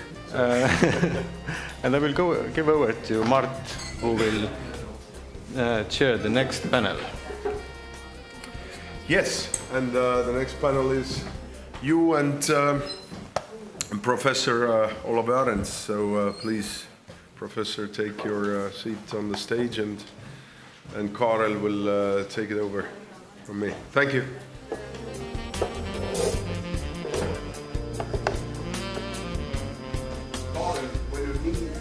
You need to show slides as well, right? Yeah. So then, when you do your talk, then you come here and you can just push the arrow button. That's so. Okei, sellega on. See siis siin edasi. Ja oma slaidile ja ma kust siis. Keegi paneb ette lihtsalt. Okei. See ei pea siia tulema, sa võid istuda.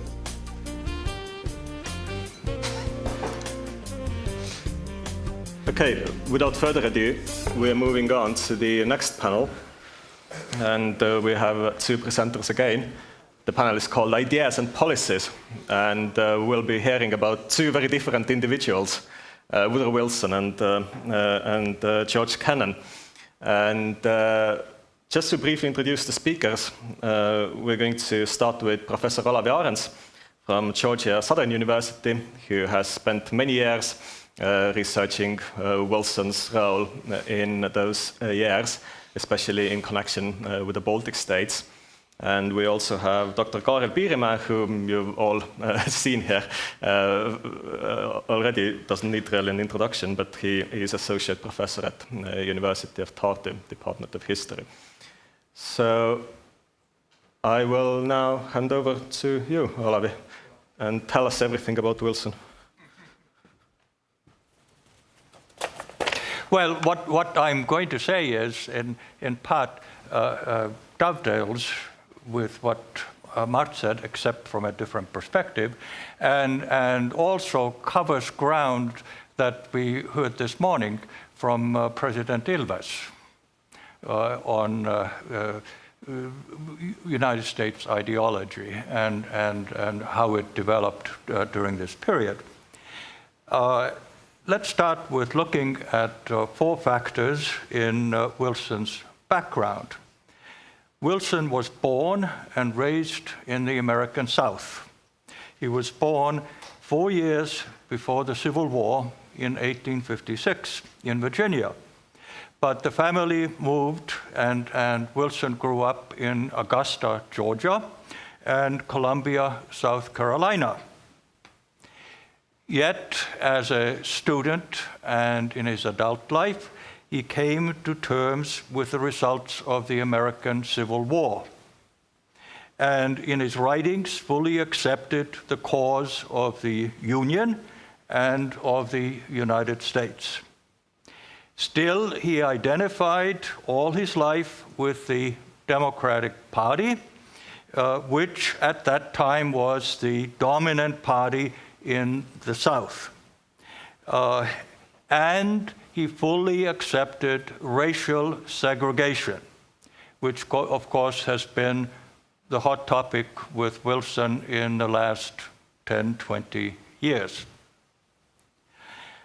Secondly, his origin was very much an immigrant origin. His mother had been born in England, and his father was the son of Scotch-Irish immigrants. And that's a bit unusual in the American South. Wilson, in his writings, expressed deep admiration for the British parliamentary system. And he adopted William Gladstone, the British liberal politician, as a role model. Thirdly, then comes the Presbyterian Church, Calvinism. His father was a Presbyterian Church minister, and his mother, the daughter of Scottish Presbyterian minister, the Church of Scotland. His first wife was the daughter and granddaughter of Presbyterian ministers. I am reminded of this fact every day as I look out my side window in Savannah, Georgia, and see the steeple of the Independent Presbyterian Church, where Woodrow Wilson married his first wife. His father and the bride's grandfather officiated at the wedding. Finally, the fourth factor of importance. Wilson finished his undergraduate education at the College of New Jersey, as it was still called at that time. Later, of course, Princeton University, an institution that was established sometime, I think, in the 1750s, in the colonial period. And studied law at the University of Virginia, that is Thomas Jefferson's university, and then obtained his PhD in history and political science at Johns Hopkins University, a new university that had been modeled after the German university system, universities of that time. After several teaching positions, he became professor of public law at Princeton in 1890, and 12 years later, in 1902, became president or rector of the university. What followed was 2 years as governor of New Jersey, 1910 and 1912, and then election as the 28th president of the United States in 1912, and re-election in 1916 in what is probably still the closest American presidential election, decided by 3,000 votes in California. During his first 2 years of his presidency, Wilson, who was regarded as a progressive, this was a political movement that included actually Teddy Roosevelt, a Republican president before. And he devoted himself in the early period to a domestic agenda that centered on the establishment of the Federal Reserve System in banking, that's the central bank in the United States, and in antitrust legislation. The World War came as a shock to Wilson, as to all other Americans. He promptly declared the United States neutral in the war. Wilson protested against both the British blockade of trade to Germany and the German response of submarine warfare against shipping to Britain as violations of the rights of neutral countries to trade freely. This became known as the doctrine of the freedom of the seas for neutral countries. At times, Wilson offered himself as a mediator to bring about an end to the war.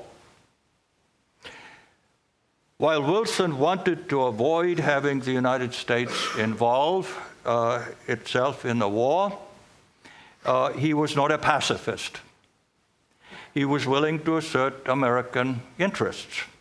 As a result, when Germany delivered a diplomatic note to the United States announcing unrestricted submarine warfare on January 31st, 1917, the United States reacted by breaking off diplomatic relations. At this point, Wilson apparently weighed two options: armed neutrality, that is, arming US merchant ships, or a declaration of war. Wilson made the decision to go to war after a struggle within himself. His cabinet, which all along had supported tougher measures against Germany, fully backed him. In his speech of April the 2nd, 1917, in which he asked the United States Congress to declare war on Germany, he cited the aim, and this is at the end of the speech, and I cite, "We shall fight for democracy, for the rights of those who submit to authority to have a voice in their own government, for the rights and liberties of small nations, for a universal dominion of right by such a concert of free peoples as shall bring peace and safety to all nations and make the world itself at last free. God helping her, she can do no other." The last, of course, is a paraphrase of Martin Luther. What was the meaning of the American entrance into the war? First, it rescued the Entente cause financially. The Congress, in the end, and there were a number of acts, voted to extend, in the end, $10 billion worth of credit to Britain, France, and Italy for the purchase of food, armaments, and other products from the United States. During this time, everything had to be financed by credit. There was no free lunch. It also meant immediate US naval support for the British blockade, which Wilson had denounced earlier. He turned on a dime overnight on the issue. And the establishment of a conscription system for the army that led to the presence of 2 million American soldiers in France by the end of the war. And if the war had continued another year, there would have been 4 million US troops in France.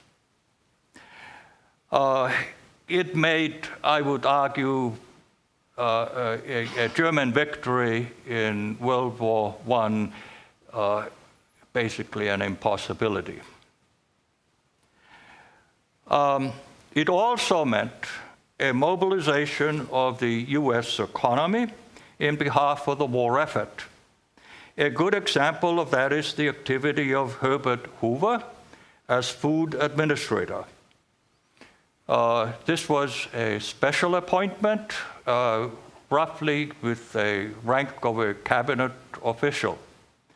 Hoover worked to increase food production, in particular of basic commodities like wheat, pork, and sugar, by establishing subsidized prices high enough to encourage production and provide price stability. He established a government purchasing board that controlled the export of food to the European allies as well as the European neutrals. About 50% of the credits extended to the allies went for the purchase of food. And of course, the British relied always on imports of food. One of the reasons the Germans announced the unrestricted submarine warfare was that they hoped to starve Britain to submission before the United States could make its weight felt in the war. On January 8, 1918, in part as a response to the ongoing Brest-Litovsk peace negotiations, Woodrow Wilson went before Congress to deliver his 14-point speech that outlined his terms for peace following the successful conclusion of the war. Woodrow Wilson, of course, as a good professor, wrote all of his speeches. He did not have a speech writer. The first 4 points repeated ideas Wilson had voiced before. The rest were more freedom of the seas, disarmament,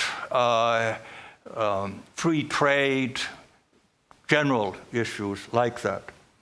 The rest of the points were more specific and dealt with Belgium, Poland, and Wilson advocated point number 13, the independence of Poland, the Balkans, Austria-Hungary, and the Ottoman Empire. Point 14 called for the establishment of the League of Nations.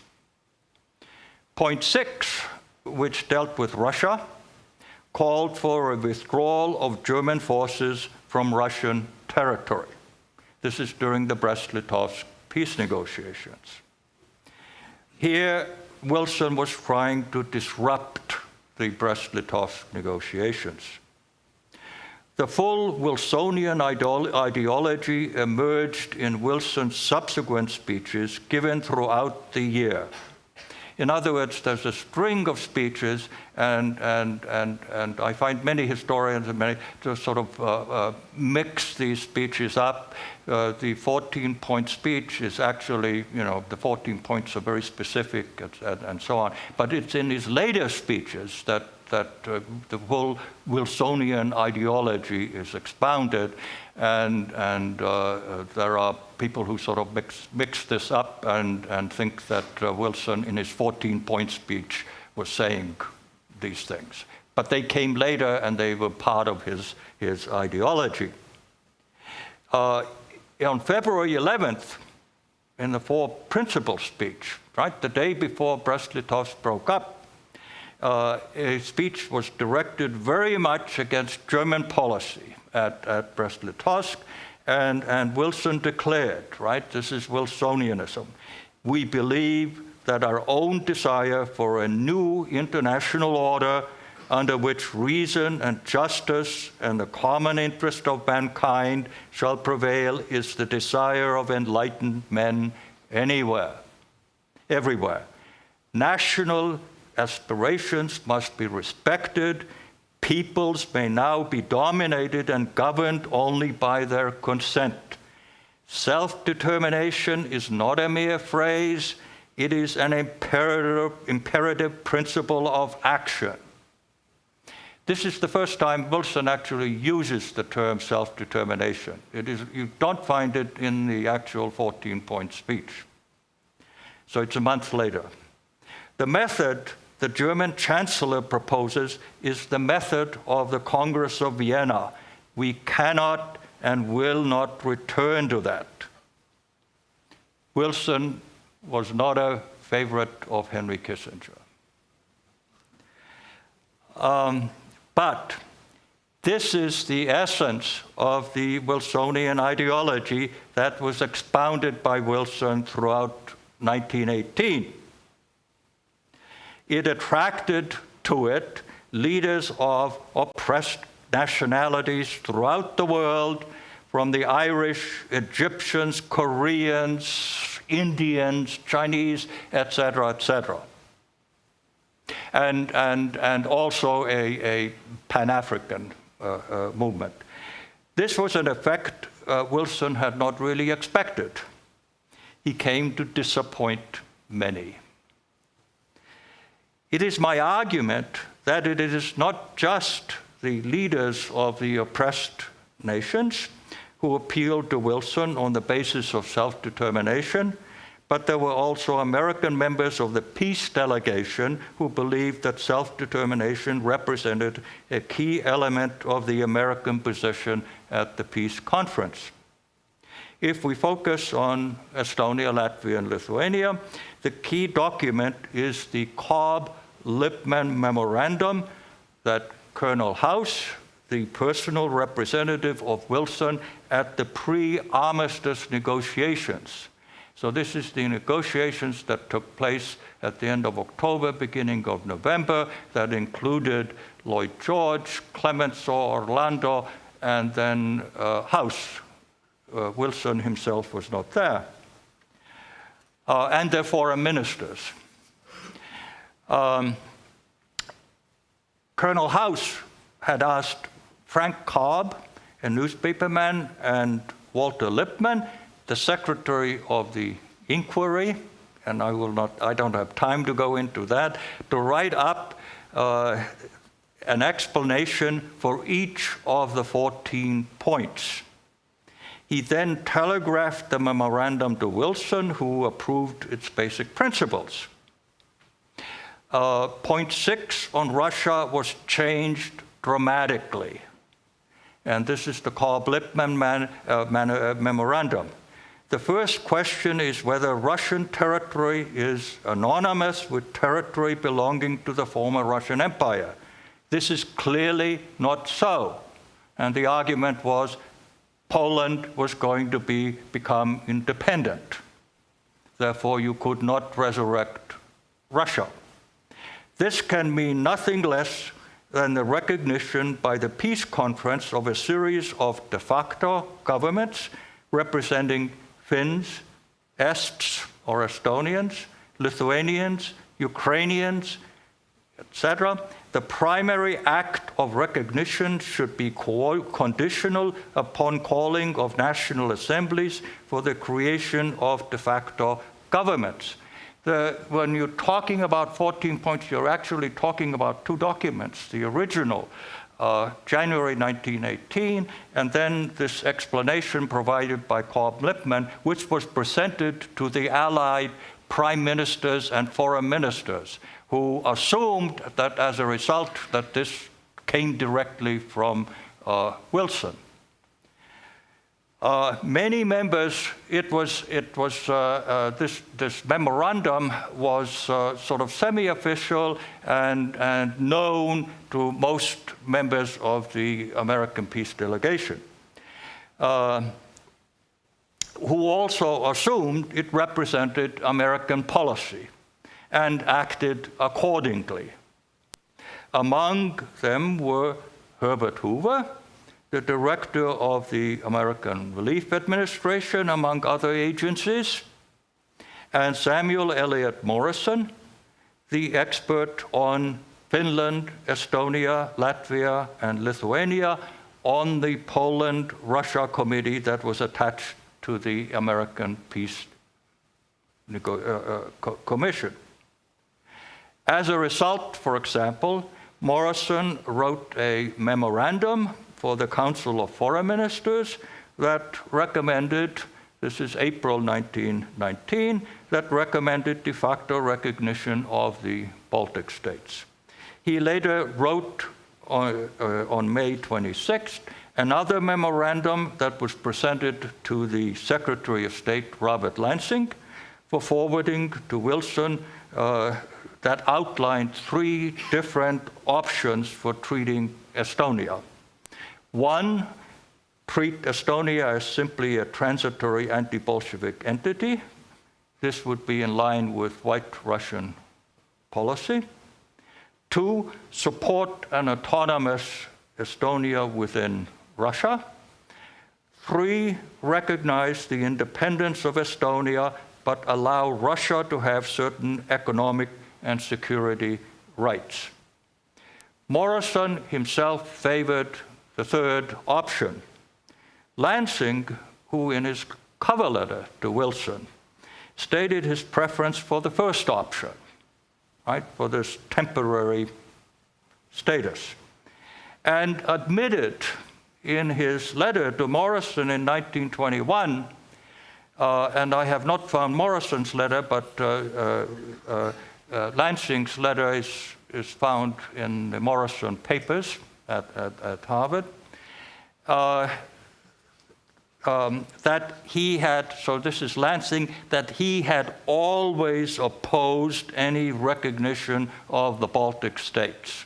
So this is, now Lansing in a number of views differed from Wilson. For example, his ideas on the League of Nations were very different from, he did not accept Wilson's ideas on the League of Nations. A question many historians raise is why did Wilson not fire Lansing before the conference?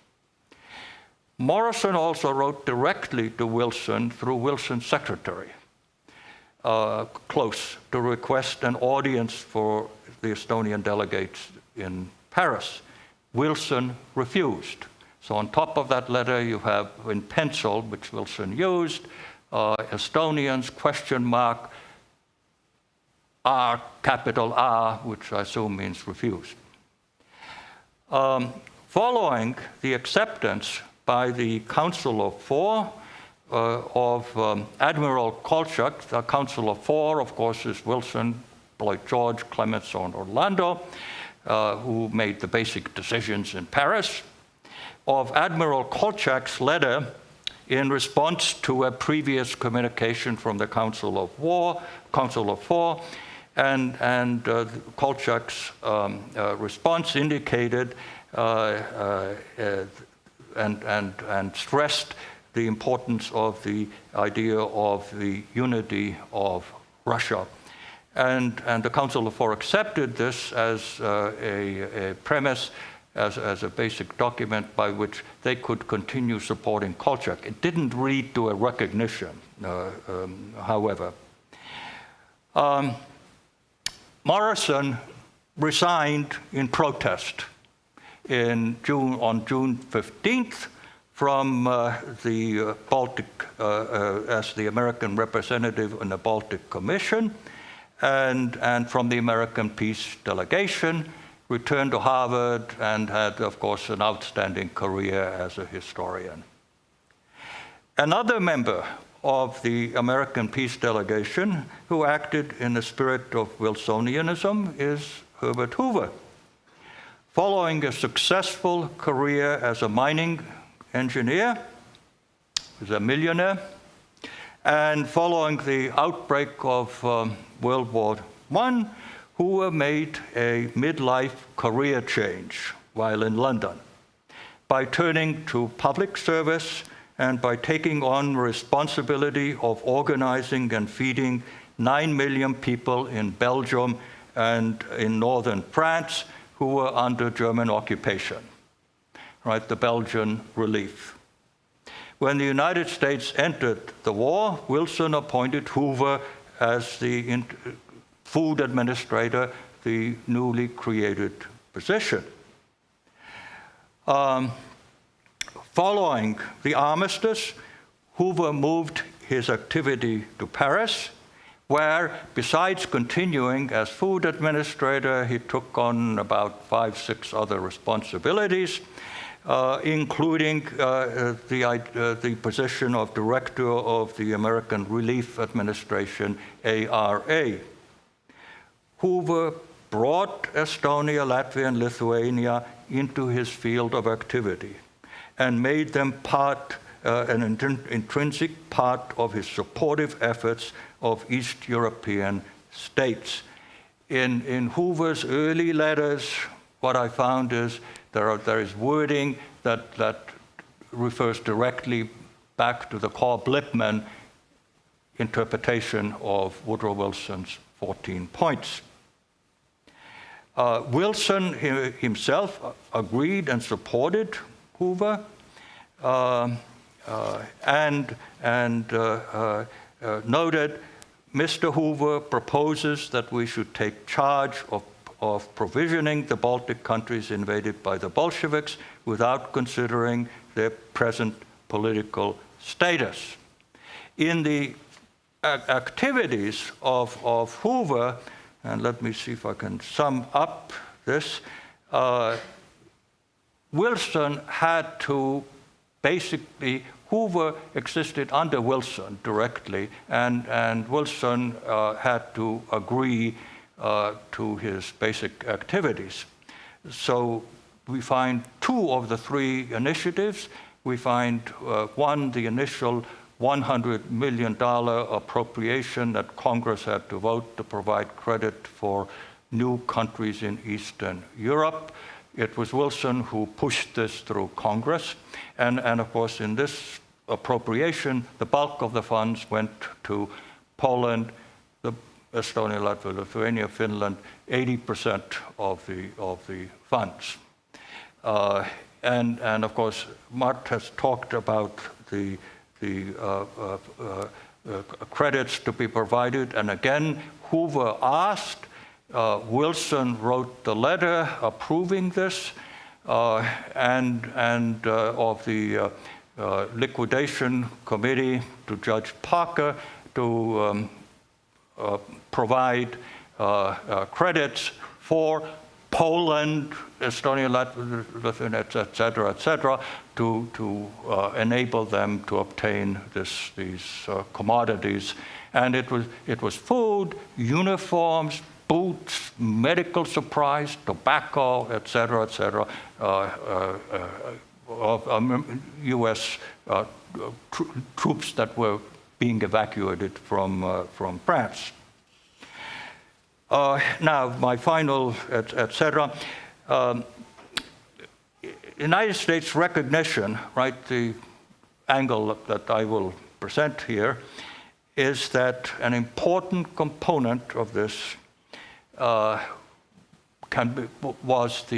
the 2 letters that I find that Evan Young, the United States Commissioner in the Baltics, sent to the State Department, right, in 1921 and 1922. And what he argued in behalf of recognition, and what he argued was that the Baltic states had existed for 2-3 years. They had established stable governments, had conducted democratic elections, and were conducting trade with other countries. The other major powers, as we've heard, had recognized them. The Baltic states were members of the League of Nations. And then he took on the arguments of Boris Bakhmetov, the Russian ambassador to the United States appointed by the provisional government, who was still in office in 1922, and whose arguments were used in the State Department against recognition. He argued that even if Bolshevism collapsed, Russia would probably have to spend a great deal of time to really establish a normal government. And during this time, right, one can deal with stable governments in the Baltic states, which should be recognized. The arguments were debated in the State Department, and you have a variety of of opinions expressed by various departments, the Far Eastern Department and so on. And you have some arguments against, but the weight of arguments begins to be supportive of Young's views. The Undersecretary of State Phillips approved this, forwarded a letter to Charles Hughes, the Secretary of State, and Charles Hughes' letter of July 24th to President Harding urges that recognition on the basis that the Baltic states should be dealt now with as a matter by itself, apart from Russia. And in that letter, Hughes also includes the recognition of Albania. So 3 pages of the letter, recognition of the Baltic states, 1 page, recognition of Albania at the same time, which to me, is an indication of Hughes looking at Europe and wanting to, in a sense, mop up, right, what existed there, and because of the interest of having a stable Europe to work with. President Harding responded the next day and approved this. My final statement, this is, by the way, I would argue that this is, of course, the Republican administration, and it's not really Wilsonism that is argued, but certain fundamental factors of an American point of view in there that, in a sense, both parties share. A democratic elected governments and functioning, stable, etc. And my final sentence, in a sense, when the United States recognized the Soviet Union in 1933, it was a Soviet Union without Finland, Estonia, Latvia, Lithuania, and Poland. Right? Poland is in the 14 points. Finland had been recognized in early May 1919 in Paris, and now it's the Baltic states.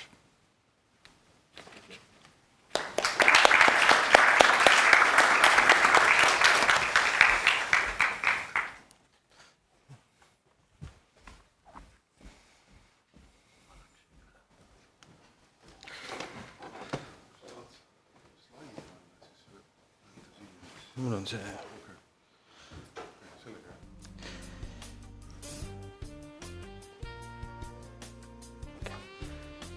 Professor Arendts spoke about the role of individuals and their ideas in the first quarter of the 20th century.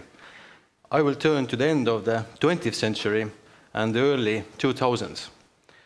And my focus is on George F. Kennan and his ideas about the role of NATO in the world order after the Cold War, and about the expansion of NATO in particular.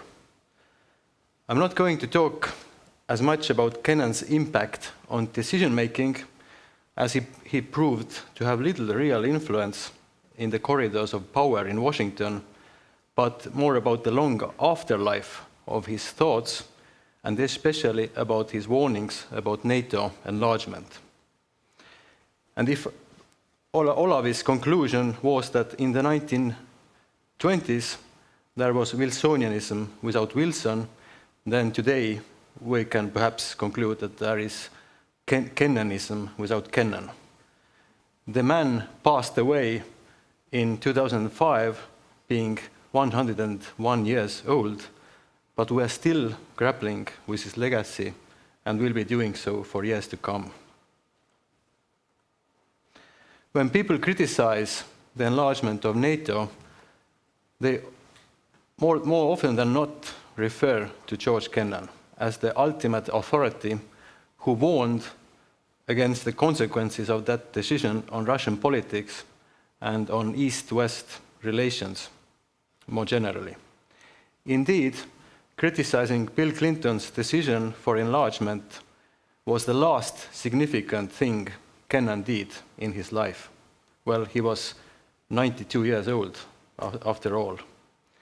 In October 1996, at the Harriman Institute at Columbia University, Kennan reacted to a talk given by the Deputy Secretary of State, Stroop Talbot. Kennan called the enlargement a plan of strategic plunder of epic proportions. And in an article in the New York Times next year, he stated that, quote, expanding NATO would be the most fateful error of American policy in the entire post-Cold War era. It would give rise to undemocratic and anti-Western forces in Russia and would lead to another Cold War. And these lines are repeated, as we see,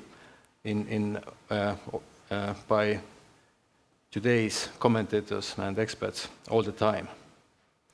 And the point of my paper is not to analyze whether Kennan got it wrong with respect of Russia or not, but to suggest a different point of view for analyzing Kennan's views than has been suggested until today. Kennan's philosophy has been characterized as a kind of a form of realism about international affairs. Kennan is said to have been realistic in contrast to the naivete of the exponents of NATO enlargement.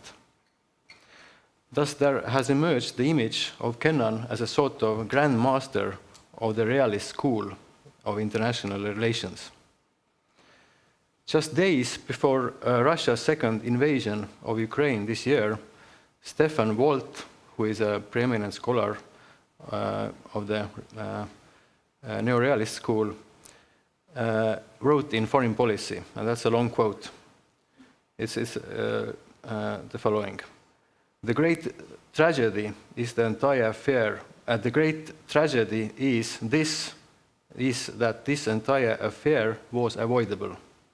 Had the United States and its European allies not succumbed to hybris, wishful thinking, and liberal idealism, and relied instead on realism's core insights, the present crisis would not have occurred. Indeed, Russia would probably never have seized Crimea, and Ukraine would be safer today. The world is paying a high price for relying on a flawed theory of world politics, Wolt said, and continued. Realists warned of all that. That is why several prominent US experts, including diplomat George Kennan, opposed enlargement from the start. So we see that, and there are several comments like that, of course, but we see that he cites Kennan as the first of all the authorities who warned against NATO enlargement. And he doesn't even mention any of the scholars, fellow scholars of the so-called realist school. For example, John Mearsheimer, who is another of those critics. It's interesting to note that Wolt characterizes all those who think like him as realists, which is actually strange because he himself, as far as I know, belongs not to the realist school of thought, but to the neorealist school of thought. As a neorealist, his point of departure is the supposed anarchical world order and the anxiety of each and every great power about one's security. And scholars like Wolt are not interested in what kind of regime there is in power in Russia or what are the intentions of NATO, for example, as these factors play no role at all. According to neorealism, any kind of Russia would look on NATO enlargement as a threat, potential or real, because the intentions of NATO may change.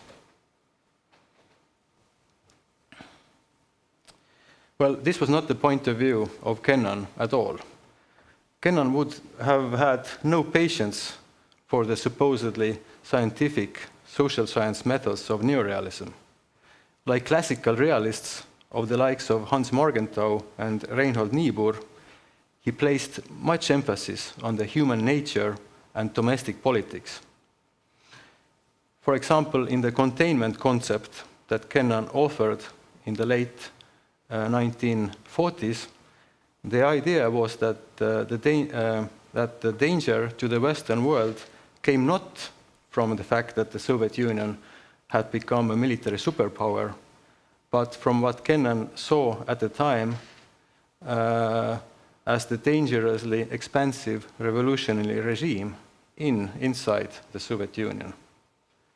Indeed, Kennan was never worried about the military might of the Soviet Union, and by the 1950s thought that the Soviet Union was no threat at all. To understand Kennan's views concerning NATO, it is crucial to know what he thought about Russia. And not only about Russia, but also about the countries in Russia's immediate neighborhood and in the region, those who was affected by NATO enlargement, either by being included or by being excluded from it. And this brings me to the importance of emotions in international affairs. Frank Costigliola, the editor of Kennan's diaries and one of his biographers, have demonstrated that behind the facade of a highly rational man, the picture of a realist that is presented to us today, there was an extremely emotional guy that made most of his decisions upon a gut feeling. And indeed, we shouldn't be surprised by that, because there is no such thing as pure rationality or pure emotionality, for that matter. But in the case of Kennan, it seemed that emotions were often overwhelming. And among his emotions, love for Russia was especially strong, according to Costigliola. Russia presented for Kennan everything that the United States was not for him: authentic, romantic, and erotic. John Harper, another biographer, has explained Kennan's love affair with Russia by his desire to find self-knowledge, beauty, and refuge from what he described as the spiritual desert of America of the 20s. By the primitivism of Kennan, but this primitivism or methodological primitivism of Kennan affected not only his views on Russia, but his philosophy and his analysis of politics more generally. Kennan disliked and discounted ideology, political ideas, and opinions. Of course, these were in his long telegram and Mr. X article, but this was rather an exception. Kennan was romantically preoccupied what he thought were authentic expressions of climate and geography, which in his view shaped people's character, behavior, and passions, and ultimately drove world history. This perspective of Kennan, which was influenced among others by his reading of Edward Gibbon's Fall of the Roman Empire, compelled him to discover and to describe places, which he did for his entire life. He really liked to travel. As a result, his travelogues are one of the most substantial and beautiful parts of his literary legacy, and a treasure trove for historians. But crucially, also a key to understanding his views on international affairs, including NATO enlargement. And there was no region in the world which he knew better beside Russia than Latvia and Estonia. Of course, there was also Norway, Germany to some extent. So maybe not as have to change that. In order to unlock Kennan's ideas, I've been trying to develop the concept of geopolitics of sympathy, with which I try to join two approaches. First is critical geopolitics, which assumes that all geographical claims are necessarily geopolitical, and the other way around, all politics is also geopolitics, involving geographical assumptions about territories and borders. And the other part of the concept is sympathy. Here I draw primarily on Larry Wolff's recent book on Woodrow Wilson and Wilson's perspectives towards Eastern Europe after the First World War. In contrast to Kennan, Wilson never traveled the region, but nevertheless developed relations with Eastern European leaders through meetings and correspondence, and thus developed sympathies toward one nation or the other. But the trouble with sympathy is that one cannot confer sympathy to each and every social group in the same degree, especially when these groups raise conflicting claims. But sympathy is a key to analyzing the construction of the political settlement after the First World War, which was less than satisfactory, as Wilson's mental map was becoming confused with overlapping sympathies, according to Larry Wolff. With these theoretical tools, I have tried to unlock Kennan's views about the post-Cold War world, including the enlargement of NATO. The idea is to look how his views and perceptions of the countries affected by NATO enlargement, including his views of Russia, affected his position. For that purpose, I've read through a substantial part of his archive stored at Princeton, most importantly, his diaries, but also some of the correspondence and other papers. And my conclusions, still somewhat preliminary, are the following. The way Kennan entered diplomacy and decided to become an expert of Russia had much to do with the example of his great uncle, George Kennan. And here, well, this picture is very blurry because I've copied it from an article, but first shows Kennan in the 30s in Moscow in Russian robes, and his great uncle obviously also in Russian robes, and probably advocating for liberation in Russia, showing himself with this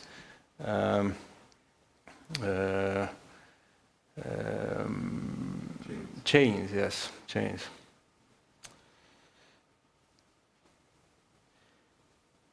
So his great uncle George Kennan had risen to fame as an explorer and expert of Russia.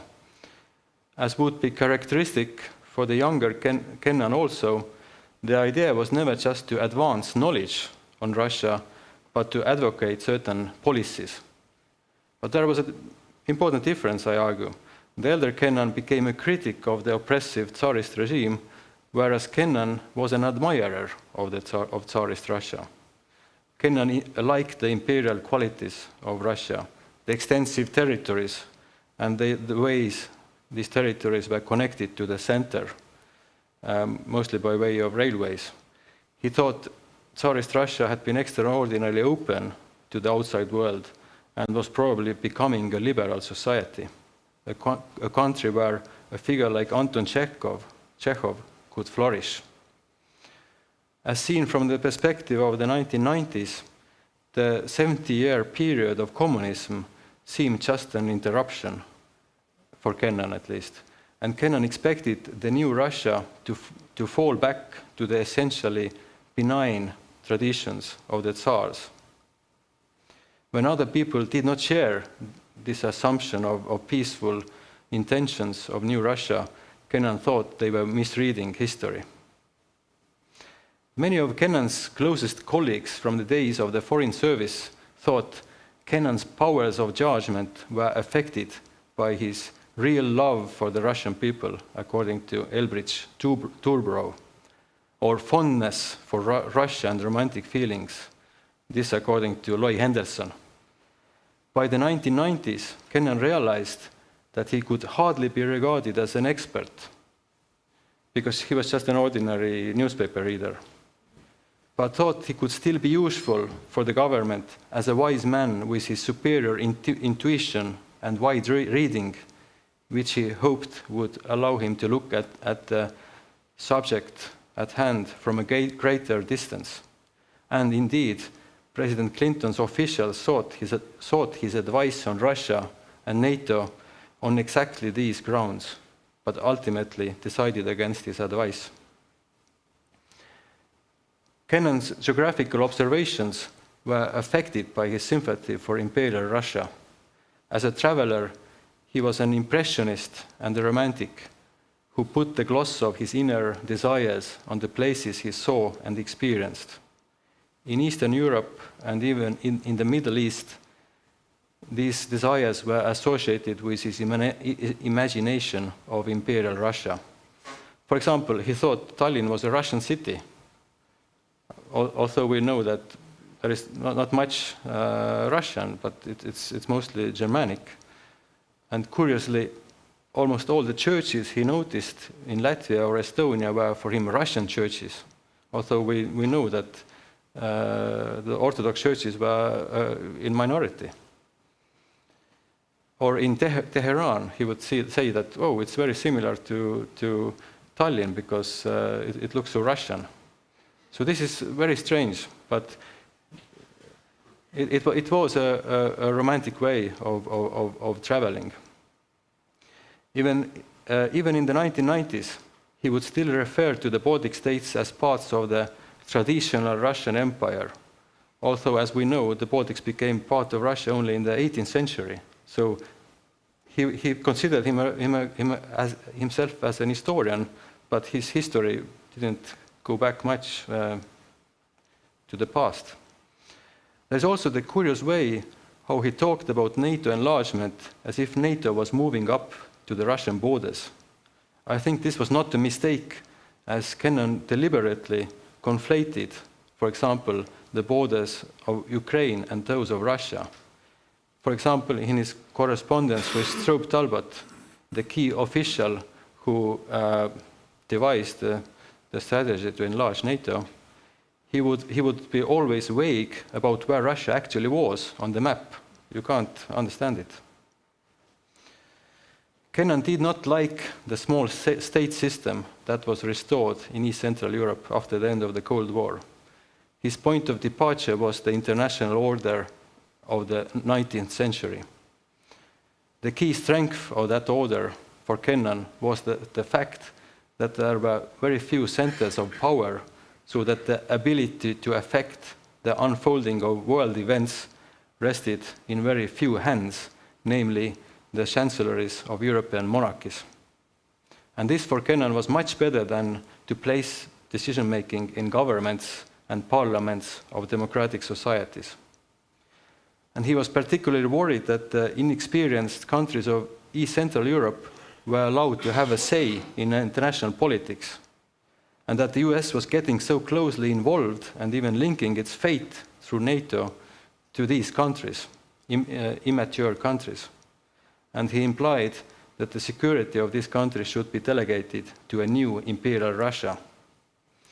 Well, all this may be considered as realism, but I think imperialism would be a much better term to characterize Kennan's views.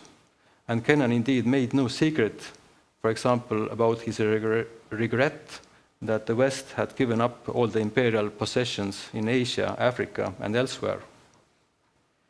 More importantly, he thought the Russian cultural tradition was, quote, incomparably richer and stronger than any of the other within the former Soviet Union. And he had no respect for countries of Central Eastern Europe either. In fact, he had not even traveled there, or he had been once in Warsaw and once in Czechia, I think, throughout his whole of his life. So all this made him a cultural imperialist, and proudly so.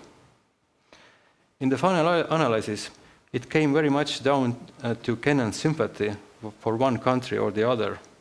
By the end of the 1980s and early 90s, he had also developed sympathies for the Baltic states. He had understood that his perceptions back in the 30s had been misleading, and that these nations were not, in fact, Russian, and he was ready to acknowledge it.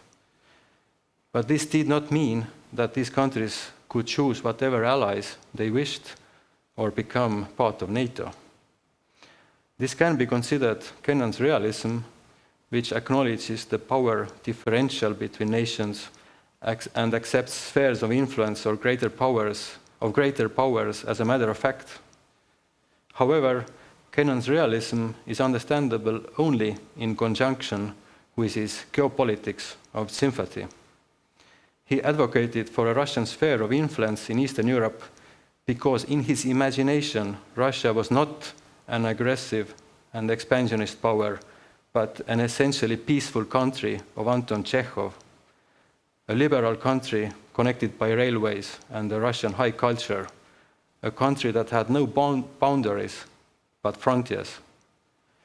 Russia had been his obsession and remained one until the end.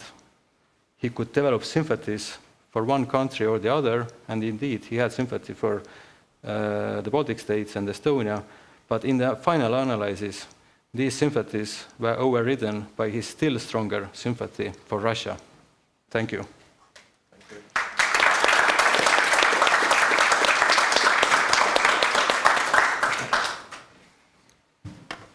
Okay, so we have 15 minutes, I believe, for questions.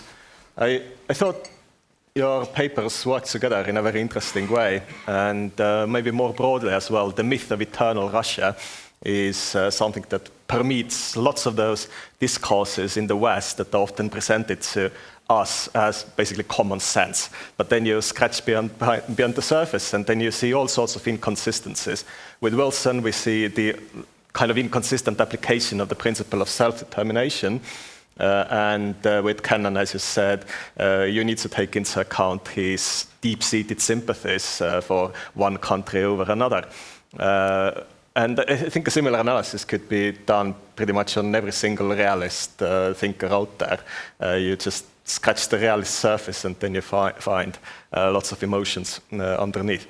But questions from the audience?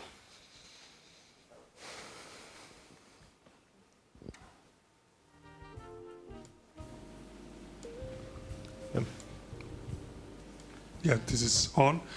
Pauli Heikkilä from Helsinki. I took the ferry this morning. But I used to work at the University of Tartu, and I've studied a lot about the Estonian political immigration during the Second World War. And the new book, Estonia as a Captive Nation, has just come out.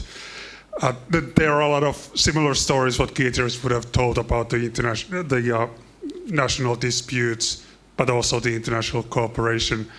But about this second panel, there's also a lot of perceptions about the Baltic states in the Free Europe Committee and in the Eisenhower and Truman administration. And in all of those, there's a lot of sympathy for the Baltic states, but then there are technical problems. But they want to do something, I'm going to the question that more about the opinion about this Baltic concept, because it seems from them that the Baltic is kind of a region which is not anymore Russian, but it's not actually the Central Eastern Europe or the captive nations. So it's kind of a sub-region during the Cold War, at least in my region. So any thoughts on that, about the Baltic concept? Concept of the Baltic during the Cold War? Well, Olavi has personal experience. You have written about that, how in connection with the establishment of the Baltic Studies Association in the United States. Okay, my thoughts were, going around in different directions. Are we talking about, to what extent the Baltic states came to be integrated into the Russian Empire and became, in a sense, recognizable sort of Russia, to what extent they were distinctive in themselves. Let me just refer to a couple of things. One, right, we have Kevin, but then we have that forerunner, Evan Young. And Evan Young, whom I mentioned, right, in 1922, and of course he became the first American minister to the Baltic states following the recognition which he advocated. And in the following year, he moved on to the State Department in Washington and came to head the Department of Eastern Europe. The Russian department disappeared because there were no relations with Russia, Eastern Europe, and in the State Department then from 1923 onward, this was Eastern Europe, which included Finland, the Baltic states, and Poland. And he began to gather people into this department like Loy Henderson, etc. The build-up, which I take eventually, sort of the culmination came to be to bring in someone like Kennan and Chipolan and build up, because the conclusion that I find in Evan Young is that by 1920 he came to a conclusion that this was not part of Russia. I mean, this is what comes out in his letters, and that Russia itself has its own destiny, and this has separated and should be judged right on their own merits as Baltic states. So and he came in part to this conclusion. He followed developments in Russia, and as he said, he interviewed people coming out of Russia, and showed very clearly that he was in a better position in Riga to follow what was going on in Russia as opposed to the people in Washington, right in the State Department. Of course, then the following year he wound up in Washington as a result, partly probably in recognition of this, and so the question, and I think I see from his perspective that no, this is in a sense not just part of Russia. He saw something different in it. While I have, in a sense, this flaw, let me add one footnote to Karel's presentation. And this is from a personal experience. Right, one of the fathers of the American School of Realism in political science is of course Hans Morgenthau, one of these German emigres to the United States. I took Morgenthau's course, right, in political science, and tried to outdo Morgenthau in my final exam in order to get a good grade. I remember, I mean, this has stayed in my mind. After one of his lectures, one of the students put up his hand and asked him, well, what would you recommend, right, that in following your political thinking and so on, should the United States do with regard to the Soviet Union at this time? And what year was that? And the answer was, this is the important, the answer was, in non-recognition of the Baltic states.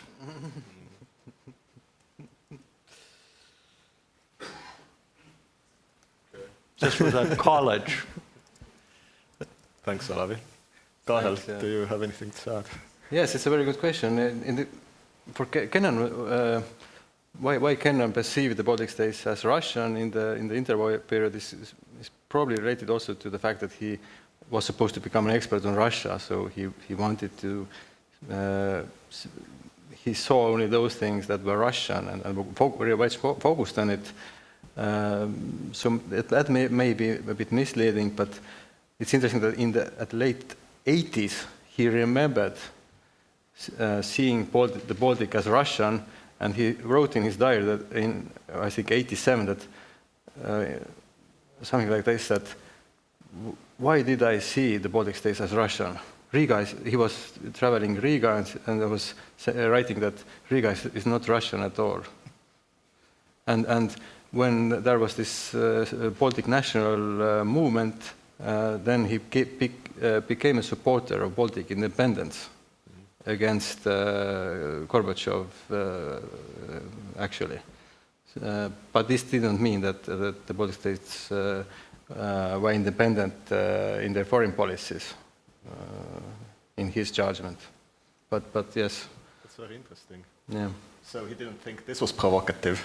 It was fine for them to become independent. This wouldn't be provocative towards the Soviet Union in general. Yes. Well, he thought Gorbachev would do well to recognize them and keep the rest of the USSR. Keep the rest. Yeah. Okay. Ukraine. He was very, very, very skeptical about Ukraine. That he didn't think it was a nation, a real nation. Okay. Yeah. Thank you for giving me the microphone again. My name is Anna-Liisa Merilind. And first of all, thank you to both of the presenters. It was really interesting to learn more about the biographies and just like get more context to both of these historical figures. But my question is more about George Kennan. And that was just, it's such a puzzle for me.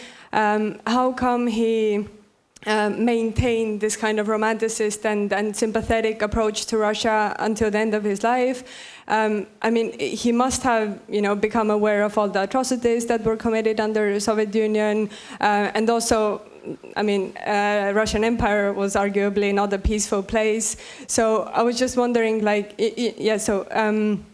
in light of the atrocities, but then also, like, if you're in academia or historian or something, like, one of the core values is integrity and also rethinking your frames when you're presented with new information. So maybe the other question would just be, like, how come US officials still continue to take him seriously when he just kept on going with his outdated values and ideas? Yes, very good questions.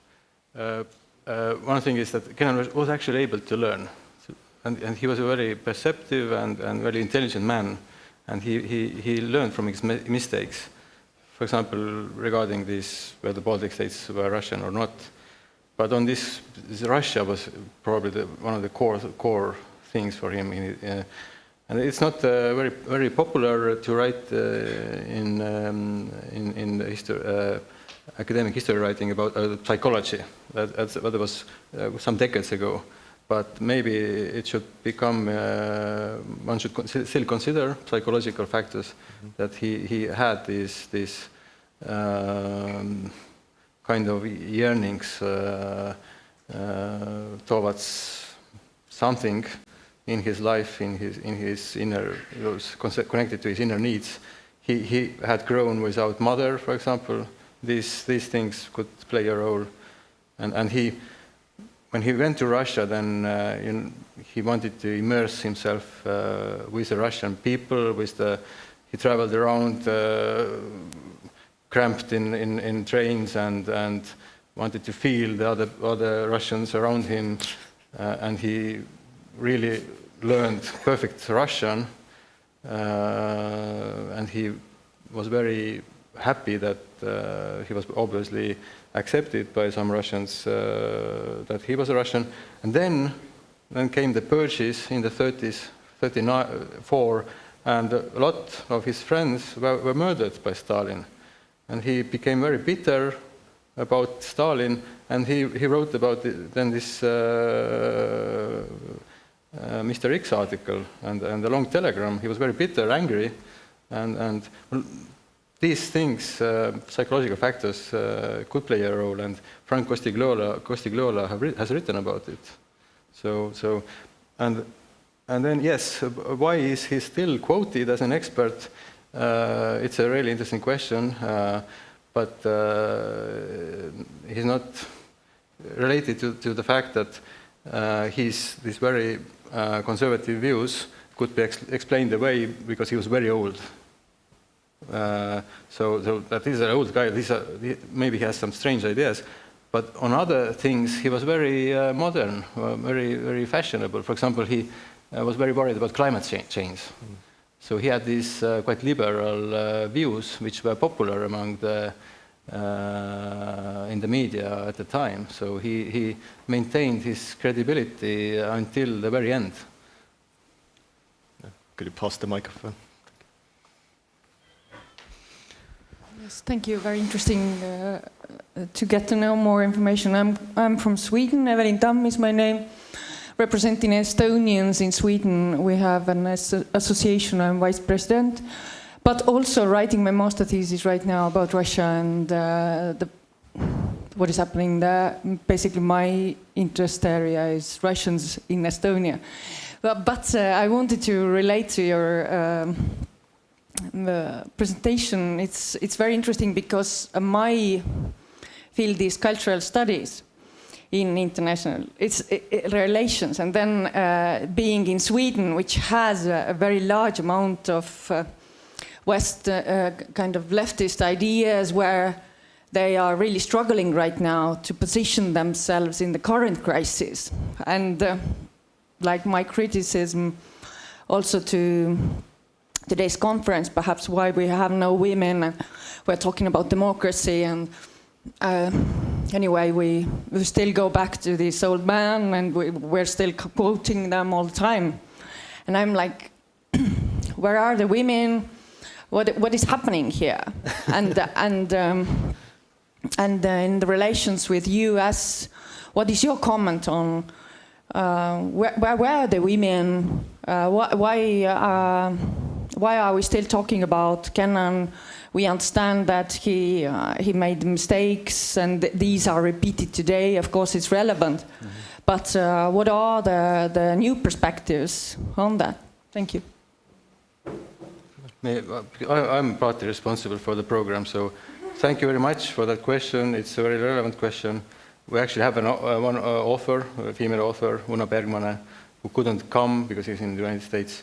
And the opening speech was supposed to make by the foreign minister who had to leave office.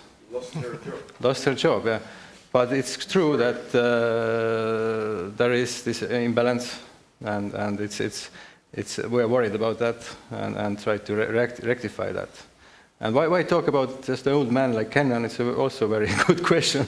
I'm also wondering about that. Why do the media always quote him? And that's a problem that we have to deal with. Yeah, I think Carl is exactly right, because probably the latest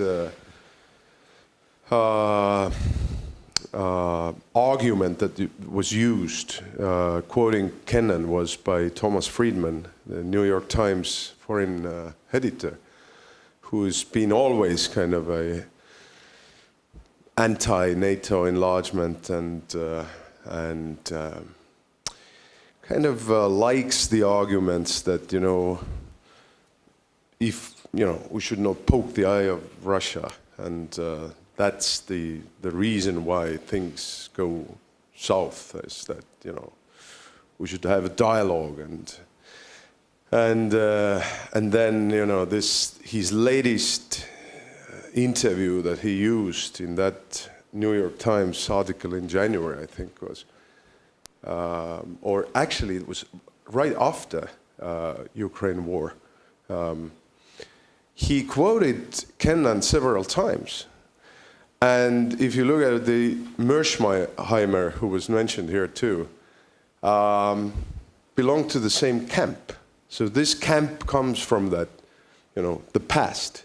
And these are the guys that, Niebuhr and, the Morgenthau and, the realists. And then you have the clash between realists and idealists and internationalists and nationalists. And yeah. Wilsonianism versus the realism. Exactly.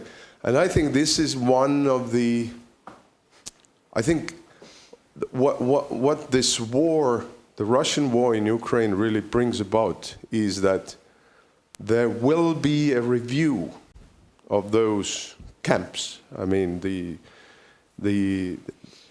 especially the realist camp. I think they have lost actually all their arguments. And they are struggling with this. And this is exactly, why they use these old guys who, from past to kind of support their arguments, that, and I don't know, maybe, in 5-10 years' time, Kaja Kallas will be quoted, in these articles, because she is the lady from Eastern Europe, young person who you want to see more on the stage. I think she's on the stage all the time. And I think there will be a lot of rethinking, however that war ends.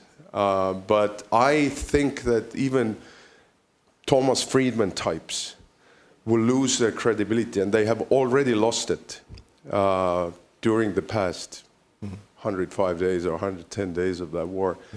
And it will continue, and there will be a deep review.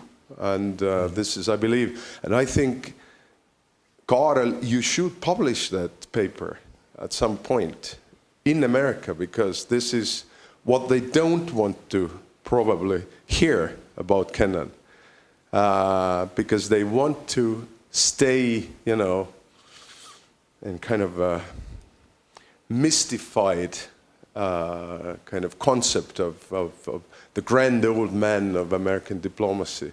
And there are aspects that they don't want to cover. Thanks for this intervention. If I can add just one very brief comment. Every single realist, Mersheimer, you name it, failed to predict there would be a Russian re-invasion of Ukraine in 2022. So whenever anyone quotes Mersheimer to you, you mention that, they got it wrong. And this is a theory that tries to predict how things will go. Yeah. Do I get it? Thank you. I just want to give a short remark that what is the role of Estonia? Do we want to go with the old flow, or do we want to be front runners? And it looks also when you have on the scene only male or like mixed, or like today Kaja Kallas. I'm not personal fan of Reform Party, but I think today she's doing very good work, and I think she's brilliant. Thank you. Thanks all. And this concludes our panel. So yes, let's give an applause to the two speakers. I have to blame myself. But again.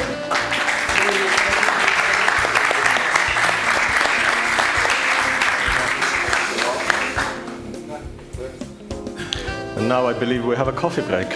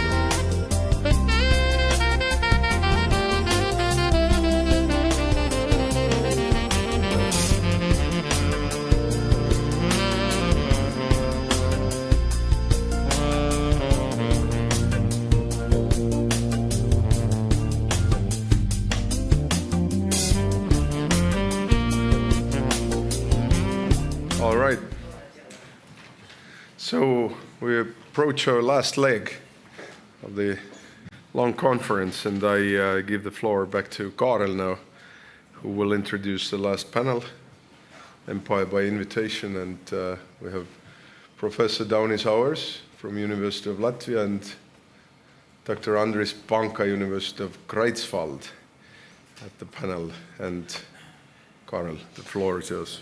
Thank you. Yes, I just realized that we have a kind of Latvian panel now, but I think that's great. And, and also this brings us to the quite recent history. Well, 30 years is actually quite a lot of history. And the first speaker is Andres Kasekamp of Latvia. I don't know whether to be honored or insulted, but thank you. At least Professor Daunis Auers is a very similar experience to Andres, and they are very good friends. He was born in Britain and got his education there, but he has lived for 30 years in Latvia, and he's professor at the University of Latvia, not the University of Riga, that was in the initial program. Sorry for that.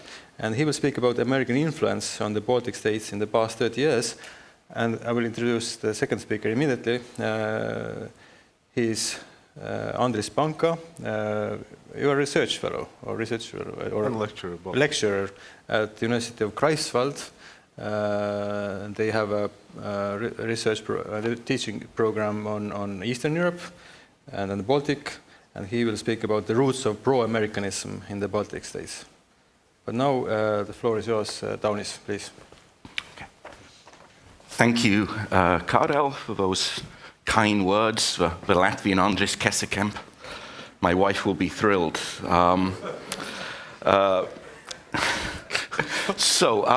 About a dozen years ago, I was editing a volume on Latvia and the USA. There was a short spurt of activity on books about Latvia and the USA. There were 3 edited volumes over the course of 7 years on this theme, but mine was the first one. And in that volume, there was a short article written by Nils Muiznieks, a Latvian American who went on to become the Council of Europe's Commissioner for Minorities in the last decade. And he entitled his piece in the book an exploratory article because it was very, very short. And I think I would like my lecture to be known as an exploratory lecture. Because also it's not quite as refined as the earlier papers that we heard from Kaarel and so on. These are some ideas that I have about influence. And the reason for this is that a couple of weeks ago, a number of us, all the panelists, my Estonian double and some others, we were all at a conference in Seattle. And flying back from Seattle, I started thinking about how to structure the talk today at the Ministry of Foreign Affairs here in Estonia. And I realized that it wouldn't be quite as straightforward as I had imagined, because first of all, if we start with a title, so Kaarel has put it as American influence on the Baltic states in the past 30 years. And then the first issue we have is, well, what do we mean by influence? What is American influence? And that's something that's pretty tough to define. In political science, so I'm a comparative political scientist, we would use the phrase Americanization to talk about this. So in comparative politics, we talked about the Americanization of campaigning in Europe, increased use of television, modern marketing techniques, and these kind of things. We've talked about the Americanization of prime ministers, that they've become more like presidents with a much higher global profile, increasingly centralized powers, and so on. But I don't think we can really talk about Americanization if we're talking about the Baltic states, because Americanization is the process of becoming more like the USA, of copying the USA. And I don't think any of us here are really talking about copying the US. We're not talking about, ripping up our constitutions and moving towards a presidential system of government, or splitting up Estonia into a federation and delegating powers to units and something like this. And the term Americanization is also sometimes used in a negative way, which is also not what we want to talk about. So in the 1990s, there was a colorful North American Latvian who was voted into parliament called Gundars Valdmanis. And he was colorful for a number of reasons. He was like a sort of Trump before Trump. But he has most remained in memory amongst Latvians as the first and still the only politician to regularly go to parliament in the summer in shorts. And on a few occasions, sort of eye-wateringly tight shorts, because he was a big lad, and the shorts were quite tight. And this was called Americanization of Latvian politics at the time. Ironically, Valdmanis was a Canadian, but still, okay, let's not let the details bother us. And so again, Americanization is used in this negative way, and that's sort of why I don't want to talk about Americanization. So influence, I think, is a tricky concept to have. And then building on from this, we of course have a challenge of, well, how can we measure influence? It's one thing to say that there's an influence, but then we have to have it in some kind of measurable way. And that creates all kinds of problems. So if we take the example of Tartu University and correct me if I'm getting this wrong, because I'm on very thin ice here, right? The Skytte Institute. Is that close enough? All right, very good. So Tartu University and the Skytte Institute undoubtedly is the leading political science institution in the Baltic states, right? We look to it in Latvia and Lithuania very often for inspiration, for understanding on how sort of reconstructing, reforming our programs and structures. And of course, quite influential in the development of political science in Estonia over the last 30 years is the eminent political scientist Rein Taagepera. But how can we measure his influence on the Skytte Institute? What role has he played in building it up? I mean, if we took him out and he had not played a part, if we'd have somehow drawn him to Latvia and got him involved in the University of Latvia, would we be up there and Tartu wouldn't? It's very difficult to measure these things. So this is a long-winded way of me trying to say that I'm going to try to ignore the title influence there. And instead, I'm going to think about the American presence in the Baltic states, which I think is a slightly easier way of looking at it, conceptually easier. And I would say that this US presence does exist, and I would say that it is significant. It does permeate throughout the Baltic states in various different dimensions. And I'm not going to talk about the security dimension, which is where, of course, there is a great deal of leverage in the Baltic states. That's something which Andris will focus on. I'm going to try to talk about the things we haven't talked about so much today, about civil society, about domestic politics, touching on economics as well. But my argument is that this American presence does exist, it is substantial, and it does play a role in the way in which the US is perceived in the region. And then, of course, we come to the issue of, well, what is it? What areas is it that we are looking at when trying to think about this American presence? And then I hit on the idea of using as a starting point a small town of about 9,000 souls in the Garden State of New Jersey, a town called Leonia. Now, has anybody ever heard of Leonia? Yeah, but is he the most famous Baltic emigre from there? That's what we'll be asking today. So Leonia, as I say, is 9,000 people. But it's had an extraordinary impact, I would say, on the Baltic states in a similar way to the US punching well above the weight that we would expect it to punch at outside security structures in the Baltic states. So, Leonia. Let's talk about politics, first of all. Well, as you've mentioned, Toomas Ilves is a son of Leonia, educated through the system from kindergarten through to high school. However, he's not the only Baltic politician to have come from there. There is a second chap by the name of Uldis Grava, a Latvian politician who was very powerful in émigré society. He was the president of the American Latvian Association, then president of the World Federation of Free Latvians, moved to Latvia in the late 1990s, became the Director General of Latvian Television, again an influential media post. Then he was elected to local government in Liepāja, the city of his birth, and then eventually he was elected to the Latvian parliament. So think about it, this little town, 9,000 people, produced 2 politicians. And this, I think, is a striking feature of, and in this case we're talking about American Latvians, but a striking feature of America's presence in the Baltic states. In actual fact, the number of active Americans, Baltic Americans, is quite small. Now, we have an expert on Lithuania here somewhere. I can't see you now. Yeah. But when we talk about Lithuanian Americans, the consensus seems to be that if you count them all together, it would be the second biggest city in Lithuania, kind of after Vilnius. And there's somewhere around 500,000, I've heard 1 million, something like that, Lithuanians. And similarly, the American Latvian Association claims about 80,000 Latvians. Estonians seem to be more modest. They aim at, and perhaps the ambassador can correct me, but I think it's about 20,000 or so is the claimed number. Well, if you look at the actual evidence, the Estonians are the only ones who got it right, and isn't that always the case? Right.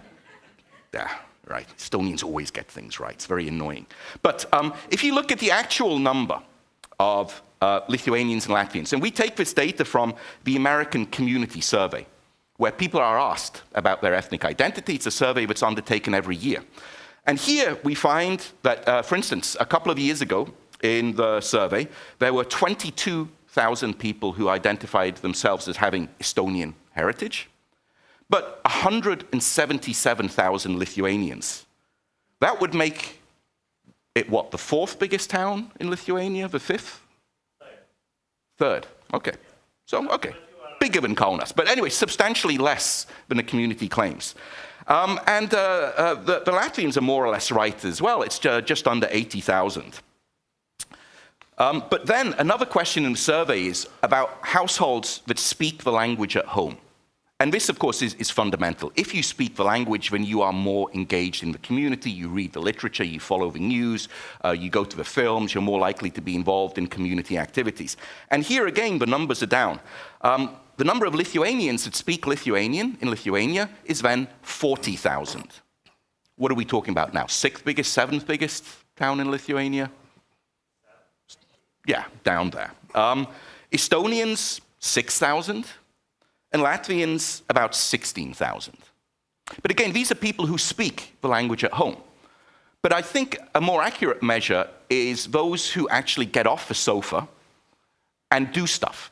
And there are 2 ways of looking at this. One is that they get involved in key social activities, which I think for at least the Estonians and Latvians would be the song festivals or the song days, whatever we call them, in North America. And the second one is voting, right? Because you have the opportunity for the dual citizenship. And the most accurate data, and this is very unusual, so Andris and I, as the Latvians here, are very excited by this. The best data available is from Latvia on international voting. And in the last parliamentary election in 2018, from these 16,000 speakers of Latvian, 2,423 votes were cast. Across, there were like 18 places to vote. So, I mean, the voting process was made very, very easy.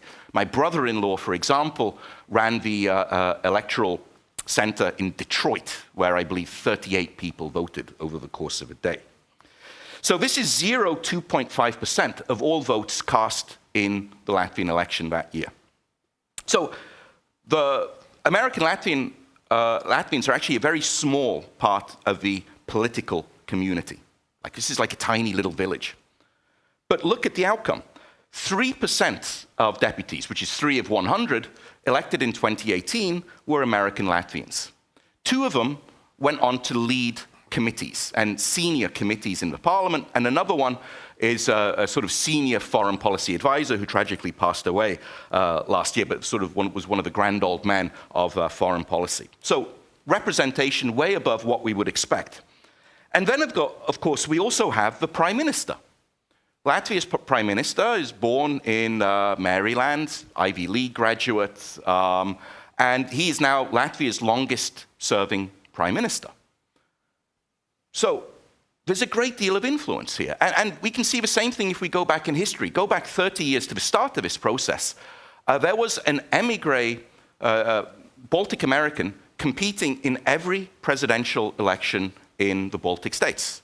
Rein Taagepera here in Estonia in 92, Lopatis, I think is the name, in Lozoraitis, yes, thank you. In Lithuania in 92, and in Latvia we had Meirovits in 93. And then, of course, later we also elect presidents, Damkus in Lithuania and President Ilves here in Estonia. But remember, don't buy into the hype of these like hundreds of thousands of Balts, marching around in national costumes in North America. The size of the community is actually very small, but it is extremely influential. And also I would say that generally the politicians are well received. Of course there's criticism. I mean, there is a populist campaign at the moment where the populist opposition in Latvia say, let's buy tickets for Kristjan so we can send him home, right? Send him back to America, implying that he's not a real Latvian. They're loud, but they're insignificant. Look at the opinion polls. The Prime Minister has been in office for 4 years, longer than anybody in Latvian history, and his party leads the opinion polls going into the next election. That tells you the real judgment that people have above the sort of noise you have in the background. If we move on to the economic dimension, well, here again it's kind of an interesting story, because if you look at the statistics, there isn't much of an economic relationship between the US and Latvia. FDI stock is really low, right? Way down there, somewhere around 20th place if we look at the Baltic states altogether. Levels of trade are also pretty low. I mean, which is what we would expect. Trade, of course, is most intensive of those countries which are geographically closest to you. But I think, I mean, the level of FDI stock is in a sense perhaps quite surprising.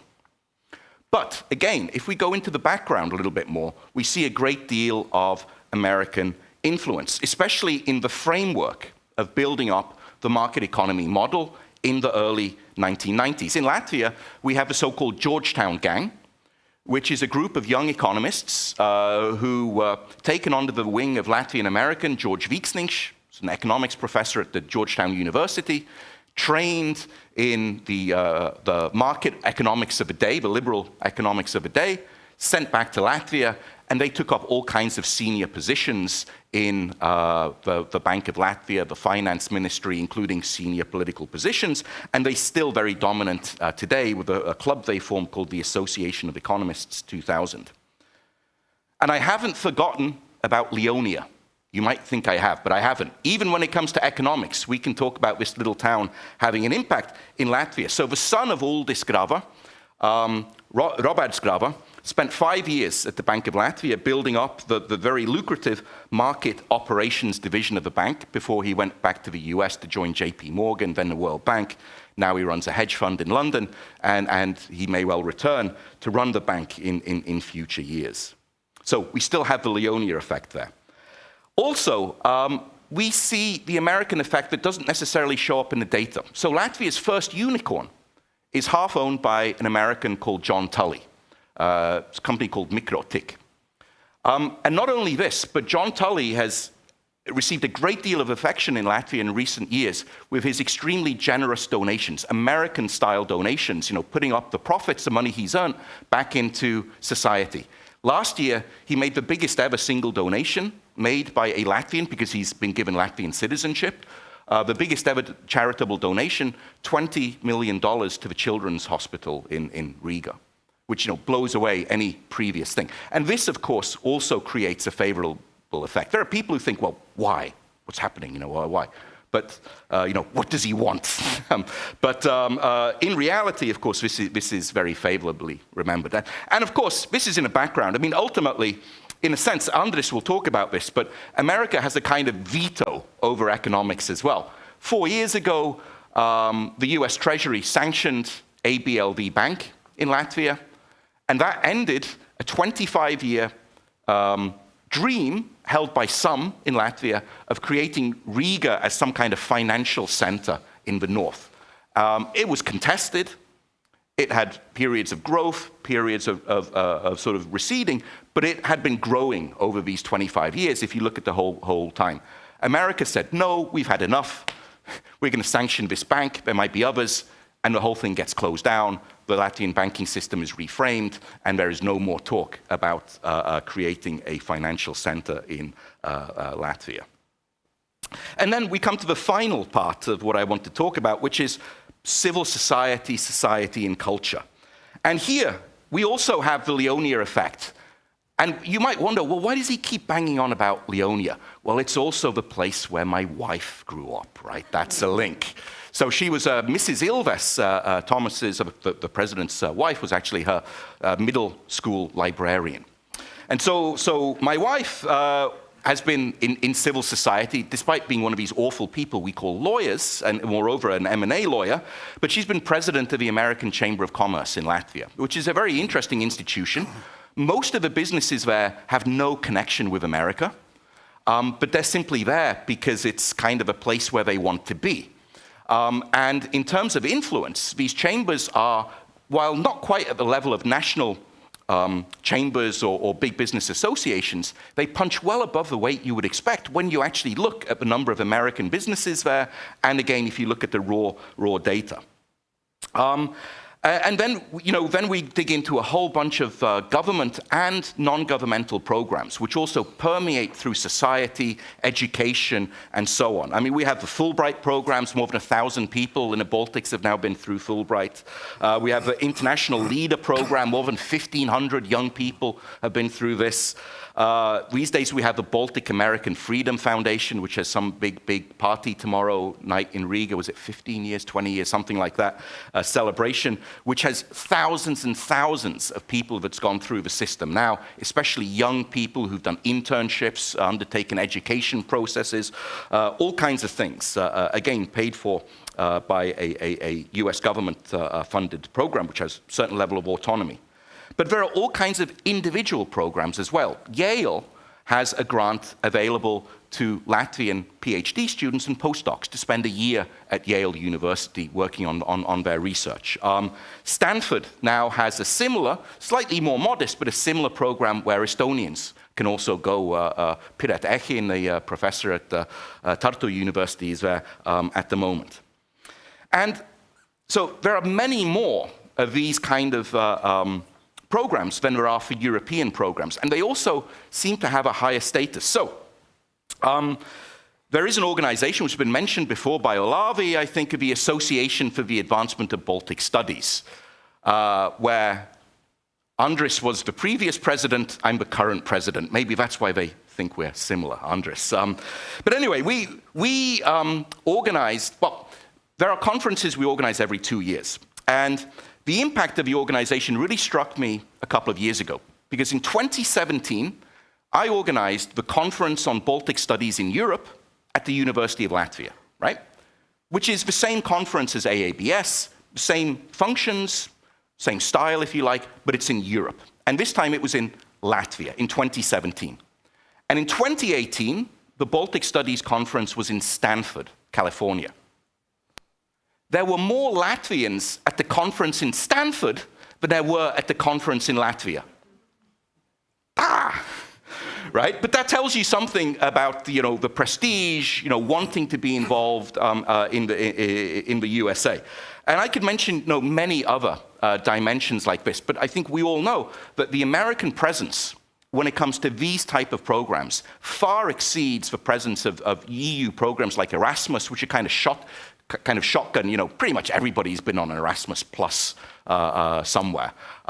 But these American programs are much more prestigious, they're much more targeted, and they're building up much more goodwill, I would say, than the EU programs. And just to finish with Leonia, we haven't touched on culture yet, have we? But another resident of Leonia was a Latvian-American artist by the name of Daiga Dagnia.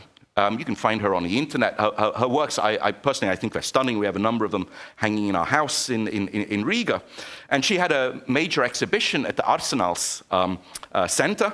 And her work, much of it is about the Baltic emigre experience, especially in North America.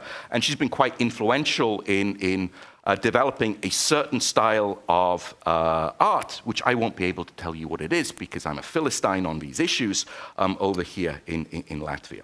So my time is coming to an end. So what does all this mean? This what did I call it? Exploratory lecture that I've been undertaking.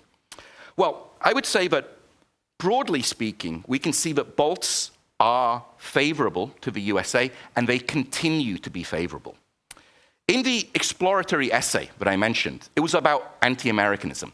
And Niels and his co-author, Peters Vintelis, they had collected various data on anti-Americanism from a poll undertaken in 2008 by Pew, one of the few occasions where Pew had featured Latvia in its polling.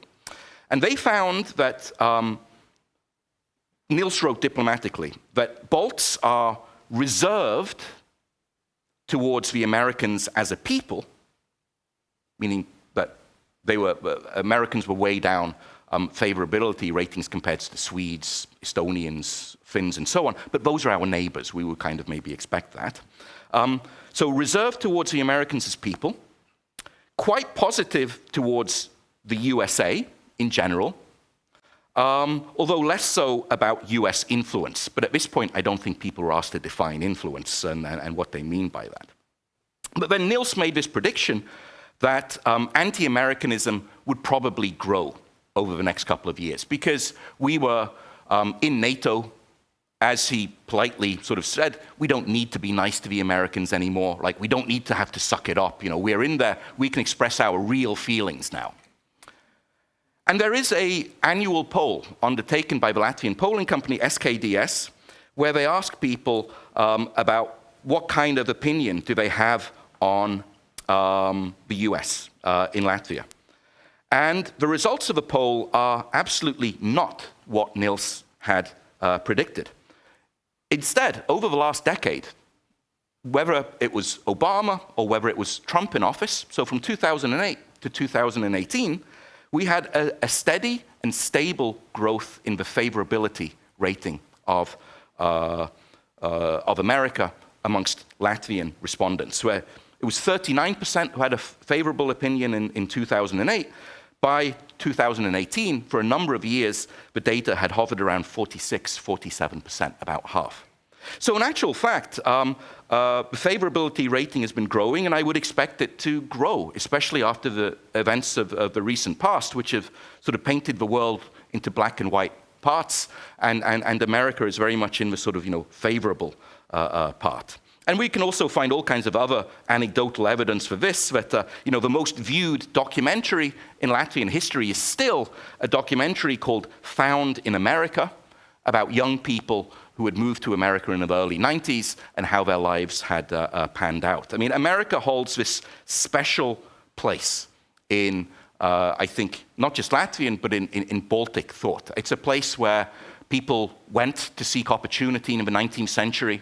It's where our political opposition, so opposition to the Tsarist regime, it's where they went after the 1905 revolution. It's where Latvia's interwar dictator got a PhD in agronomy in Nebraska. And in his last couple of years, when he had sort of moved towards, tightening the grip on the country, he frequently, had favorable memories about America, and he introduced all kinds of policies he remembered from his days in Nebraska. And so, broadly speaking, I think that this positive idea, this positive reputation of the USA, both historical, also contemporary things, it permeates throughout Baltic societies, leading to this generally very positive opinion towards the USA. And if I look to the future, the long-term future, I think this will be maintained because Leonia is gone. You'll be pleased to hear, there are no more Balts left in Leonia. The 4 families that lived there, they have all moved away now. And I think that's kind of symbolic of the declining impact that we can expect from emigres in the future, certainly from Baltic Americans. But instead, we will continue to have this goodwill that comes from these thousands of young, ambitious, eventually getting older, of course, people who have received these grants and stipends and support from non-governmental organizations in America, from state-sponsored things and so on, and they are the ones who will continue to grow this goodwill and set good examples in much the same way as Latvian Americans and Baltic Americans in general did in the 90s and the 2000s. And I was strictly going to stick to my 20 minutes, but I've banged on for half an hour. I'm sorry, you put a professor in front of a microphone, it's not going to be pretty. So I'm sorry for exceeding my time. Thank you for being so kind as to listen to me.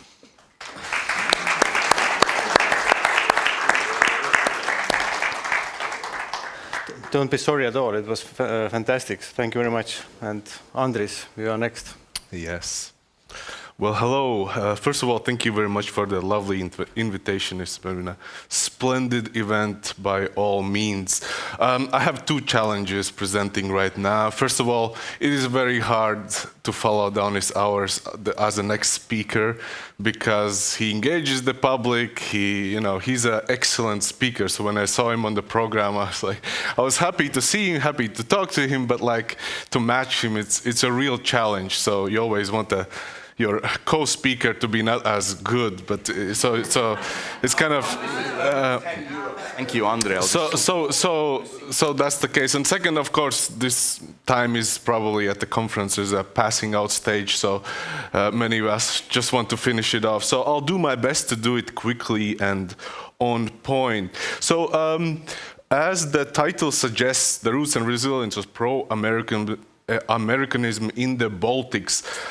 As the picture gives it kind of away, it has to do with US security role. As you see the US strategic bomber in the blue Latvian sky flying over. My interpretation of why there is a certain pro-Americanism in the Baltics has to do with the US security role. And in a way, the thread that runs through this presentation basically argues that the favorable attitudes towards Washington or United States has to do more or less with its security actor role. I have to say that this presentation is a shortened version of an article that should come out in the next month, so in the Washington Quarterly. So if you see some quotes here and there, you'll be able to see them also online soon. Moving onward, so what exactly is my key argument here? Well, the key questions are basically interrelated, and 2, I try to look slightly back historically and asking the question, how do we account for the fact that this part of Europe specifically has become so pro-American in its outlook?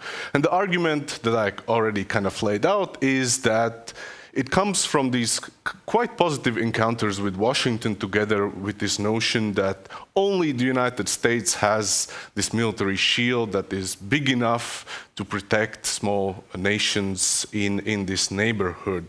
While the phrase indispensable nation, I think, is met with scorn and eye-rolling in some parts of the world, I actually do think in the Baltics, many of the lawmakers do view the United States in that fashion. So, and this is my explanation why it is so.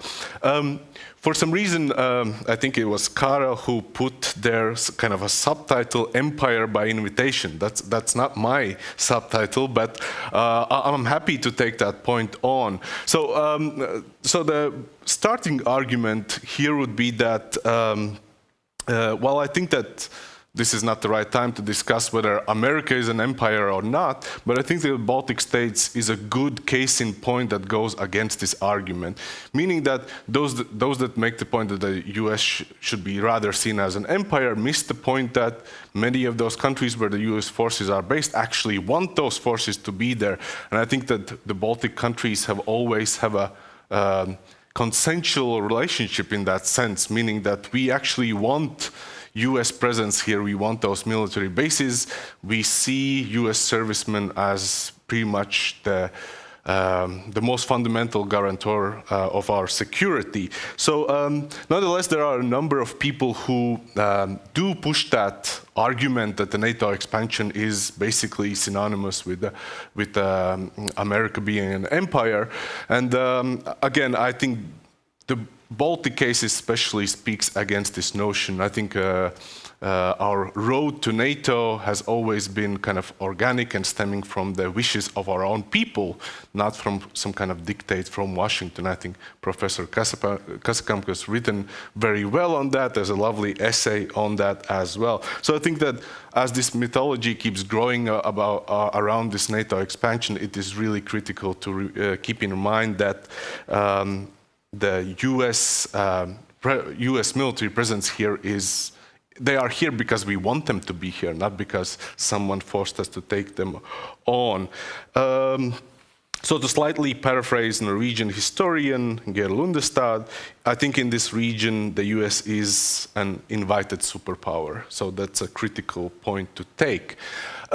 So what makes the US so different than the other countries? I think there's a certain paradox in the strategic outlook of the Baltic states. By our geography, our culture, we're supposed to hang together with our European partners, the British, the Germans, the other geographically closer countries.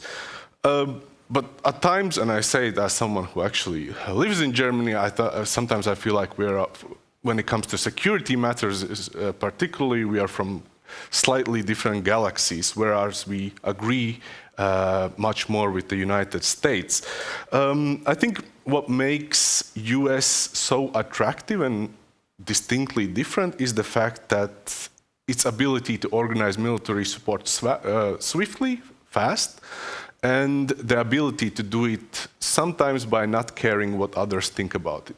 I think if you kind of administer a truth serum to Baltic policy elites, they would all say that, yes, we appreciate the Canadians, we appreciate every NATO ally that comes and supports us.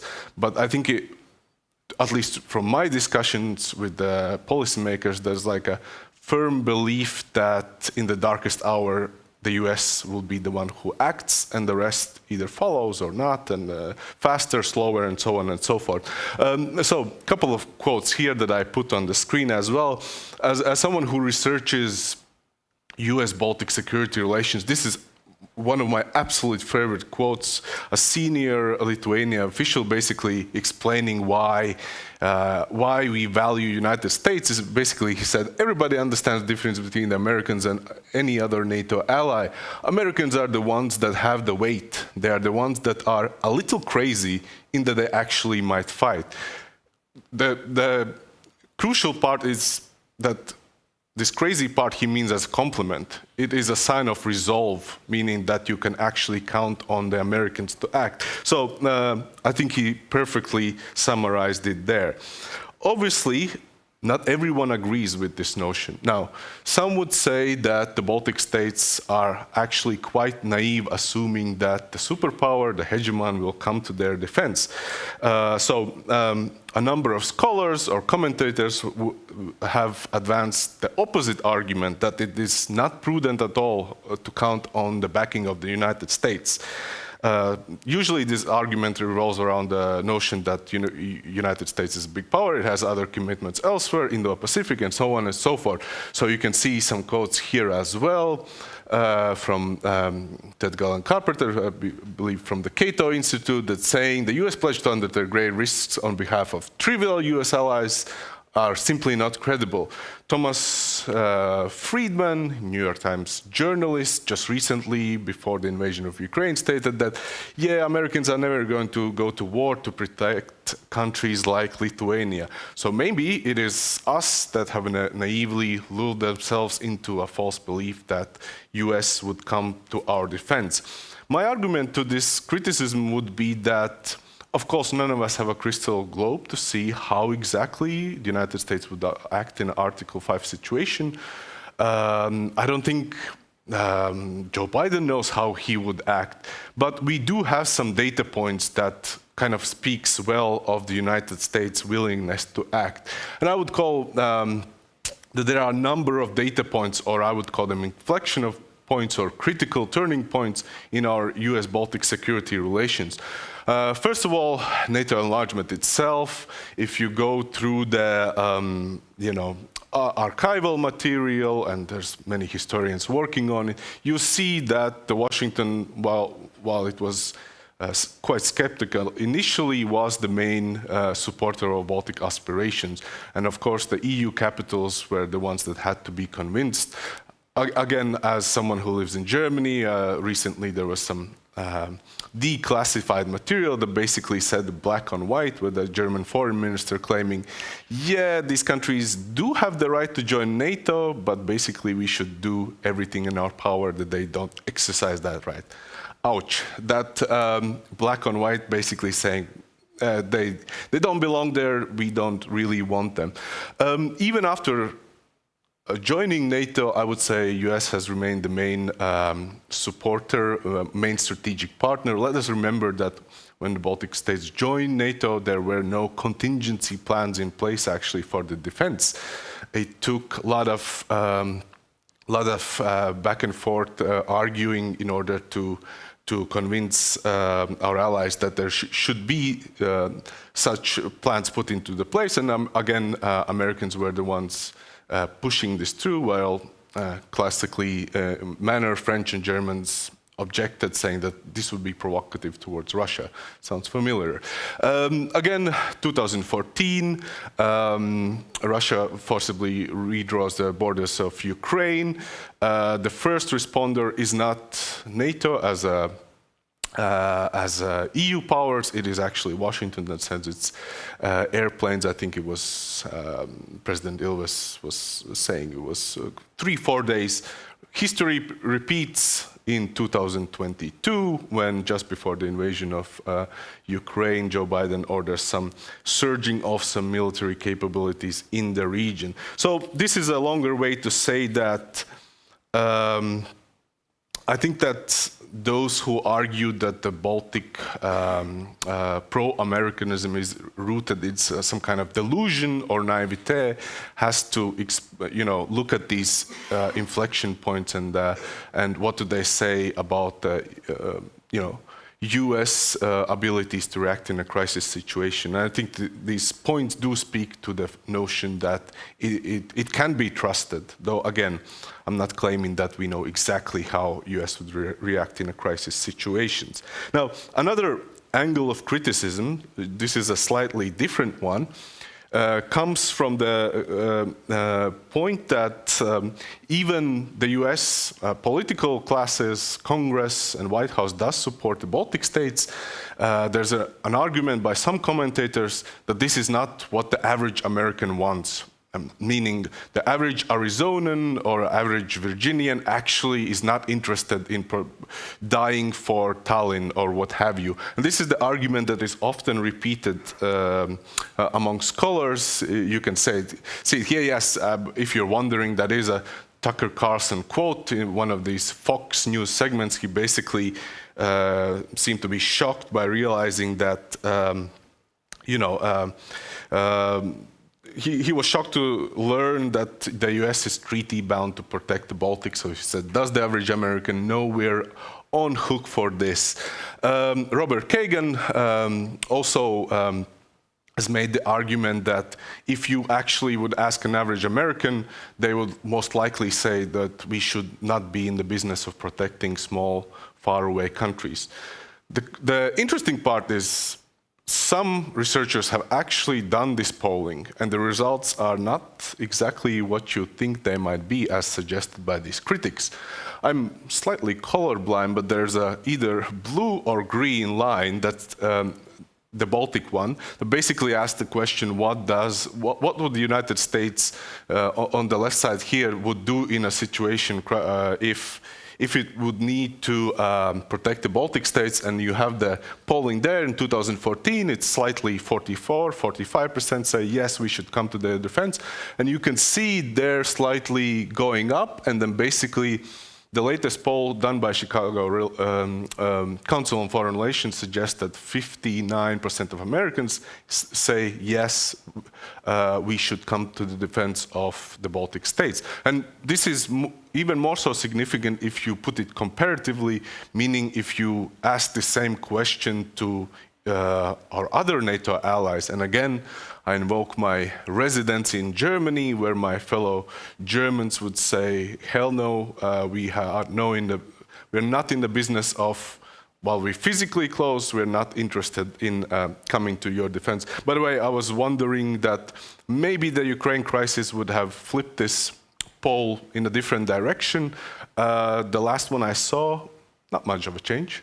So there you have it. So all in all, I would say that both the political classes and the public opinion both speak to the notion that the US just simply takes security guarantees more seriously than our EU allies or European allies, I must say, in this case. Now, moving to the last 2 or 3 slides here, obviously, as some of discussants have already mentioned here, not everything has always been so rosy, and clearly the Trump administration was no walk in the park. As a presidential candidate, he suggested he would not come to the defense of the Baltic states. I think in an event later, he referred to the Baltic states as countries that no one has ever heard of. He messed up Balkans with the Baltics. So yeah, not a good 4 years in US-Baltic relations, probably. So a 2017 poll in Lithuania revealed that most Lithuanians did not have faith in Donald Trump. By the same token, however, what Daunis mentioned, that if you asked at the same time Lithuanians' opinion of US as a country, it was still very high. So kind of ability to distinguish between the one personality and the rest of the country. Yeah, so I would say that a bit of a paradox is that despite his personal dislike for traditional alliances, US role in security matters kind of stayed intact, and by some measure even grew. This is a very small chart here with my colleague, what we have done on military exercises. And this is, we basically counted all the military exercises in the Baltic states, allied ones. And if you can see it here, those exercises that are usually quite expensive, they have actually gone up, not down. And if you see the Trump years, there's no change, actually.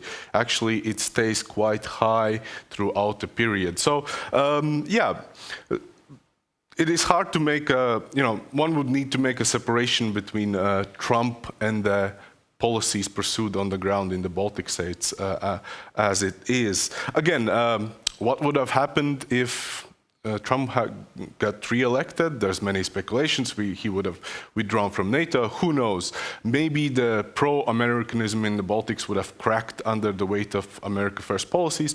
We don't know that, and hopefully we will not. Yeah, but at least 4 years in office did not burn up all the goodwill that the US had accrued. Last slide here, looking into the future. There have been quite a few talks about this notion of pro-Americanism in Eastern Europe in general. One famous historian at the moment when the Baltics received this invitation to join NATO, actually in the Prague summit suggested that Eastern Europeans, so proud of their pro-American orientation, would sooner or later drift off and find different strategic partnerships. What is interesting after reviewing a couple of US diplomatic cables is that American officials themselves have sometimes wondered whether this favorable attitudes towards the US will somehow wear off. So you can actually see it in the one of the US ambassadors to Latvia discussing that the new generation of Latvians are more connected to Europe and not America, and that this non-recognition policy is kind of being forgotten, and what that means for this positive attitudes towards the US. I think that, and I'll leave it on this note, I think nothing is permanent, and clearly there is nothing by default that the Baltic states will always stay pro-American. Again, I think in my view, as long as the United States is the key security guarantor, it really forms the backbone of this relationship, and this pro-American sentiment will remain deeply wired into these societies. That is my understanding, but who knows? So my suggestion is we can return to this question in another 100 years. So thank you very much.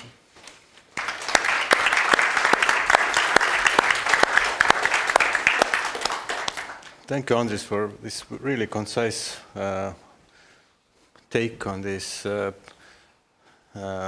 present situation and the last couple of years as well. I think, does anyone have questions from the audience? Let's take questions from the audience. Yes, Siim, please. Hello, my name is Siim. I'm not affiliated with any ministry, at least not yet. I have a question and a comment. First, a comment. You mentioned that perhaps if Rein Taagepera was transferred to the University of Latvia, you may have a boost in your academics. Maybe you don't know, but the Schutte Institute is actually used to be a maternity hospital. So I'm sure that if you moved the University of Latvia into a maternity hospital, or moved the maternity hospital into the University of Latvia, maybe the next great social scientist would be born in the University of Latvia. And people, as we saw from your presentation, eventually return home. So, but my question is also to you, Mr. Auers. You mentioned that there is an abnormally high amount of foreign-born or emigres in the political sphere and in very prestigious places as well.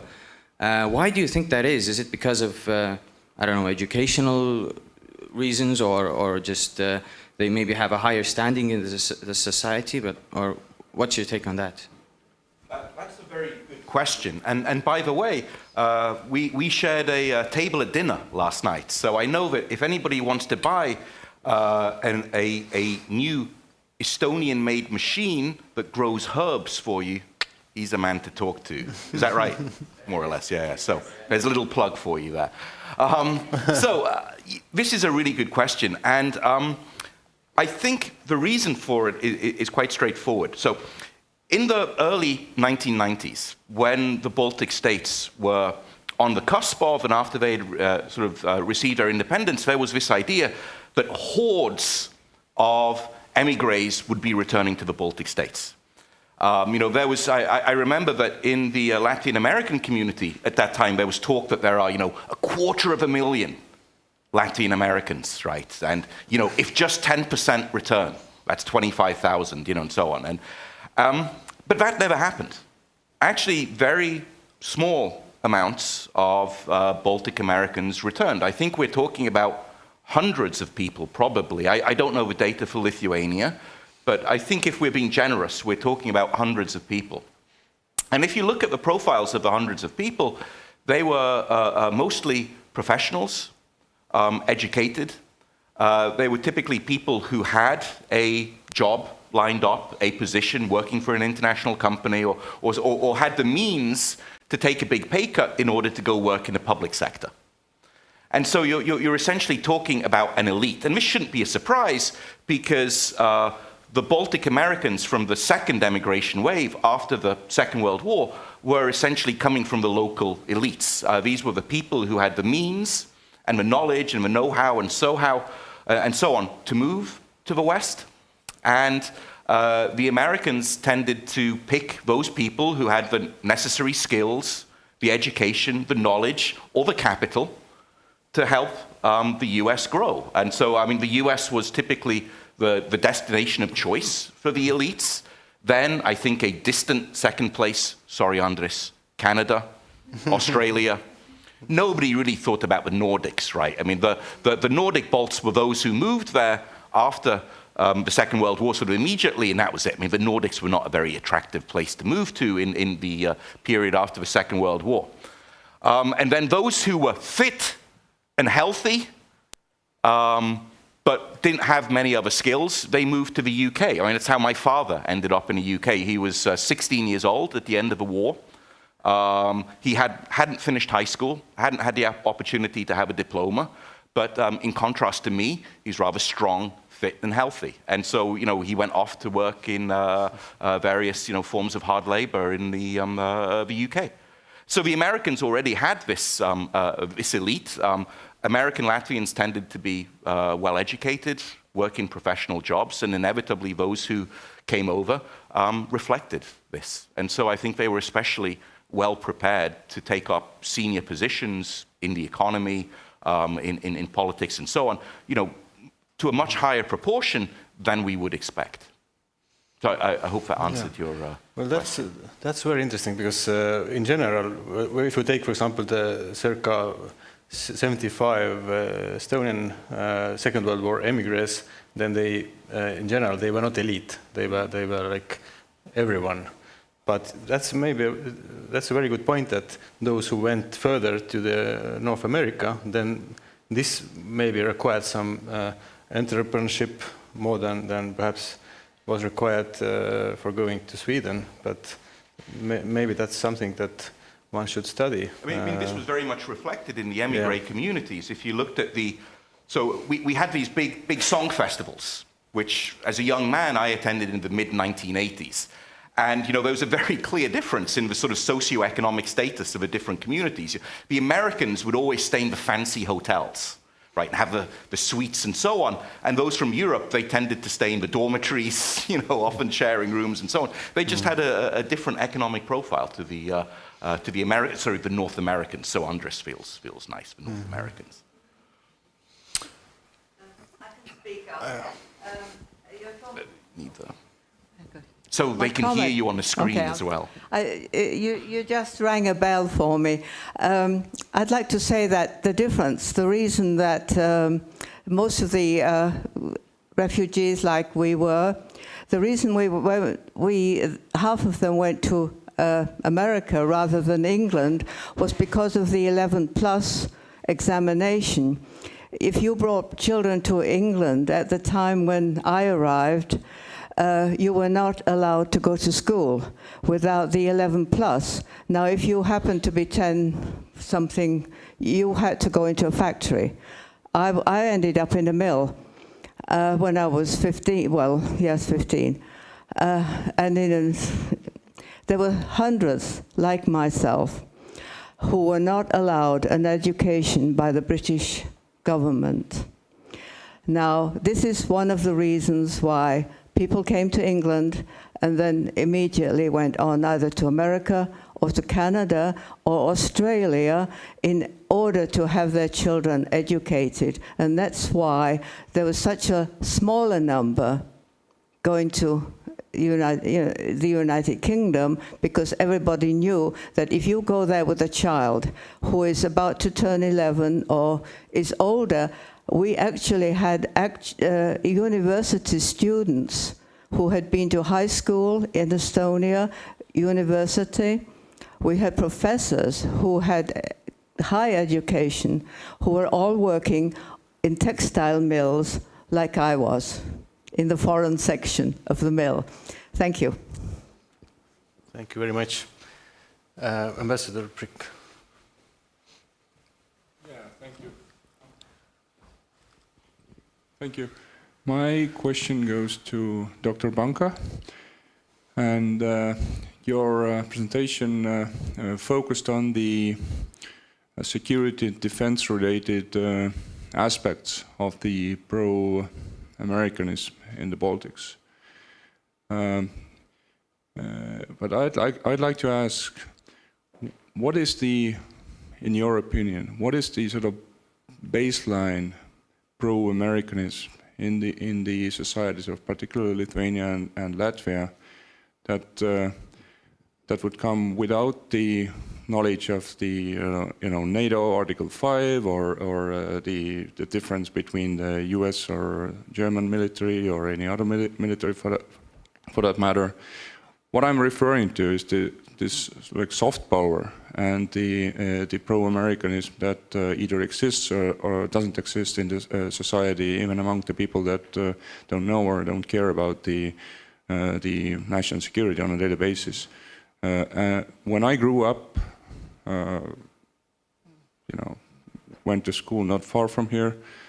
We watched Finnish television on a daily basis, where all the cool kids had their relatives somewhere in North America who sent, posters and chewing gum and other stuff that made America kind of desirable place without even thinking of NATO. But how is it, particularly in the southern neighbors of ours? Yeah, I mean, I think partially that would be a question to Daunis. I mean, this is a very interesting way of putting it. If not for the security, how would our relationship would look like? I haven't really thought about it, but it's an interesting way of putting it. I mean, I clearly don't dismiss other attractive traits of American society. I mean, I myself did the work and travel program, studied in the US and was attracted by many aspects of the American culture. Also intimidated by other aspects of it, like the gun violence obsession, but nonetheless attracted by American way of expressions of freedom and so on and so forth. It's a good question. I think that I should have stressed, I think this pro-Americanism, what I'm talking about, I think it's related to political elites. I'm not sure how the man or a woman on the street would and Daunis may have already touched upon it. I think it wouldn't be that, higher than when we compare to the European, soft power or what have you. But I think at the political elites level, I think it's quite pronounced, this notion that the Europeans keep talking about European autonomy and what have you, but they never really deliver. And we again, as someone living in Germany, we have these discussions with my German colleagues all the time when they ask me why the Baltic states are not looking more towards Europe. Isn't that more logical given where you are? And I am surprised that they are surprised. I mean, I don't understand how they can understand that that they have not been sufficient in designing some kind of structure, the French or the Germans. So I think that pro-Americanism that I'm talking about has to do with the political elites. And what is surprising, and I mean, I'm not that deeply into Latvian or Lithuanian domestic politics, is that governments change, political parties change, but in every national security document, this line, US is our main security guarantor, stays. So, people come and go, their careers end, but this kind of line stays there. But, but I think Daunis can maybe talk to the... I think you answered perfectly well, Andre. Yeah. Yes, please. I think this one works. Yeah, so you can read. Okay, here we go. Matthew Crandall from the United States, but working at Tallinn University. I had a very similar question that the ambassador asked about this kind of, soft power and the exchange of peoples. But today we've talked a lot about elites, right? Former presidents, prime minister, Fulbright scholars. And I wondered your perceptions on the masses, the flows of the masses, right? You have all these Estonian booksellers that go to America. You have a bunch of American pensioners coming on Baltic cruises, right? So when someone like Tucker Carlson asks, should we do this for Latvia? Americans are thinking, oh, my grandma was just there last week, right, on a Baltic cruise.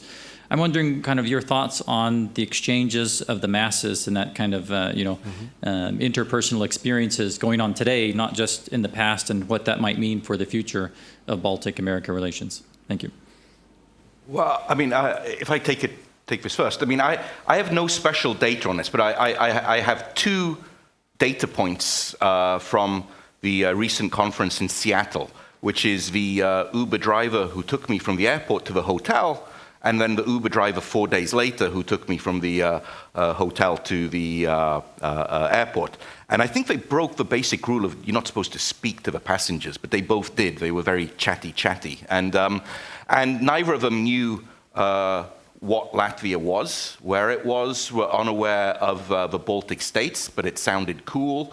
And if that is in some way representative of let's say, the non-elite Americans, and I think basically there just isn't, many people would not have a special opinion. And a similar experience I've had so I've lived in the States on 2 occasions, once as a Fulbright scholar, once as a BAF, Baltic American Freedom Foundation scholar, once in Berkeley, which I guess would be a pretty elite place, and the other time in Detroit, which would be perhaps less elite than Berkeley, but I say that to make it sound tough. I actually lived in Grosse Pointe Farms, which is very nice, but Detroit sounds a little bit better. But in both places, our neighbors were also absolutely unaware of what Latvia is, where the Baltic states are, but they were very nice about it and sort of tried to find out and so on. So I think, America's just big, right? I do teach a course on US politics, and the way I usually try to explain it to my students is that, I ask them, well, what do you know about Maine?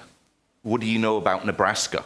And the answer generally is nothing, and in some cases they wouldn't even have heard of those states. In the first class, I ask them to, here's a blank piece of paper, draw me a map of America and put in the 50 states, right? And they can't do it. And I think that the way in which Americans are unaware of maybe the smaller countries in Europe is just the same way that we're unaware of the smaller states in the US, which we should be aware of. The US is twice the size of Europe, geographically twice the size of Europe. So we should be aware of these huge territorial units, even if they're not states. So that would be kind of my answer, that I think people are unaware, but I don't think it's a problem. I think it's perfectly normal. If I could just a small addition to, I think that the Baltic countries kind of had to be prepared for this question, which Tucker Carlson, also Donald Trump asked why we should care about the Baltics, what's in it for us, and I think we kind of, the future trajectory of the United States kind of suggests that we, and you are the diplomats, you are the foreign service workers and representing the ministry, and you will have the job to try to explain why we should matter. And I think generally speaking, the Baltic states have been doing quite a good job in that. So thank you for that. And but I think the question in itself is not. The messenger is somewhat questionable, but the message itself, even what Trump asked in a very plain way, why should we care and what do we get out of it? It's not a stupid question. I mean, if you're an average American living in northern Texas or what have you, and we have to, me as a scholar, you as a diplomat, we have to find ways to try to answer that question, why we should matter, because there are, many more countries around the world. Many countries are bigger and more important, strategically important, and we are so-so. So we have to be ready to come prepared to answer that question.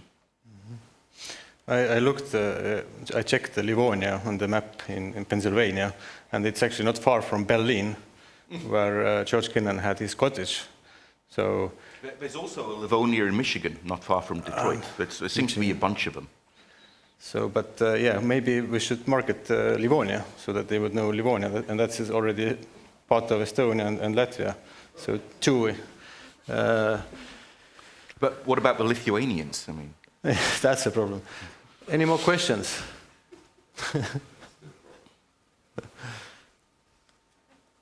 Please. Yes, you have, of course. Thank you.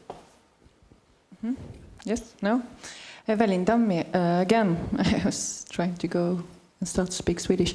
But my question is, we saw in Estonia, and you probably noticed when we had this EKRE government, and the far-right populist came out in support of Trump when he failed the elections. He was like beside Putin, one of the few who still said like, we don't know who is the president of US.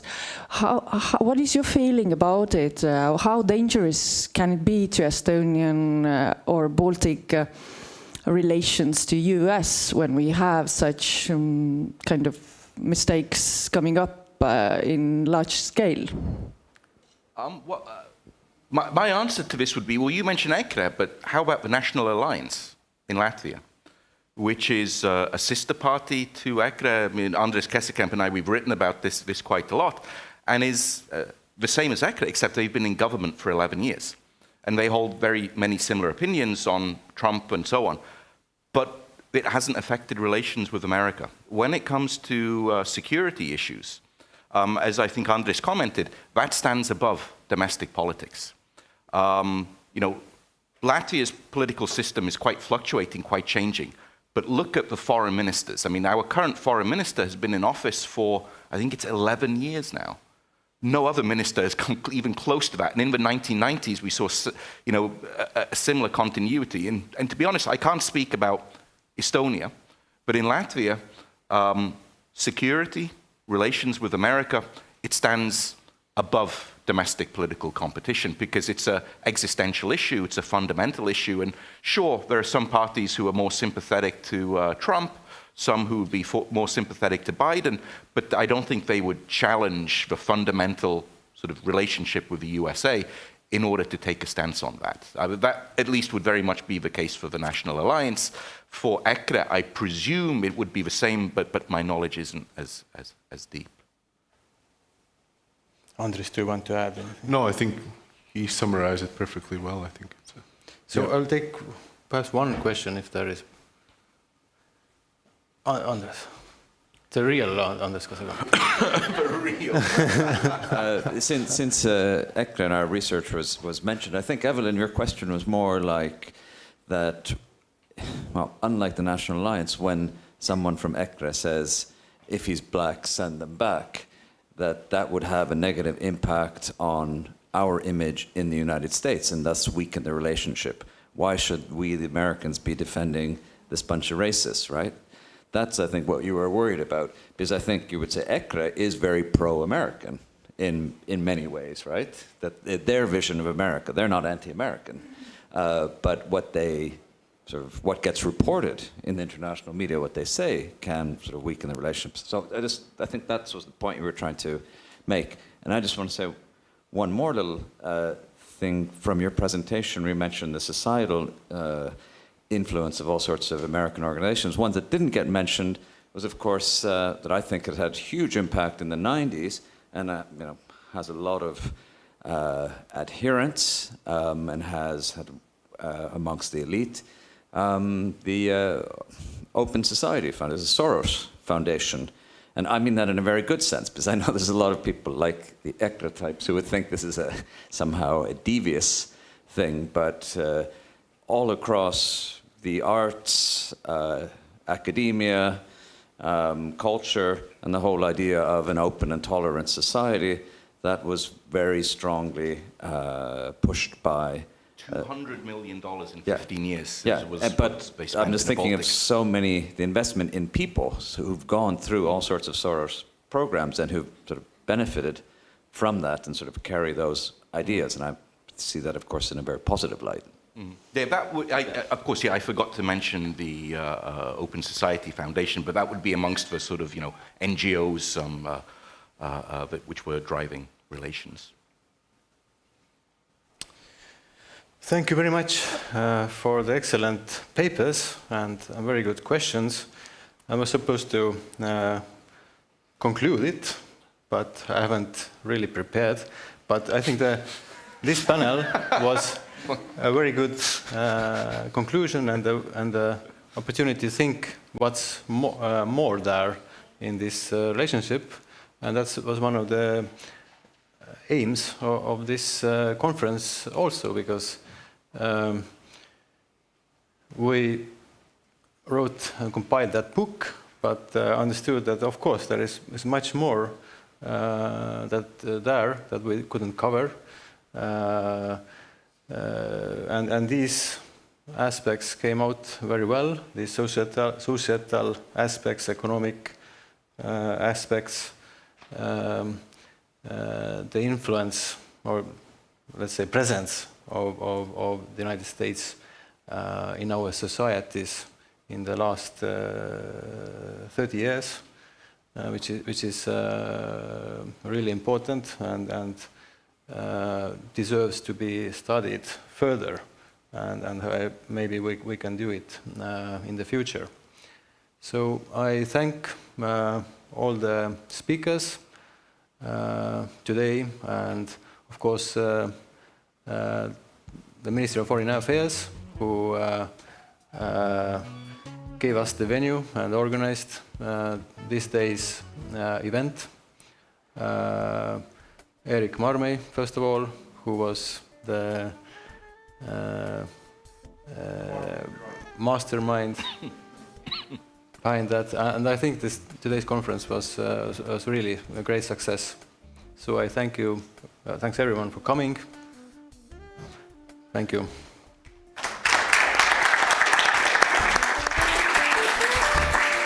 And I want to thank you all as well, especially those who stayed until the end of the conference. And I have, again, a token of appreciation to our panelists as well. And now, actually, Karin, this is your turn to get one as well. So, and this is the very last time I say something, and after that I think we close the conference, and probably we still have some coffee outside and have a free-flowing discussion if you still have energy for that. And thank you again. Goodbye.